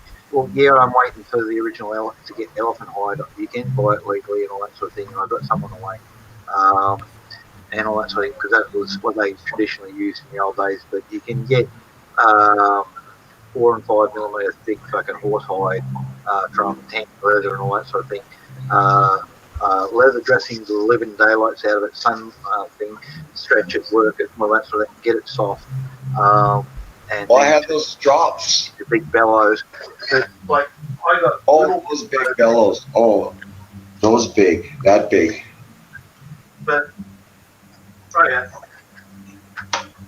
I have this little bellows here, which I have actually connected up to my charcoal forge, and with a little bent piece of bamboo affixing. Still see the mark there. Hopefully you can see the mark. I just got to get the camera. I can see them on here, but I can't see them on here. But anyway, I had a piece of bamboo that went out like that, like a giant spring, and that I opened it back up, and I used my foot to press it down. Very nice. I did that same thing with a pump like that for blowing up my camping mattress. I have one just that size. Yeah. About 3 times the size of this is suitable for charcoal forge. 4 times the size of this for coal. Wow. Coal, you need more air. Okay. You always Okay. need 25% more air for coal. If you're going to use coal, you need 25% more, but don't fold your steel. Only just plain flat work it. Don't ever fold it because it's greasy, it gets in between and causes lamination. That's where you want to go to charcoal for laminated steel. Okay. And Should I cut a hole out of the side of the thing so I can stick it in more in the coals? They're saying the shape of the drum is all fucked up wrong. They're saying it's try it. that Try it. shape. Get it within a. Um, You want me to get it? I don't know. Look, Because it might work I've different. seen forges made out of a fire hole and chunks of wire. Yeah, And no. When you make you ever stuff, seen a sheet bellows? And that is for ground hole fires. And that, so what you do is you dig a trench in the ground, and that you get a hollow log and you put that in there, cover it all up, and then you put wet clay and tunnel it up out the end of the hollow log for a bit so the log don't catch on fire, because it's going to be the airway into your fire. You're going to have your charcoal up on your wire mesh, and that or strips of iron or whatever that you crosshack. Put that on as your charcoal bed on top of that, and then you work your iron and all that sort of thing. But you've got a bloke. You pin down two ends of the sheet over the hole at the other end of the sheet, and you lift the sheet up, or a tarpaulin, or out here, and that we've got a thing called a dryzer bone, and it's a wax cotton raincoat, and you use that, and you lift it up, and it forces it down the hole, up underneath, and that's a forge. There you go. That's pretty cool, Jack. You can make horseshoes with that, right? Yeah, you don't. And if you've ever seen a saddle anvil, it's a block of steel, generally rectangular, probably 4 inches tall, 6 inches long, 3 inches wide, with a 4-inch spike coming out of the bottom of it. You find a tree stump or something that you can hammer it into, and you use that as your anvil. And that's Can I get something? Can I get something? I got to show you something. Let me take a little walk. Let me take a little walk. I'll take a couple jumps. Interested in seeing you. Jack, check this out, man. This will be cool as fuck. I'll be back in a minute. Now, Florida's been playing with his slam fire shotgun there for the last fucking 15 minutes. So it's like, while he's away, fucking chop in there, Florida. No, yeah. Well, you just told Zoom what I was working on, but I wouldn't know anything about it. I would not know anything about that.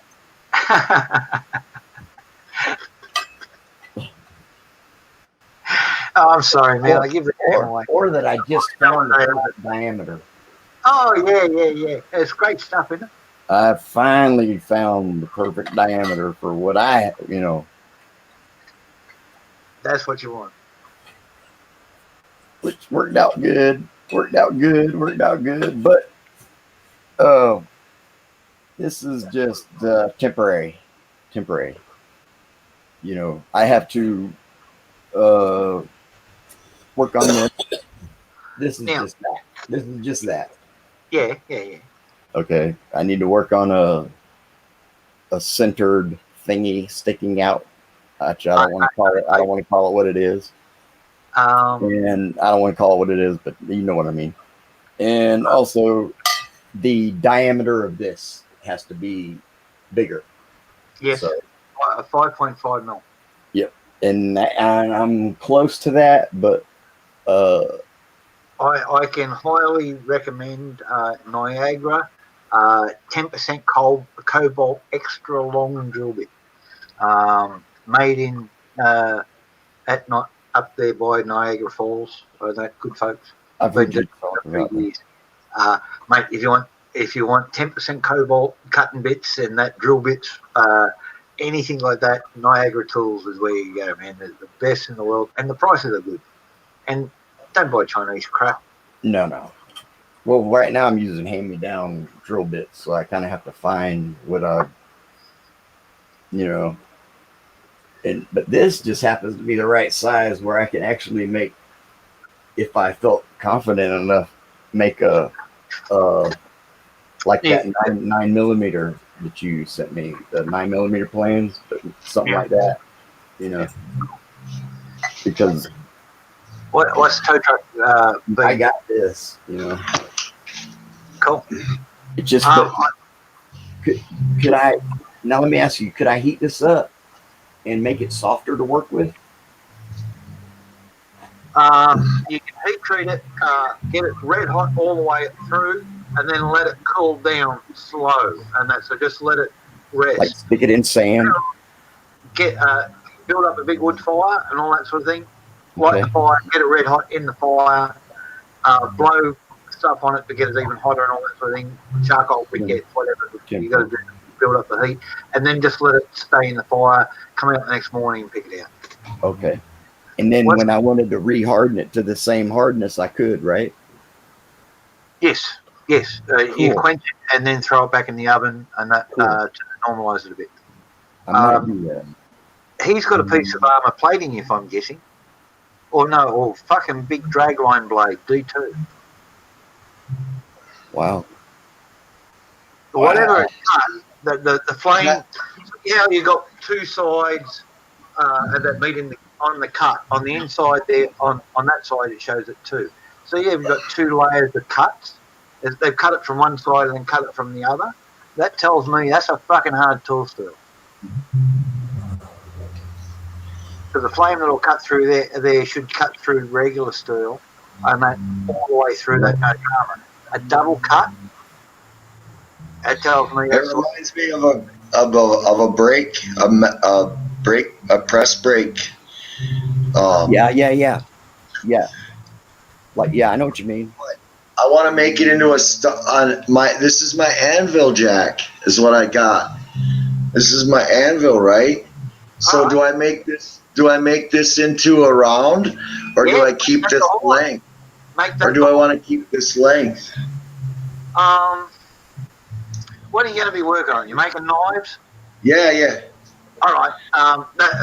That'd be fine to use that as the horn. And that only use half of the length of the horn and get it down onto an angle so it's a reducing horn, because you'll get different angles that you want to work. So you want as big as you can get down to as small as you can get. That's the whole idea of the horn tapering down. I think I'm going to keep this side flat, and then I'll take this side down to a round. This side inside here, I'll take that down to a round. So it'll be a half horn here. It'll be shaped like your file, Florida. Right. How wide a hammer are you going to swing? Well, I thought I'd probably use a 6 pound. I only have a 2.5 right now, but I used to always use a 6. That's okay. I'm currently using a 3 most of the time. An 8 pounder occasionally, but very rarely nowadays because my shoulders.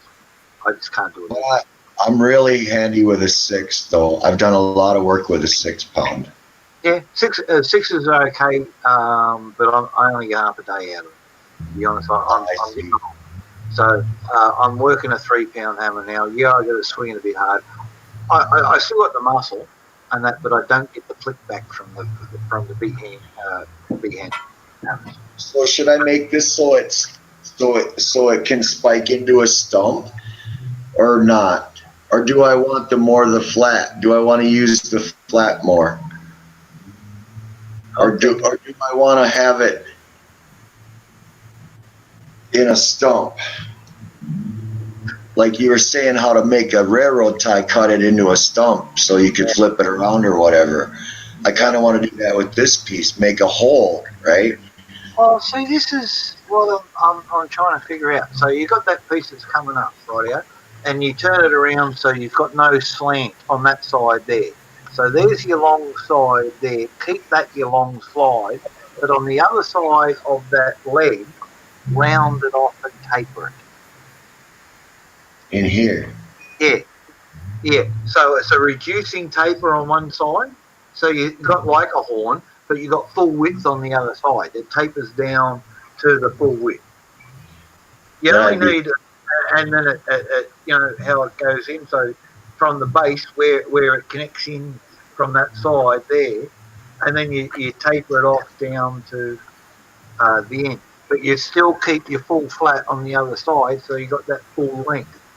Then you can cut a log and have it sit in the top of the log both ways. Flip it over and have that on the top of your log.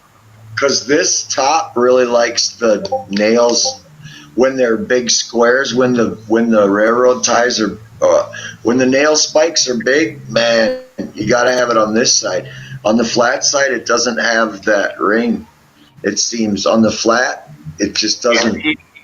It's got enough surface to weight ratio to hold itself in place, whereas have it on the deep side. area is reduced by that angle on the other side, and that's the difference that you see. My nephew found this. I was like, "Oh, grab that one, Jacob." Yeah, that's nice. Do us a favour. Do you have a drill bit and a drill handy? High speed steel? How big of a drill bit? Any size that you want prepared to fucking resharpen later, if I'm right. Oh, I'm watching tow trucks. I'm freaking fascinated because tow truck understands the materials he's working with. All I got is a 16th. I got a 16th one here somewhere. You know, that's one of those things like that carries over into other fields. You know, like metal, which I don't know much about. I've never been a metal guy. It's a standard high-speed steel drill, or is it 01 tool steel, or is it what? You want to... Somebody's cigar box and that's been converted into a drill box. Right. Yeah. Hold on. Yeah. Oh, well, you gotta... what's in it? You gotta find it's the cleaning. It's man. the cleaning kit. Here's your drill bit. What do you want me to do with it? All right. Just try to drill down to, you know, how the drill goes straight down and then comes down on the bevel for the cut and edge. Yeah.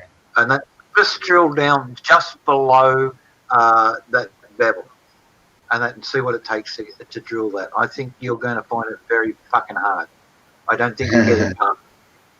And that within a reasonable amount of time. I think that's a chunk of D2 tool still.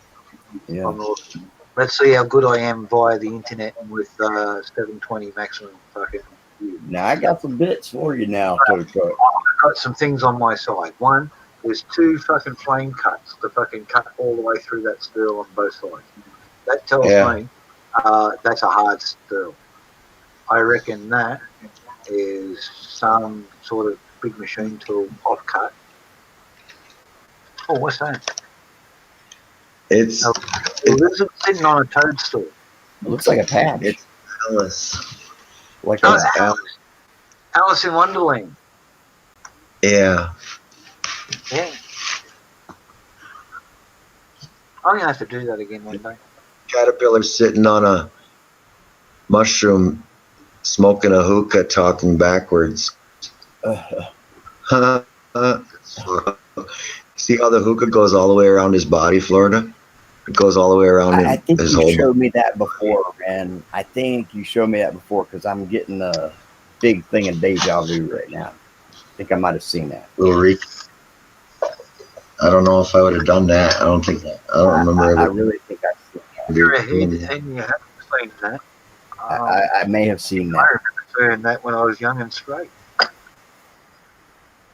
I really recognize that, man. I showed that to us. There's a name for that. Anagram or Yeah. Is it anagram or no? That's where you. It's called diaesthetic art. Yeah. Yeah. I saw one the other day.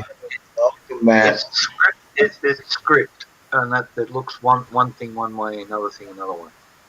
I saw one the other day. I think it said welcome, and then if you flipped it around, it said fuck off. Yeah, Or yeah. it said go away. It said welcome or go away. I know the Aussie. We've got one out here. It's common for doormats. If you as you're coming in, it says welcome on the mat. Not as you're walking out because of the angle. It says fuck off. Fuck Adam off. Schiff has Go away or fuck off. Yeah. Adam Schiff has 2 W's, one on each cheek. The real expensive one says fuck When he bends over, you say, "Wow." the way out. But I've only ever seen them for sale. I don't know if anybody's got one because they're all in the $130 fucking dollar mark, $129.95. Shit. Yeah, I know. Fucking what? You go to the markets if you want to see something for like I 25 couldn't bucks, do nobody like that, man. for something like that, you know. But I like couldn't do that. 30, you know, Oh, 90 degrees. Okay. I'm trying to zoom. Oh shit. Zoom. It was 90 inside the house today. I thought he was telling me to get 90 degrees from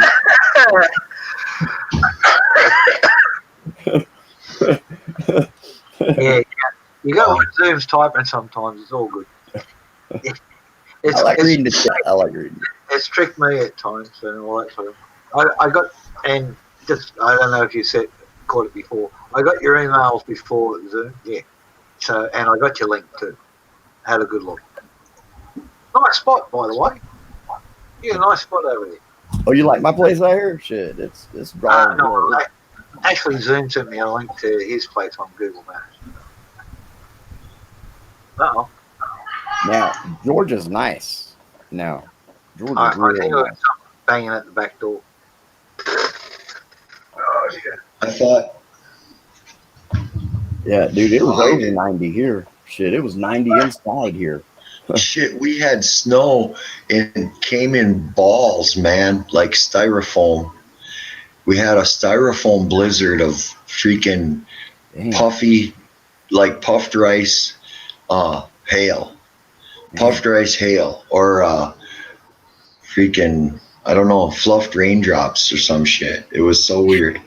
See, the It's only not a time, snow I've ever seen in my life before. the only Well, I've time been I'd be out in it would be like in between from the house to the truck. That'd be the only time I'd be out in that shit. No, it's 29 degrees here now. Really? Oh my god, man! That was our high for the day. It's 76 in here. Oh, it's a bummer, dude. It's a bummer. Yeah, I'm kind of sweating. Yeah, I wish. it's 76. I got the fan on. I haven't even gotten sun in 3 days now. But it was 90. It sure was. Move It was quick. 90. Yep. Well, where Zoom? Move to Georgia so I can get caught in a fucking tornado. Oh What do you man, mean? Georgia's nice. It's a lot of woods in Georgia. A lot of Why woods. run? Because of the acid snow? Zoom says I got to get out of the acid snow, man. Phew. Zoombait says I got to get out of the acid snow. I think you got to run, tow truck, when you're getting neck. I don't know. I bet that snow comes in off the lake, and boy, even the snow is cold. It was like, fuck that shit. It's Snow's cold. It's cold. Big old snowstorm.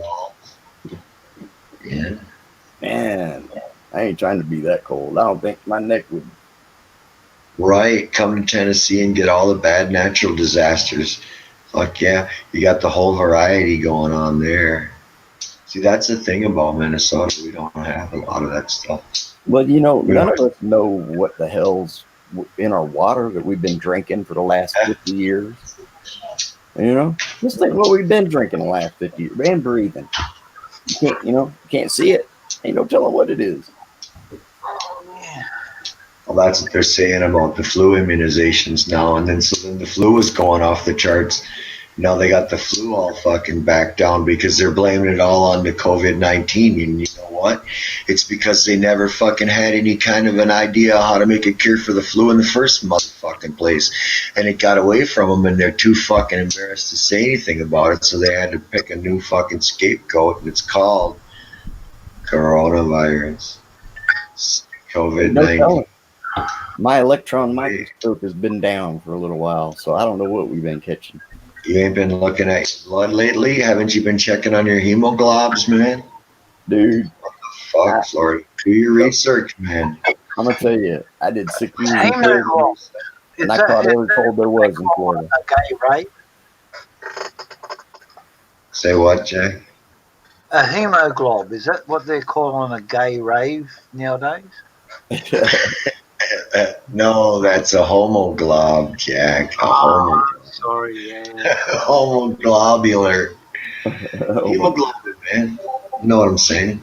Yeah, it's just a difference in the accents, you know what I mean? Actually, there was a tornado in the next town over. I'm telling you. Yeah.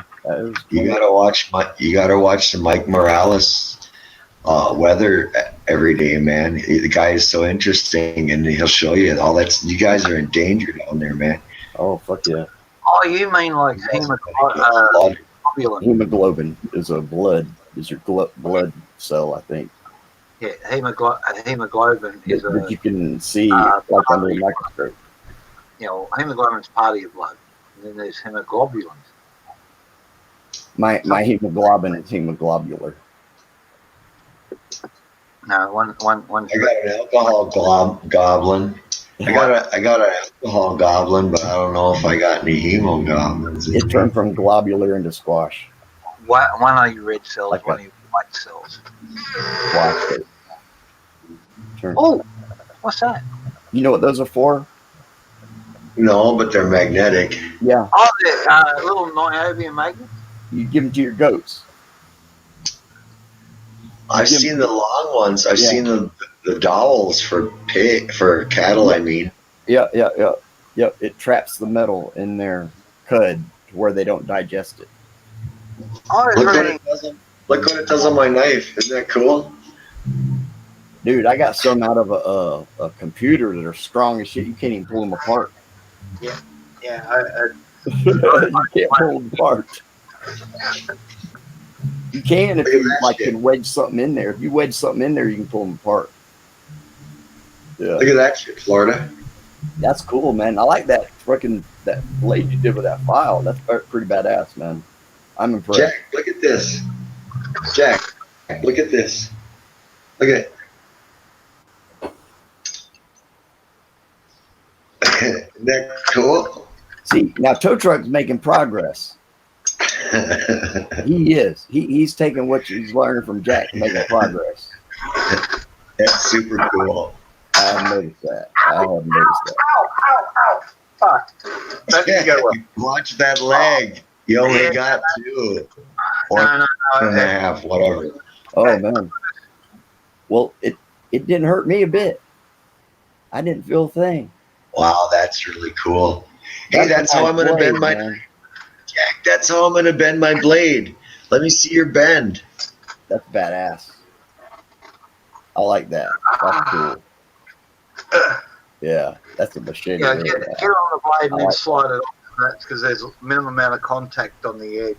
But yeah, this is a roller that they use when they're making rolled oats, and they have to make sure there's no metal chips and all that sort of thing coming out through the grinders and all that sort of thing. Picks them right. It's a 2 kilogram in weight, 4.5 pound niobium magnet. Wow. And there's 6 of these going across the crusher plates and that on the average grain crusher to make sure there's no because they're metal grinding plates and they get down. So just in case something breaks off or anything like that, never comes out. Sticks to this stuff.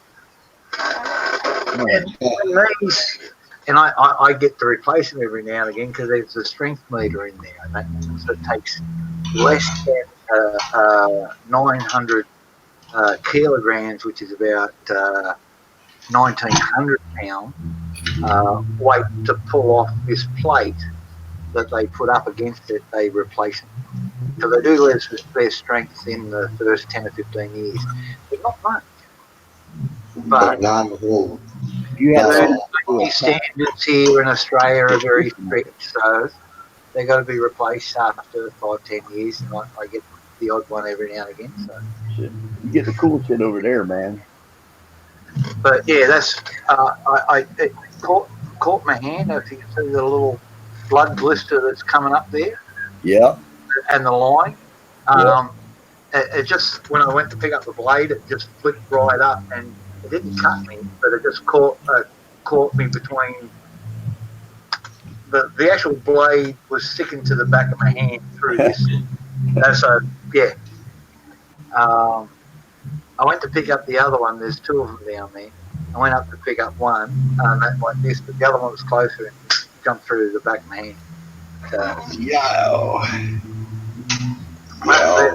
they're strong. So yeah, you can have fun games with it, but yeah. Could you drill through it? Can I what? Could you drill through it? Yeah. I got good cobalt drills here. Because that's the only way. Like you'd have to like chain it. You know, if you was to ever use it like fishing or something like that. Roach! Tow truck's got the roach clip happening. Oh man, I need to fire up my roach, man. Mine's out in the car. It's my fishing players. Mine's hooked up to my flute meter. Mine's hooked up to my flute meter. The only place that you can put them in Australia that's legal, and not if you're not a nurse. Everybody knows what they're for. They're roach clips. Right. Surgical clamps. But yeah, mine's out in the toolbox in the car. So, is it 20 after or what? Close enough. Close enough. So, let me just put this down. Let me put this away. And I was stoked to hear about the fucking charges against somebody. Stone? Yeah. What happened with Stone? I mean, and it wasn't me. That's the thing. It wasn't me. Yeah, well, see, these guys are all do or deal, and they'll rate out on everybody. Yeah, well, I mean, they got warrants for the top level there now. Don't expect NATO to go down because he's protecting the Muslim Brotherhood. Don't do it. And he won't talk, regardless. Fine, let him tell everything he can tell. Deep state is so integrated, they'll knock this prick off. Don't worry about it. Even if they take him into custody, he'll disappear. Yeah. He won't talk. Yeah. But the rest of them, well, they've been living a good life too long. They'll be looking all to me making deals. They better. They know what's smart. I don't give a fuck about CAFA fucking politicians. Yeah. Because I'm telling you, if it was me or you, if it was me or you, man, they'd have us in there beating our ass till we fucking admitted it. Yeah.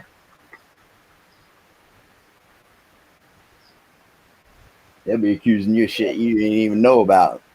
And they won't believe you. They won't believe you. Hey, stay away from them Ouija boards there, Zoomers. They're nasty. They're good fun and shit, but they can go fucking real bad real quick. Good thing to steer clear away. Yeah. I wouldn't even touch one either, man. No, I wouldn't. No. Like a friend of mine says, and you can play with rattlesnakes for so long, but sooner or later you're gonna get bit. Well, when you don't know, you know what you're playing with. Look, there's unlimited fucking stuff in there, so you can never know all of it. So shit, I think something was attached to me. I was crazy now. I was off the chain, boy. You guys wouldn't have wanted to know me back then. I was out there. Yep. Nobody could tell me nothing. I knew it all. You're in here for for a while, aren't you? Yeah. Cool. What I was working on this, I've got to make a match as close as possible to this one. Right. So there's the second one that I knocked up this morning, but the Oh yeah, cool. right, you see there's two different shades. The Yep. top one has actually got a couple of lines along the edges there where I've cleaned it up because the etch wasn't deep enough. So you can see how it's shiny along the edge. Okay. Yep.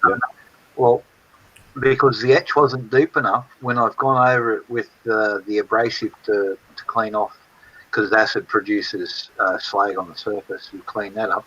It actually takes Damascus etching off as well. So I've got to do a bit deeper etch. So my acid's a lot weaker than when I did that one, because I've done a couple of other ones since then. So my acid's getting a lot weaker. I'll just double the time period. I'm just going to go out there, wire that up, put it in the acid tank, and I'll be back. 10-4. Yeah. Okay. Yeah. I got it. Oh no, I got it. No. That's cool though. That's cool as shit, man. That's freaking cool, man. Yeah, I had to do some stuff around here. I had to put oil in my oil lamps so I could heat the room tonight. It's supposed to get down to freezing. Had to fill up your Molotov cocktails. Hell yeah, man! It increases temperature in here by about Right. I bet. Yeah. I got 3 of them running. You know, it'll be fine. Yeah. No. I'm just giving you shit. Oh yeah, yeah. The slow motion controlled release. I'm the retard that can't handle open flame around my house. I'm the only one. It's not right. So, just so you know. Oh yeah, there you go. I get you. No, it's all good though. I'm just No, that's just how I am with any open flame. Same if it was a burn pile outside, man. I'm gonna make sure it's doing what it's doing before I forget about it or whatever. Florida doesn't play with fire. Yeah, I just well, you know, I've burned like this scrap wood out of this trailer, and you ain't got much time. Once it burns up pretty quick. Yep.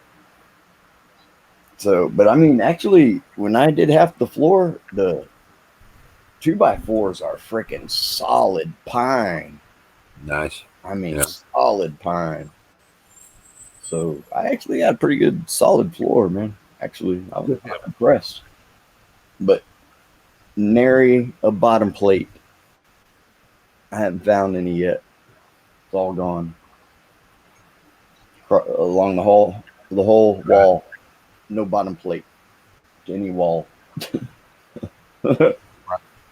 Just straight to the floor. Yep. Just all rotted away, you know. So that's all right. You know, I guess the aluminum siding's gonna hold it together, hold it up. That's the only thing holding it up, really. I hope so. Yeah, no shit. So what I'd like to do is probably I had the idea of getting on the outside of that siding and getting like a couple of coat hangers, put them together and do like some barbs like that Jack did on his, you know, do some barbs and drag that old insulation out, man. See if I could just get rid of that without, you know, tearing anything off the wall, you know. Because if I could do that, I might just cover that paneling with just different paneling, you know. And yeah, there you go. Just stick a bottom plate in there under the windows or whatever. Right. Because there ain't no load-bearing walls really except just the outside. You know. This is the only wall I got left in my house, but it's not even a load-bearing. Actually, all the weight hangs from the top.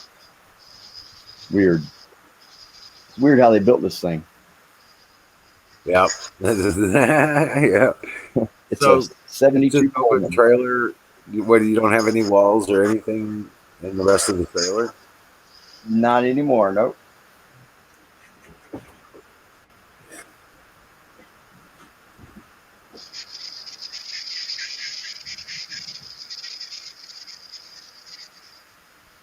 That's all the way down my house, right there, that hallway. Right. Oh wow. You can see 50 feet all the way to the other end. Just your room, huh? And then the rest of the trailer. Yep, that's the back door right there. Right. And anybody that knows me, they come up to the back door. Can't even get to the front door. Ask Aaron. Right. True story. You can get out the front door, make your way out. Right. Nobody's going to come knocking on the door.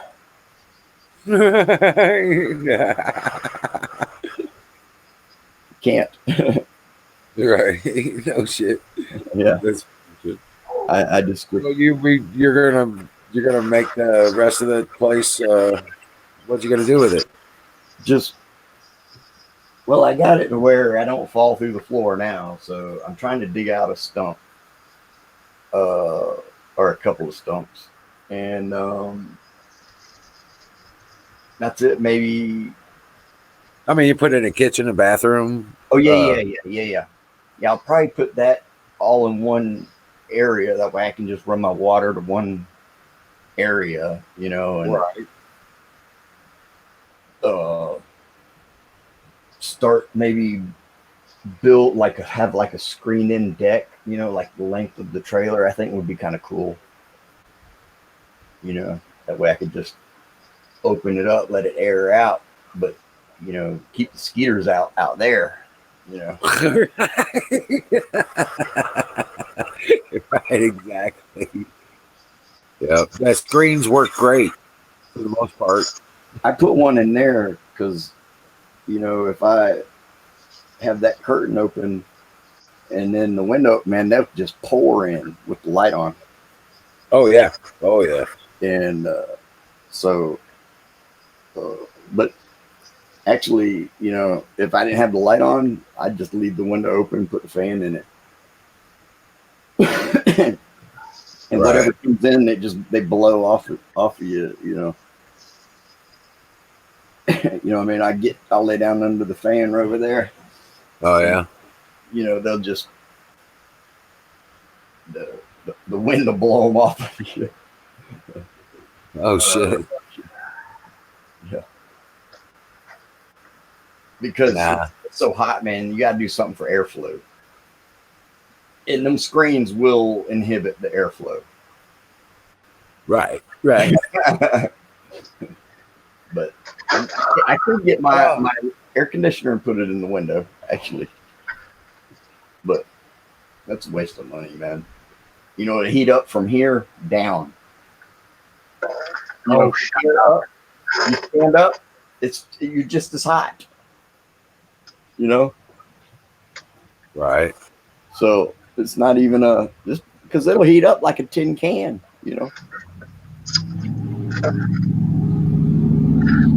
Hear that? Yeah.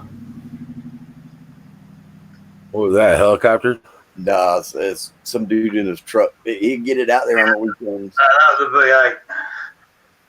V8. Oh, okay. I didn't quite hear what it was. There was choppy noise. Yeah, it ain't nothing. It just sounds like something. That one ain't nothing. That's a V8 with shotgun exhaust. Yeah. But there is a machine that comes that he does take it out on the weekends now. And that's the other part of my work this morning. There. It's not as finely ground or anything like that. And just a quick etch, just to show the pattern a little bit. Oh, that's great, man. That is cool. I didn't even know you could make stuff like that. A tool steel Damascus, and that's it takes a shitload of pretty up. But yeah, it's two different types of tool steel. But yeah, a couple of days more work to get that one. Shit. I didn't even know you could do that with I mean, honestly, I just never. I thought it was something that was specific to, like, I don't know. I just never seen it, really. People make, Mate, whatever the big factory could put out in the 1920s, you can make at home nowadays, and not with a few $100 from places like that. The key is the material, right? Yeah, and look, I'm just using scrap. That's Right. a 'Cause mixture. you know which grade of scrap is suitable for your right tinfoil. Well, Yeah. you know what a surfacer is. So it's got you put boards through it, and it comes perfectly plain. You know, it's a board planer. Their machine's about yay wide. Yep. DeWalt makes a very good one. About Yep. I know what you mean. that tall, and you adjust it. And you put your thicknesser. That's the name they use them in America. Thicknesser. Thicknesser. They don't call them board planers over there. They're a thicknesser. So they just run the board through it, and then wind it down a bit more. Take it all the way down. That's all that. So I get those blades out of the place, and I've got a box full down there because they had 10 years worth. So I suss out these places when I'm traveling around. Hey, what do you do with your old blade? Oh, I got a fucking box full out the back. Why? Want some cash? For them? I bet. I know, you know, you sweet, or I trade you some knives. You like knives? I'm a knife maker. That's fucking good for making knives out of. And what? You know, and people are willing to do it, and especially when cash is involved or knives. People like knives, and that. So Blake turns around, and obviously his secretary's either his wife or his girlfriend, right? Yeah. And he says, "You're always bitching about you keep knives at home." He says, "How about we trade you the box for a big chef knife and that small chef knife you there, which was actually a Santoku, an 8-inch Santoku and a 10-inch chef knife, which I've got in the middle of making shit out of at the moment. Now that that's out the way, I'll get them finished, and because they're all orders, then I'll just for stock for myself. I'm just going to do it. These are the most popular knife I make. I had one close by. That style there. I like that. That's nice. That's cool. It's like a small. Yeah. I knock them up to this level, and half of what I make goes to the US with no handles on it. And there's a guy over there, Jim Kumis, and he buys them off us, and he sells them out for other folks to refinish. Because there's a lot of folks who just really do custom handle stuff, and then they go to the nth degree, great carving and engraving and all that sort of thing. Oh man, dude, I got some awesome cherry wood for that. They take 100 a year off me. So just like that, no more work than what you just saw. No handle. You know, I always thought, I guess, that like somebody could home make one and put the wood handle on it, you know, and everything, but wouldn't it like over time, you know, warp and age apart? You know, I thought nobody could really do that. That's why you treat your timber at the same time. When I get the walk around Wi-Fi camera and all that sort of thing, it might end up being a cable. Let's see how we go yet. But see, now I know that you know technique, you know, with human technique, you can do stuff, you know. There's a lot of different styles of trapper. Send me a picture. I'll write him an email here.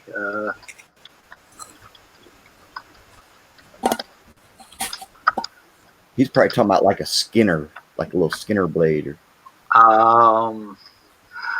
excuse me. Maybe I don't know. Just look, there's 4-inch trappers. Trappers it covers a shitload of different types. Send me a picture. There's my email address of what you're asking. I won't make an exact copy of somebody else's brand or whatever. Modify it. Let us know the thickness of your hand, not being rude, but I get the impression, Bubba, that you're not exactly a small bloke, and folks who have got good gripping hands are generally a lot wider and a lot longer, so you generally need a handle a bit better space. So I can put detents in for every finger, like 4-finger detents in the base of the handle. I can make it smooth underneath. your call that way. Clip point was a spade blade. That's a lot more accurate than a trapper. So yeah, all right. Now we're talking. Now what are you talking? Damascus blade. What sort of handle are you talking now?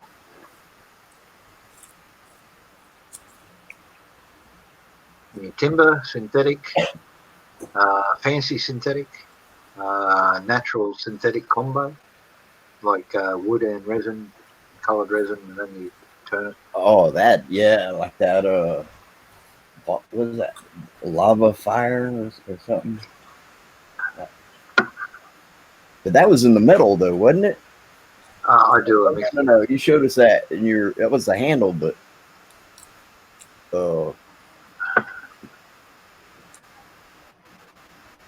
Birch. I can get birch, but there's going to be a delay on that because birch is not native to Australia.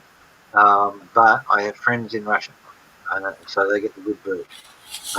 Now, just to clarify, birch wood or birch bark, because you can layer the bark and put it up like leather washers, like they do on the K-bar knives. The Russian traditional knife handle is birch bark and resin, and that's what they gum pine resin, and then they burnish it and they rub it with a wooden stick so fast that the resin gets hot and actually glazes, and then they hold it over the fire and they bring it back over and all that sort of thing a little bit more, and it becomes a hard sealed surface like a shellac. you know what I'd say? Surprise me. Just wood cheap. I think a light colour would look good with Damascus. All right. Let me show you something. This is a knife that I'm working on currently. This is a light coloured timber. This is desert acacia. It was actually used as the first aeroplane propeller wood. Oh, yeah. And the Commonwealth. They stripped the guts out of it in the desert. It has a long tendril, but if you cut it the right way, it has a hologram effect. And if you can see it, I'll make the other side of probably. That is nice, man. I wouldn't even use that for just. I'd use it for maybe cutting open cigarettes or something like that. Now, I put some of that on Zoom's handle because on his light bladed filleter, it actually will float the knife. As a timber, it will float the knife. It won't float this. This is a heavy Damascus. Damascus, because there's so much work goes into it, it gets dense. You're pounding the fuck out of it.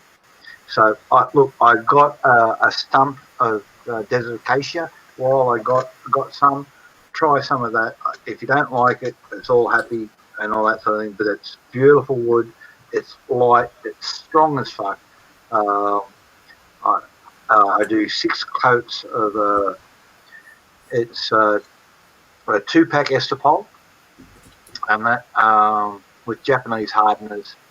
And a little bit of UV glossing agent, so it comes up to a nice shine, smooth, but it's not slippy. You know what I mean? It actually grips on the handle, so it looks nice and that, but it's not slippy. So if you're happy with that sort of thing, you're probably $120 for your knife, and that US, and that plus postage from here to you, me to you, and that's at the moment that's running cheap. I sent something off the other day, that $28 US. So to get it there, and that's insured. Oh, good night, Miriam. So, and I'd send it DHL to US, and then it'd be USPS after that. Oh man, there's something out back that's been getting these birds about 3 in the morning. I think so. I'm converting over here. $120 US at the moment is about $180 Australian, which is my side of things, right? Yeah. So I'm actually charging $180, but because Mr. Trump's doing such a good job over there, the discrepancy between our currency and your currency has grown since Obama's going in there. So it's actually now. So that would have been if Obama, when Obama was last in power, that would have been $170 US, which is $180 Australian. But because Trump's in power, it's now $120 US. So y'all don't go by the pound, do you? No. That's the UK. Well, what do you call your money? Just dollars? Dollar, Australian dollar. Oh, okay. So, but see, that's the input that he's done to your economy. That's the strength of your economy. It's gone up. Yeah. It's gone up about 40% in I'll be back.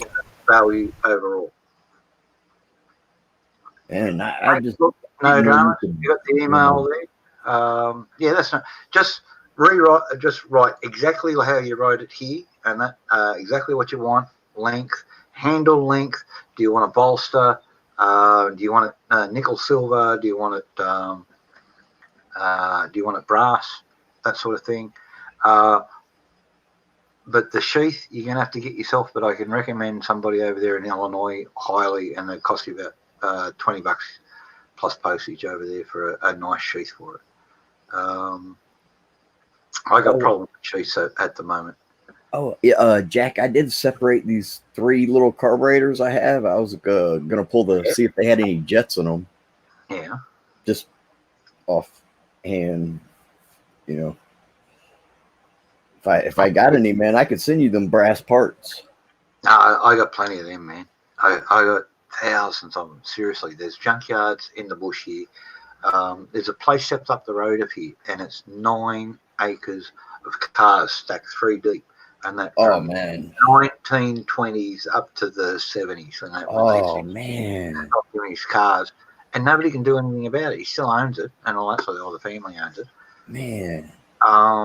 People are just coming out there and, wandering through and pulling car parts out in left, right, and centre. There's so much cash flowing into those folks. It's not funny. That was the biggest investment that old bloke ever made. And I was talking to him about 8-9 months before he dropped off the perch. And I said, "You're a cunning old Kurt." And he says, because we're just talking, a bloke.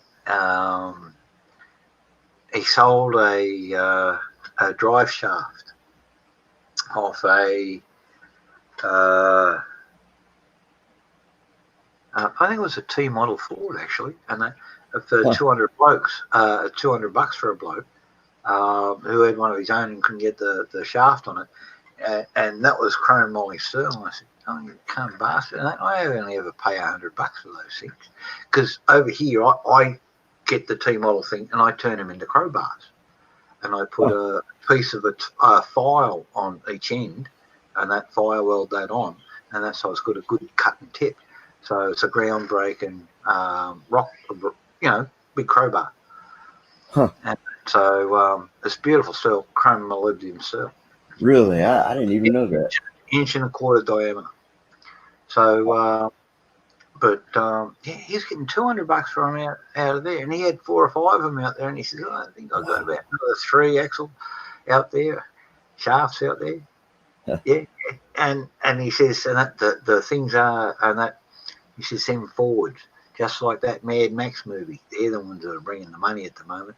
And Troy's guy, and within 15 minutes, a bloke came up and he says, "You wouldn't have an XC Falcon front left panel." And he says, "Yeah, back right corner," and it's up on top of a Cortina. A 63 Falcon? 73, 74. Oh, okay. Yeah. XC Falcon, Australia. Yeah. Same model as mine. I've shown you, baby. Okay. That's I thought you had a Mach 7? Wait a minute. Mach 10? No. Right, that's right. Let me. I was never a Ford guy, man. Never even owned a Ford. Back up. I had a 72 Roadrunner with a meat horn. horn would go meet meet. And I traded it for a 73 Firebird it had a 400 in it, and man, that thing hauled ass. I mean, that thing would scoot. It would scoot it. And I said, okay, I'll trade you. I put a 318 motor in it and spray painted it. And the dude, I said, I don't know what kind of motor it is. The 318 was a bloody nice motor, power to weight ratio, and that was about 50 horsepower ahead of the game. I cut one of the push rods. Well, I didn't have any. One of the push rods was through the valve lever. So I took a push rod from another motor and I cut it and slid another rocker arm on that shaft, and it ran. So I told dude, I don't know, it might be a 360, and but man, he had a fast car, man. I took it for a test ride, and me and my buddy. Yeah, it's actually quite nice here today, Zoom. It's about 74 degrees Fahrenheit. It looks like it's lightning over there.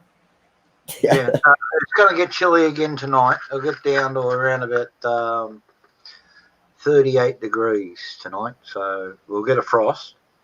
And we'll get a frost for the next 3 or 4 days. We're heading into winter here, so that's all right. Man, we're going into hot ass summer, boy. Hot. It's cool. Hey, Wiz, if you're listening in the background, can you allow this through on the screen? Because that's the other thing we've got to contend. I spent the last 5 minutes in photo of my car. Yeah, I finally found it now. Wiz is on there. I've actually got it registered. I had it under, as you can see, Victorian license historian. That is nice. Yeah. But that's the original Shelby Cobra. Right, yeah. So I thought about making those marker lights. Oh, but you had the round ones. I thought about making those little rectangular ones that they have. That well, so the XC Sports had the twin rectangular ones, and that. But this is one of Shelby's creation, and it's got the Cobra on the side and signed. So they only did 500 of these in 1 year. Wow. And that's why they sort of based that car for the Mad Max. It had the reputation. Yeah. But they swapped that out and got that big American blower on top, and that mainly in Monterey. That and they call it the Manta, the air intake on top called the Manta. There was actually 3 different companies. And that whole stack, there was the Manta on top, and that there was the blower that it ran, and then there was the big carburetor sitting on top. Forget who the carby was.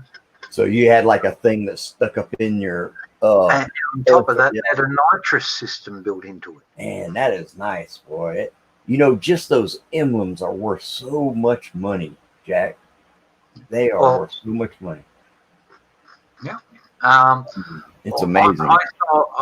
I sold that for $49,000, and that wow. I paid $5,000 brand new out of Sinclair Ford in Penrith, Western Sydney. Brand new. I probably have never seen one of those. In 74, and you've seen it on Mad Max. Seen it in real life. In real life, yeah. But and I had that for 20 odd years. But nowadays they're going for just over $250,000. Oh my goodness! Yeah, it's crazy, isn't it? Crazy, man. Well, I mean, that is it's a Shelby shit. I mean, yeah. Yeah, well, and signed.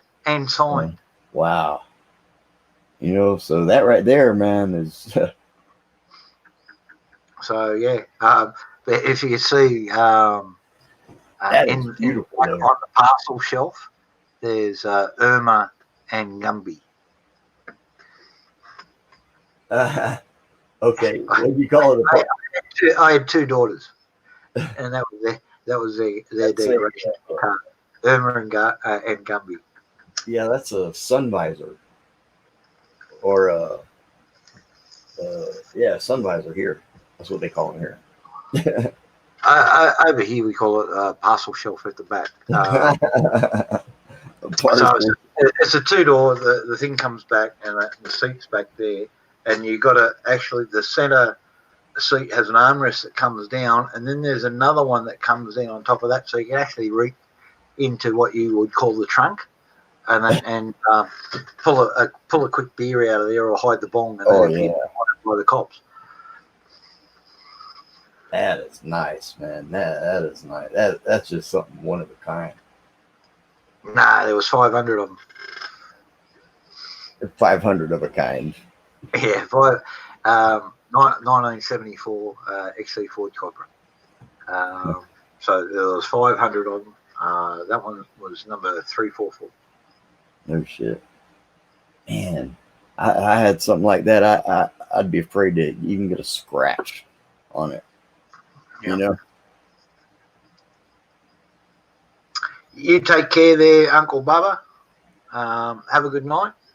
I just noticed he's disappearing. Later on, Froggy. Good seeing you. Actually, I had a little 4-speed Mazda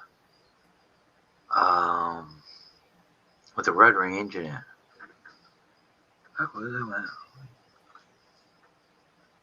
Man, that thing would fly. The only stick shift I had was my dad had a Mazda. That's all I ever have. Sticks. that one was a 5-speed Cleveland gearbox in it. Exactly the same as the American Cleveland part. All the parts were interchangeable. One time I rolled my dad's truck, and we climbed out of it, and we're like, "Oh, what do we do?" And I said, "Well, let's push it over," and we pushed it back on its wheels. I got it, and it started. It ran, and man. Hey, Florida. Bill's giving you an alert that you got alligators under your trailer. No. Now I've seen moccasin. I've seen moccasins back there, right at my back door. I killed that last one that I seen back there. But there's owls, and something's getting these birds out here at night, man, picking them off. What, up in the trees or on the ground? It's on the ground. I think they're getting these like ducks, these little duck-looking birds. But I think it might be the owls getting them. Yeah. They're pretty normal. So but if you got plenty, something is.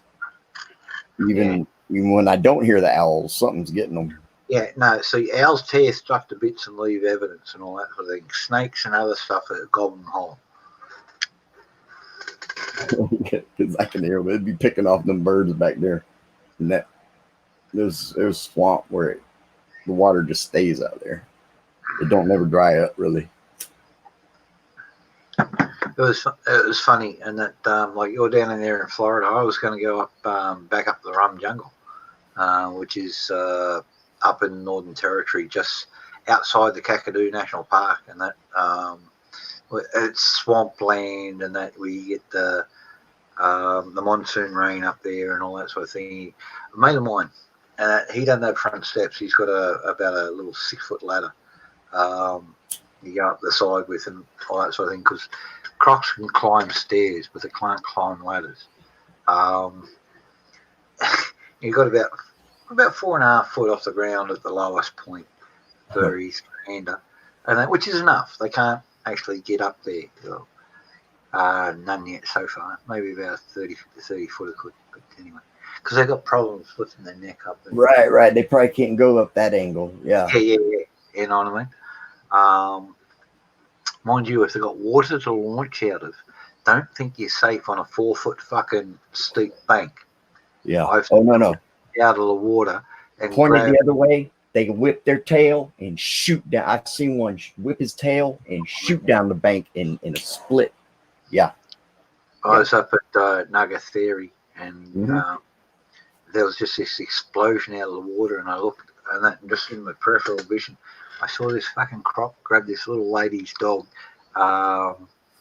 It's like the half-size border collie. I don't know if it's a miniature border collie or it's a half.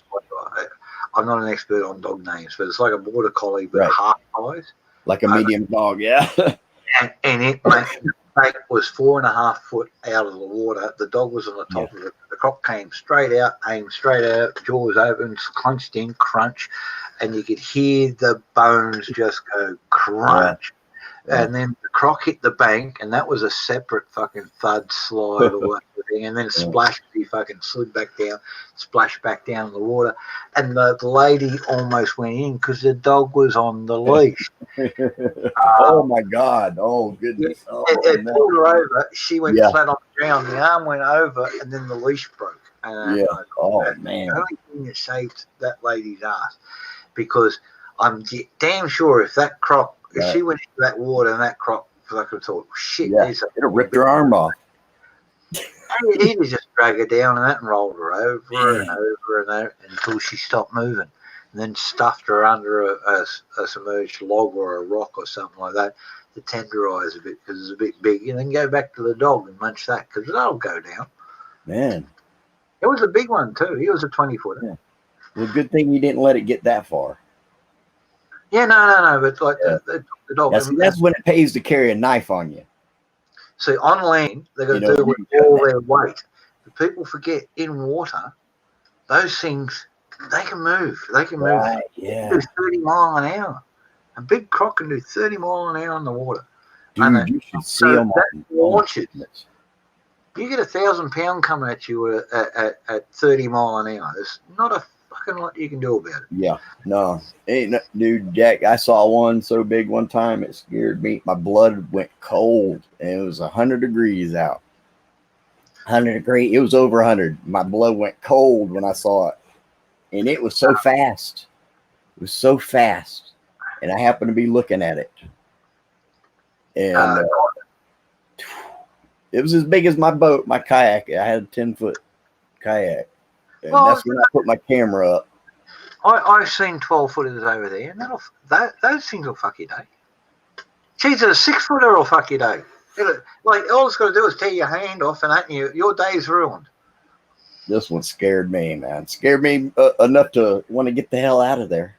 Yeah, and I did. 6-footer will tear your hand off. So, like, yeah, it's no joke. And that, like, look, I joke about gators versus crocs and that all the time because the size of the things and that. But like a 6-foot gator, 6-foot croc, 6-foot gator, they'll both screw your day up. Yeah. Well, and the time of the year, also apparently, certain time of the year is when they, they're territorial about their, if they have a nest. Yeah. Man, that day I knew something, was up with the alligators when I went around the first bend and I seen a baby deer carcass stuffed up in a pile of bushes on the side of the river. I already saw about 4 or 5 gators, and I went around the corner. I saw that, and I said, "Oh well, I can see that's his refrigerator." Yeah, that's it. And you know why? He's got babies, and so Mama's going. Mama, that'll be Mama gator waiting to tear strips off. And this was 2 years ago, Jack. 2 years ago, I went out. Well, and I had a chance to stop. 2-year-old gators running around. So what's that make them? Around about 3.5, 4 foot. Man, dude, I went through the wild part of Swanee River, and that one that I saw was so big. Gators are different from crocs, so they're only about 2 foot long at 2 years, isn't it? I don't know. I doubt even that. I don't really see any 12-foot gators. You See, hardly ever see them. this is the thing about crocs. They get big fast if they've got food. Right. I And bet. since this cane toad invasion, that's why we get so many young crocs that found floating in the waterways, and that they're eating these Bufo marinus, the cane toads, and Yeah. they're not native to Australia, and they're toxic, and they they'll gobble up anything, and the cane toads get out there, and they'll get up on land and hunt, and they'll get 4 or 5 cane toads, get a toxic dose, and that fucking croak. Huh. So I'll tell you though, man, the alligators up around town, they've seen people. They act different. These wild ones up north of town, you could tell. They was mean. You could tell. Really, you could really tell just by the way they moved. And hey, Mother Nature will screw us every chance she gets. If anybody trusts, like coming out here, people want to pet kangaroos. Do you know how many bloody tourists we get their legs sliced open? Yeah, you don't fuck with them wild animals, man. They want to pet a furry kangaroo. Yeah. Dude, you go take a leak out here, man, you'll have an armadillo run right into you. Yeah. Hey, look, if you come across here and you want to play with critters and all that sort of thing, go to the zoo. You better kick it. Because they've got the animals used to being a thing. The worst risk you can get, and that which happened to me, and that went out there, got a pose with a koala, and that with the grandkids. I'm holding it, got the grandgirls around there, because the nails are a bit long. I try to leave everything as it was before I touched it. When I go out there, stop me. I carry all my cigarette butts back with me. The only thing I leave out there is like tobacco,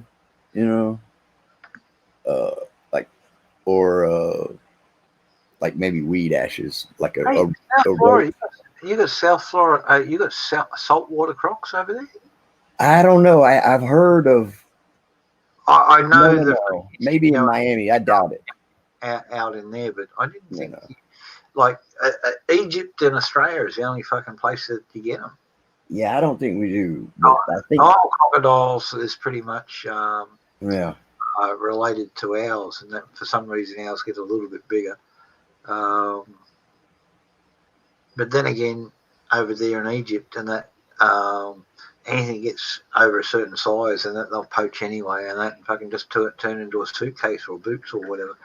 So who knows? Over here, and that people now they're protected. They're getting fucking big. A friend of mine got a 27-footer in a trap. Shit. Yeah, and he was lucky he got it in because the trap was only 25 foot long. Man, now see a big one around here is 6 foot, 8 foot. That's big. They've been protected over here for 25 years, so you can't shoot them. You got to remove them. And he's got this trap. Now he's going to have to start making bigger traps because they're getting bigger and bigger and bigger. Damn, man. I bet that is one big beast, man. That's 2 tons of croc. Jeez. That's 2 tons. Fuck you, I'm angry. Yeah, I wouldn't be getting in that water, because that's why I was scared. Because when you're in a kayak, you are in the water.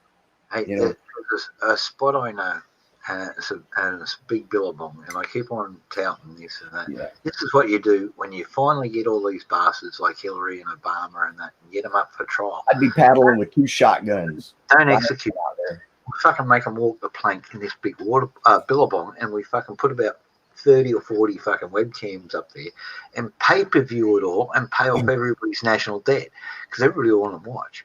Yeah. I mean, say first one out. And this billabong is sort of like it's the junction of 4 little gullies that have now been eroded in. It used to be a bend in the river, but the river moved.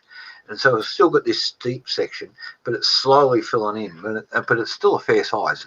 The actual pond itself is about 1.5 acres, and it's got these 4 big male crocs in it. And they're always snarling and hissing and carrying on. And they're so fucking hyped up and territorial. You drop any fucking thing in there, and they'll tear it apart. You fucking drop somebody in that doesn't matter where they go, and none of it's super deep. They So- better know how to speed kayak. Because it's slowly silting up and all that sort of stuff. Deepest part's about 4 foot, and that most of it's about 3. And so people can run around in it. Crocs will be there. You'll be able to fucking see a shitload there.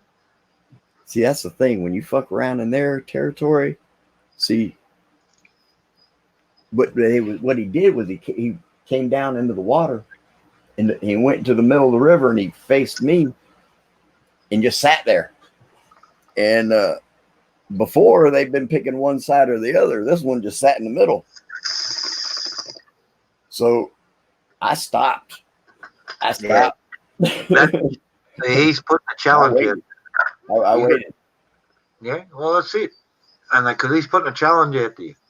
Yeah, I did. I stopped. I waited and he did finally go under, and it looked like he went to one side. So I paddled just barely enough to put the end of my paddle in the water, and just enough noise so he could hear me go by.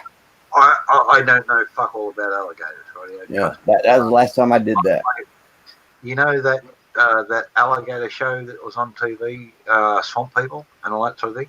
I know a bloke who was actually on that, and I went out with him one time just as friends and all that sort of thing, and played that game with him, because I used to harvest crocs up here.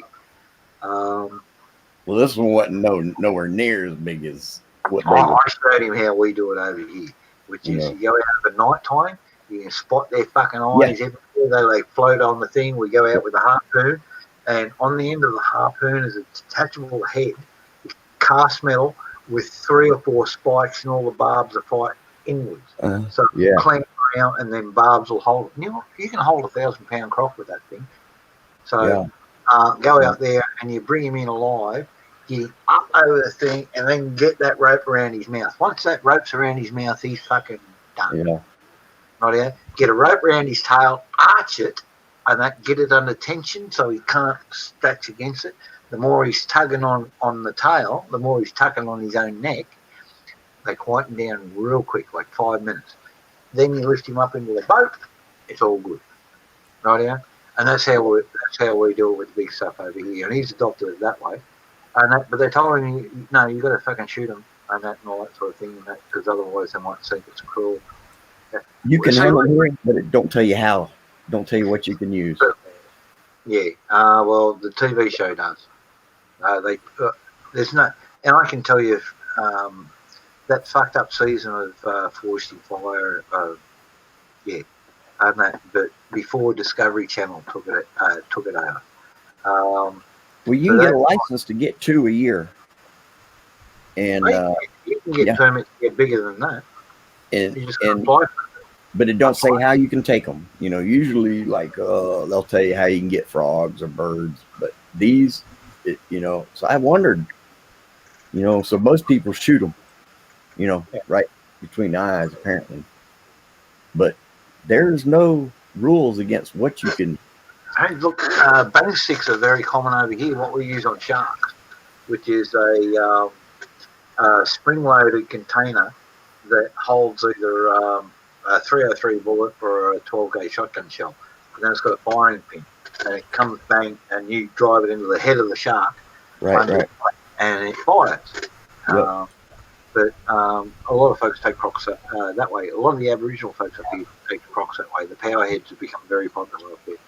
You've only got one shot though. And they harvest the crocs because it's good meat. Yeah, well, the small ones, yeah, like the small ones, man, they're good. The gators, you chop the whole thing up, man. You got to remember that croc is so been eating dead stuff like carrion, fucking dead cattle washing down the river, all that sort of stuff. It's going to taste like dead stuff. If it's been hunting fish and all that sort of stuff around, that's what it's going to taste like. So any other reptile, snake, I don't mind eating snake because snake only eats live stuff. Goannas, they can eat anything. And the way I've had snake, it wouldn't matter what it ate. By the time it was like dried and salted or something. So it wouldn't matter what that snake ate. It wouldn't have made no difference. But meat was good. It was good, actually. The meat's good. I like it stir fried. I do it up here and that in lime juice and chili and sesame oil, and then throw sesame seeds on the top, and generally throw it on a salad with. Oh, man, I bet that alligator would be good like that. Frog legs. Yeah. Because it's light. It's a light meat. You can actually do the same thing with pork. Chicken I thought about growing frog legs out here. doesn't go so well with beef, and that. But if you slice the beef thin and all that sort of stuff. Oh yeah, Gator's good. Gator's good. I've had some down in Louisiana. We went down to New Orleans and hit a couple of those restaurants. There's one down right downtown across from where the auditorium used to be. Oh man, that place is it's really good. But the best stuff was out in the sticks out back east of Louisiana. Out of New I'm going Orleans. to very quickly duck out the back, get that knife out of the acid thing, give you a quick show, and then I've got to phone Tracy because everything's been planned that way. Sorry for preempting the show that way, but yeah. No. Better do that. Okay, we're good. That's cool, man. So it's only been in that solution like 15, 20 minutes. Well, it could have been an hour. Could have been an hour. I tell you, they also had some good Cajun up in South Memphis. Frog legs are good, though, man. Yeah. They are, I thought about growing them back here, like just like rows, have a row of swamp and cover it with screen. Yeah. And just grow me some frogs out there. Just wrangle you some frogs, huh? Well, they're out there, just let them multiply. Yep, exactly. Start feeding them. Yeah, start feeding them and you'll be good. Yeah, they'll be your buddy then. You probably grow them out. That's what I thought. Just like dig a trench in the swamp and have it where I could even open one end and you can get circulation or whatever. You know what you do? You just got power a couple black lights. Oh, and attract them, draw them in. Where you want the frogs to breed, you put a couple black lights over there. Oh, cool. That's cool. That looks really good. Come out of the acid, it'll back off from there. You can see the line where it was held up by the wire. Yeah. It hooks over. I've got a series of hooks over a tub that I can hang all these things on. That's why I've always got the wires. That's right. So that instead of being pale like it was before, it's a lot darker. Yeah. Now I'm just going to give it a quick wipe and polish. It'll get lighter from what it is, but you can actually see all the pattern there. Right. That's badass. That's incredible. Damn, that is cool. I'd say keep it like that, shine it up, and give it an edge, and you're done. That would look so good. And that because it's not a safe compound on the surface.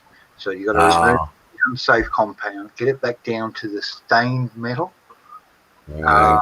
all that sort of thing. You got to. So the other thing is this: you got to do stuff within food safe rules. Food safes are standard over here in Australia, and they can inspect any one of my blades. If they come out there, they can shut me down 6 months or forever. Wow, that makes sense. I never thought about that. Yeah. It has oxides, and some of them are not toxic, but they'll fuck you over. Keep it in the bathroom for a while. And there's only micro amount. You have to get all of them off there to do it. But they've got to cover your ass and they've got to keep it honest, rightio? It can't be like it is in Pakistan or India. You know what I mean? They don't give a fuck about there. Well, no, it's good to have standards. It's good to have the standards. Yeah. So, because and it's then 2-3 minutes extra work. I mean, really, it's like knowing how to drive. If you know how to drive, See, some people ain't trying to stop at these stop signs. Some nice fine grit, 1200. Taking the top off, putting it in a flame, bringing it up to 800 degrees centigrade, and that for 3 minutes. Then going back slightly coarser grain again, and then finer grain again, and then some fine. It's actually a caustic solution, and that's how it kills any bacterial and any sulfides. Caustic will not only kill bacteria and viruses and shit like that, it'll kill sulfides. Sulfides are a chemical compound byproduct of this, which is also stomach upsetting sort of thing. Right. I never knew that. And then you treat it with a base vegetable oil. I use canola.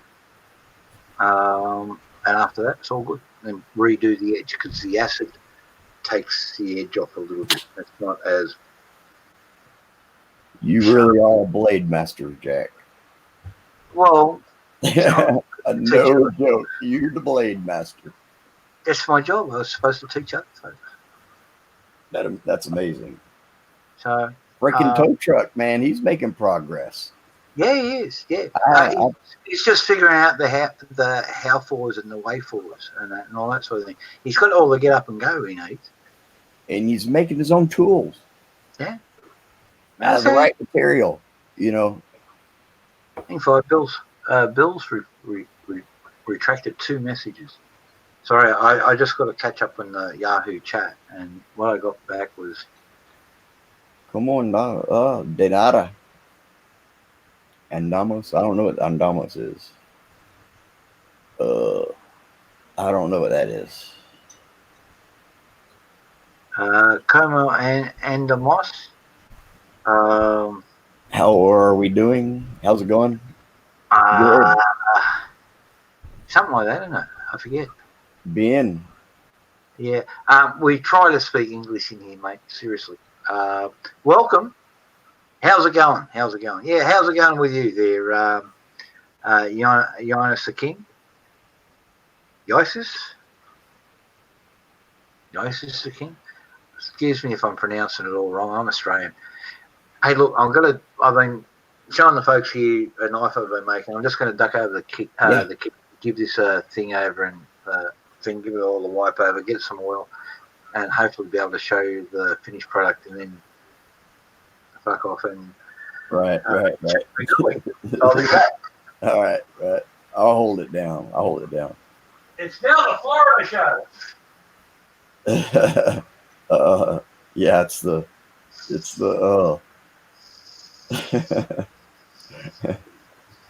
well, I'm gonna start calling myself Hickola Tesla. But no, man, when you start making your own tools, it's different, you know, because you can make it how you want. You know, you can make it part of the way, try it. If you think it might go, you know, then keep doing it, you know. Shit, I make little dab tools to mess with this oil because you can't get it off the paper sometimes in the heat like this. It don't come off of there. It's like trying to get honey off with a toothpick. You know, it just don't come off, man. You know, you're better off to scoop it with the edge of a tool, you know. Yeah. Hey, did you see? I had a video that. Let me see. I'm actually surprised I can tether still, and it's the 10th of the month. Usually by about the 1st of the month, that's it. Can't tether. I don't know why. Throttle me back. Well, it'll be on bandwidth that you've used, so maybe you've been used a little bit less this month. So it's going on a little bit longer. Could be. Well, I'm on Straight Talk, you know, whatever Straight Talk decides. And that's a nice blade, but you know, I like that railroad spike. Oh, I've just done half a dozen of them. And I like that machete you showed us too. I do have to go out and grind the terminal edge on this, but that's the pattern. Excuse my paleness. Wow. Video. That is freaking nice, man. You're the blade master. That's got to be the best blade I've ever seen handmade, even over the internet. I guarantee it. I guarantee it. Seriously, there's a Wait, shit back up there. very much. But yeah, there's a shitload better than this. That's nice, though. Dude, that almost looks like it's hydro dipped. I wish That it was. is amazing. A lot easier to fucking banging this shit together. I would use that to chop up my buds. As you can see, that is cool. I like the blade too. can you see the line that was actually in the acid, and then where the foam of the acid, like the vapor line? Oh yeah, I do. Yep. And that's About a quarter inch. Yep. Yeah. You can actually use that as an effect when etching stuff. Right. And so have your etch line there and just use that. Then the bubbles and the vapor coming up from the acid just to make a shit. You want to take that back to normal there, Wiz? I'm getting a bit self-conscious up here and that. Oh, okay. I was just throwing the knife. Do you put electricity? It took off too early. Do you put electricity to it when you do that? Okay. No, that's iron salts. Ferric chloride, one of the world's oldest acids. What if you nickel plated that like it was? Would it cover that pattern, or would it just shine to part of it?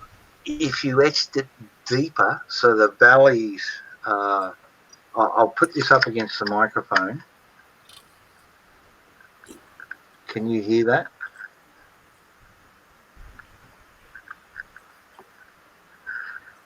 Yep. All right. That's my finger. I'm doing this. Right, I'm going up in there. So you can, how you make Damascus and get the final thing is, this has got a steel that's got a lot of chrome in it, which stays silver. Actually, this stuff has got a mixture of chrome, silver, magnesium, beryllium, and all that sort of stuff. Very hard to tool steel. And then it's got a high carbon steel, which is 1098 R, which has got rhodium in with it. Rhodium. So it never coat evenly. Well, the rhodium gets eaten faster than the other stuff because it's got chrome and nickel in it, which is acid resistant. Well, to this. Probably wouldn't even be possible. Chloride eats iron first. Iron and carbon, which is steel, second.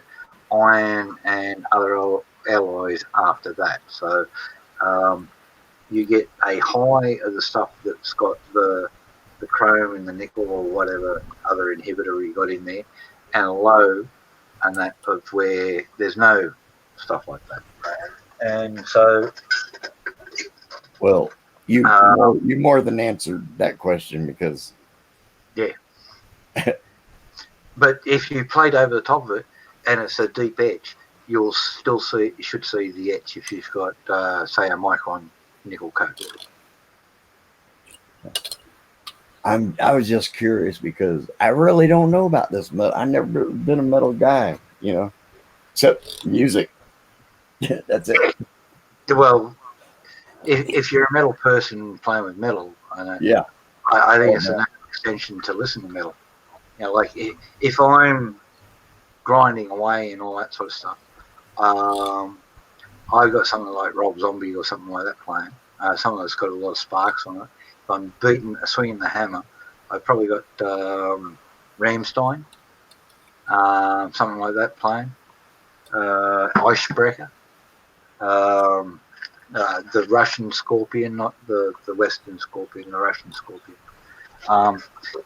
I find a lot of the European and East European metal is a lot heavier than what. You ever heard of fine flute? Fine flute? Fine flute, yeah. They got some cool songs, man. Yes. Standards. They got B6630. They got some killer songs. They're a bit neo-Nazi for my taste, not being rude, but yeah. And the music's fine, but some of a couple of their songs, they go hardcore. They show who they are. They're racist and all that sort of thing. So I don't have them on my playlist. Right. But I got shitloads of others. That's all on YouTube. It's all on. Tyre, Tyre. This is modern reproduction of Viking music and that same beats and all that sort of thing, but a lot of electronica thrown in with it. But still with the drums and the loops and the. Man, they got some killer songs, man. Yeah, Tyre's fucking brilliant. Dude, I built my press to them. I've got them here on CD, so I don't get the film clips that have been developed like Canoe sent me. So I watched that thing last night. I stayed up till about 10 p.m. I'm normally in bed by 8:30 here. I stayed up till too much, and I watched the good half of it again. Sat up and smoked like crazy. So. Man, I might have to go listen to some of them later, man. Yeah, hold the Heathen Hammond high. Yeah. This is parts of the. I never listened to them. And history. The heathen hammer is what it became after Christianity came to the North world. And the holdouts who still wore the hammer of Woden, and I'll say it in the old language, Woden, because because that day it's. I had a buddy that was his religion, man. He believed in it. Hey, what people did for thousands of years. Yeah, I had a buddy, man. That was he was serious about it. It wasn't no. I'll be honest. I'm a dead set Christian, raised as I am, but the Norse religion has been around longer than since Christ passed on. I respect it. I respect it. 3,000 years of the North space, 2 and a bit thousand years, and that since Christ came and saved us. All the non-Jews. So look at what they strong about to, connect with that religion, like the way the equinoxes are called.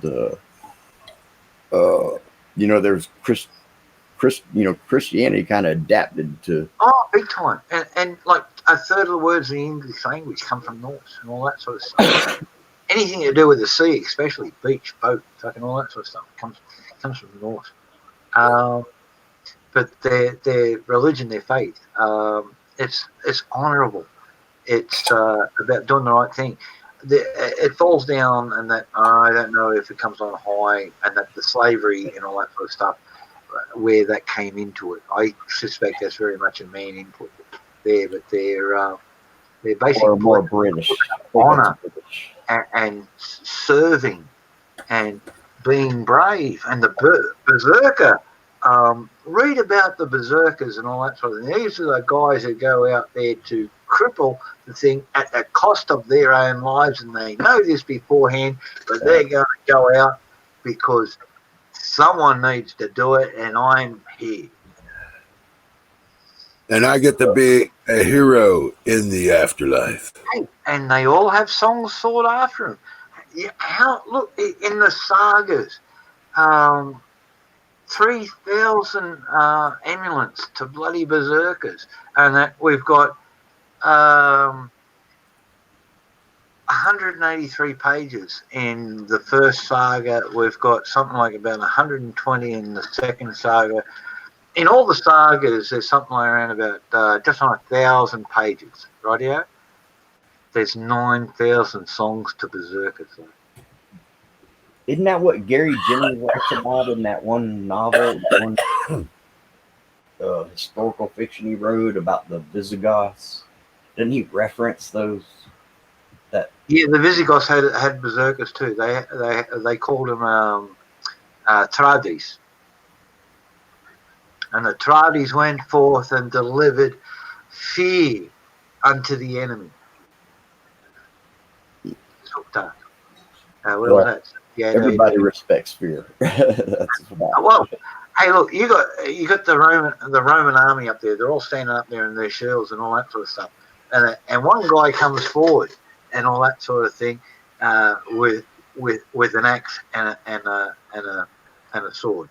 And he comes up there and he's speaking in an unknown language and he's walking up and down in front of this bloody phalanx of shields. Right now, so the shields open up and in comes the interpreter and that and this thing of guards. And he speaks to the translator and all that sort of thing. And then the next thing you know, he's killed the first guard, the second guard, the third guard, the translator, the next guard, and then he's through the gap into the thing and stabbing them fucking in behind. And the whole thing starts to break down. And all of a sudden there's a fucking gap in the lines, and then all of a sudden the Visigoths come fucking tearing on down. tell you, man. Hey, Canoes, come on up, bud. Parker track. Yeah. Did you ever used to listen to, and 2,000 years later, we're still talking about these dudes. And don't even know what it's, you know what I mean? Don't even really comprehend the level of commitment. You know. I don't know. You ever heard of a place called Ley? A battle called Ley? Up there in Port Moresby? Well, north of Port Moresby, the other side of the fucking country, actually, over the other end of Ley. Ley was the north coast and that Moresby on the south. But yeah. There was this transport of 9 trucks full of wounded, former wounded troops coming back from hospitals and that. They were airmen, there were Navy, there were fucking Army, there were Marines, there was Aussies, there was fucking Indians. And they'd all coming on this convoy back in there to get up to this airbase. And while they're driving by this beach road, fucking 2 divisions of Japs land. Fucking little Japanese tanks and all that sort of thing. These guys got a few fucking rifles, a couple of fucking tanks. Most of the guys are unarmed. You know, because they're not fighting guys. They're blokes served on ships or on planes that got bombed on air bases and all that sort of thing. Right. Only a few guns in amongst them. There's a little memorial to a guy called Wardell, and a lieutenant, junior grade, U.S. Naval Reserve. Organised everybody, organised the first fight back until 2 battalions of Aussies could come in there. One set up a machine gun up in the Highlands, fucking looking over the whole thing, and that really got them in there. One ran fucking miles with all that sort of thing to get over there and go in a crossfire. And a few, displaced. You put a platoon here, you put a platoon there, put out fire and hold these things up. They were taking out tanks with grenades, and they had a point blank range that costed lives and all that sort of thing. But the blokes did. Well, they just landed and attacked. That was bad timing for them. They were just driving by. They were going up to an airbase to get home or to get to wherever they were going. Just bad luck and all that sort of thing. But like, all your warriors and all your heroes don't have to be fucking big burly blokes. You know what I mean? You just got to be Johnny on the spot sometimes. Yep. Show some heart. Yeah. Go hard or go home. Yep. Because it's just like, when you go to prison, you ain't got to be the baddest motherfucker in the world. You just got to be battered, and whoever is you in it with right then, you got to be battered in them. You got to try to. Yeah. That's it. It's never been the size of the dog in the fight, has it? It's the size. After a while, they'll get tired of trying to feel if they still got their eyeballs in their head or not. Well, it's like trying to pick apples out of a tree. It's got a beehive in it. The bees get you fucking before you get the apples all the time. You'll give up on that tree. You get somewhere else. But that's just life. Yeah, it is. But to show some heart, anybody could get behind that. Absolutely. You'll get behind that. Yeah, that'll do. Especially if it's righteous, Anyway, Not being rude there, Canoes. Got that done. Got that done. Got that done at 3:30. So yeah, I better call the girl. Otherwise, I I'll be in sound like a real retard, huh? No, not at all. I'm sorry, Jack. I'm sorry. I'm just watching the time here and just all good. I got to call the girl. Yeah, I'm gonna go ahead and call it because I'm exhausted. Sorry there, Wiz. No, it's all good. It's all good. No, it's all good. I just Quick question before you go. And have you heard from Michelle? She was a bit down yesterday. no, not today. I haven't heard from her. But If anybody knows Michelle, reach out, and that she might be feeling low. But other than that, thanks you very much for coming by. Man, nice knives, Jack. Look, Yeah, they're just awesome. a couple of carving knives. I did one, and now they want two. So that's all right. I tell you, I wouldn't even mess with one of them unless I had the money to really give you. Otherwise, I wouldn't even waste your time. Me personally.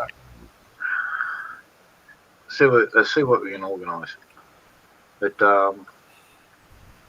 hope you come out here, man. You come out here, we'll trade off some shit. Having pocket knives for sale up there that I've made.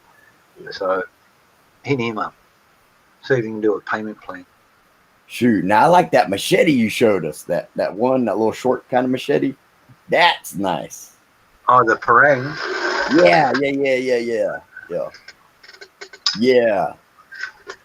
Now that's something I'd set right here next to me. Yeah. That'll give you an idea of the size. They touch my forehead. So. Man, one of those is nice. It ain't got to be Damascus. You can give me a railroad spike on one end. That's even better. Have a little weight on the bottom. Chrome moly steel, and it's tarnishing and going like chrome does.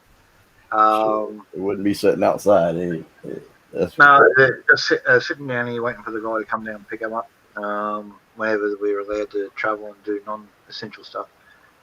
It's all good, Canoes. It's all good. I just really gotta.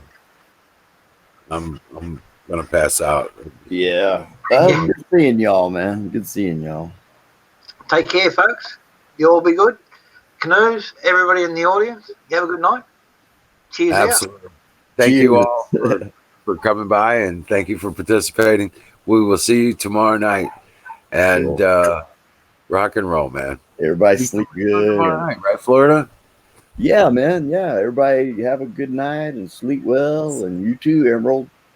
I hardly ever see you, but dream well, Patriots. Fuck you too. Fuck you too. No,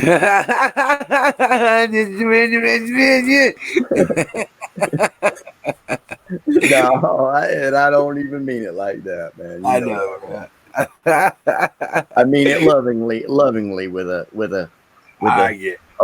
whisper of a, a loving whisper.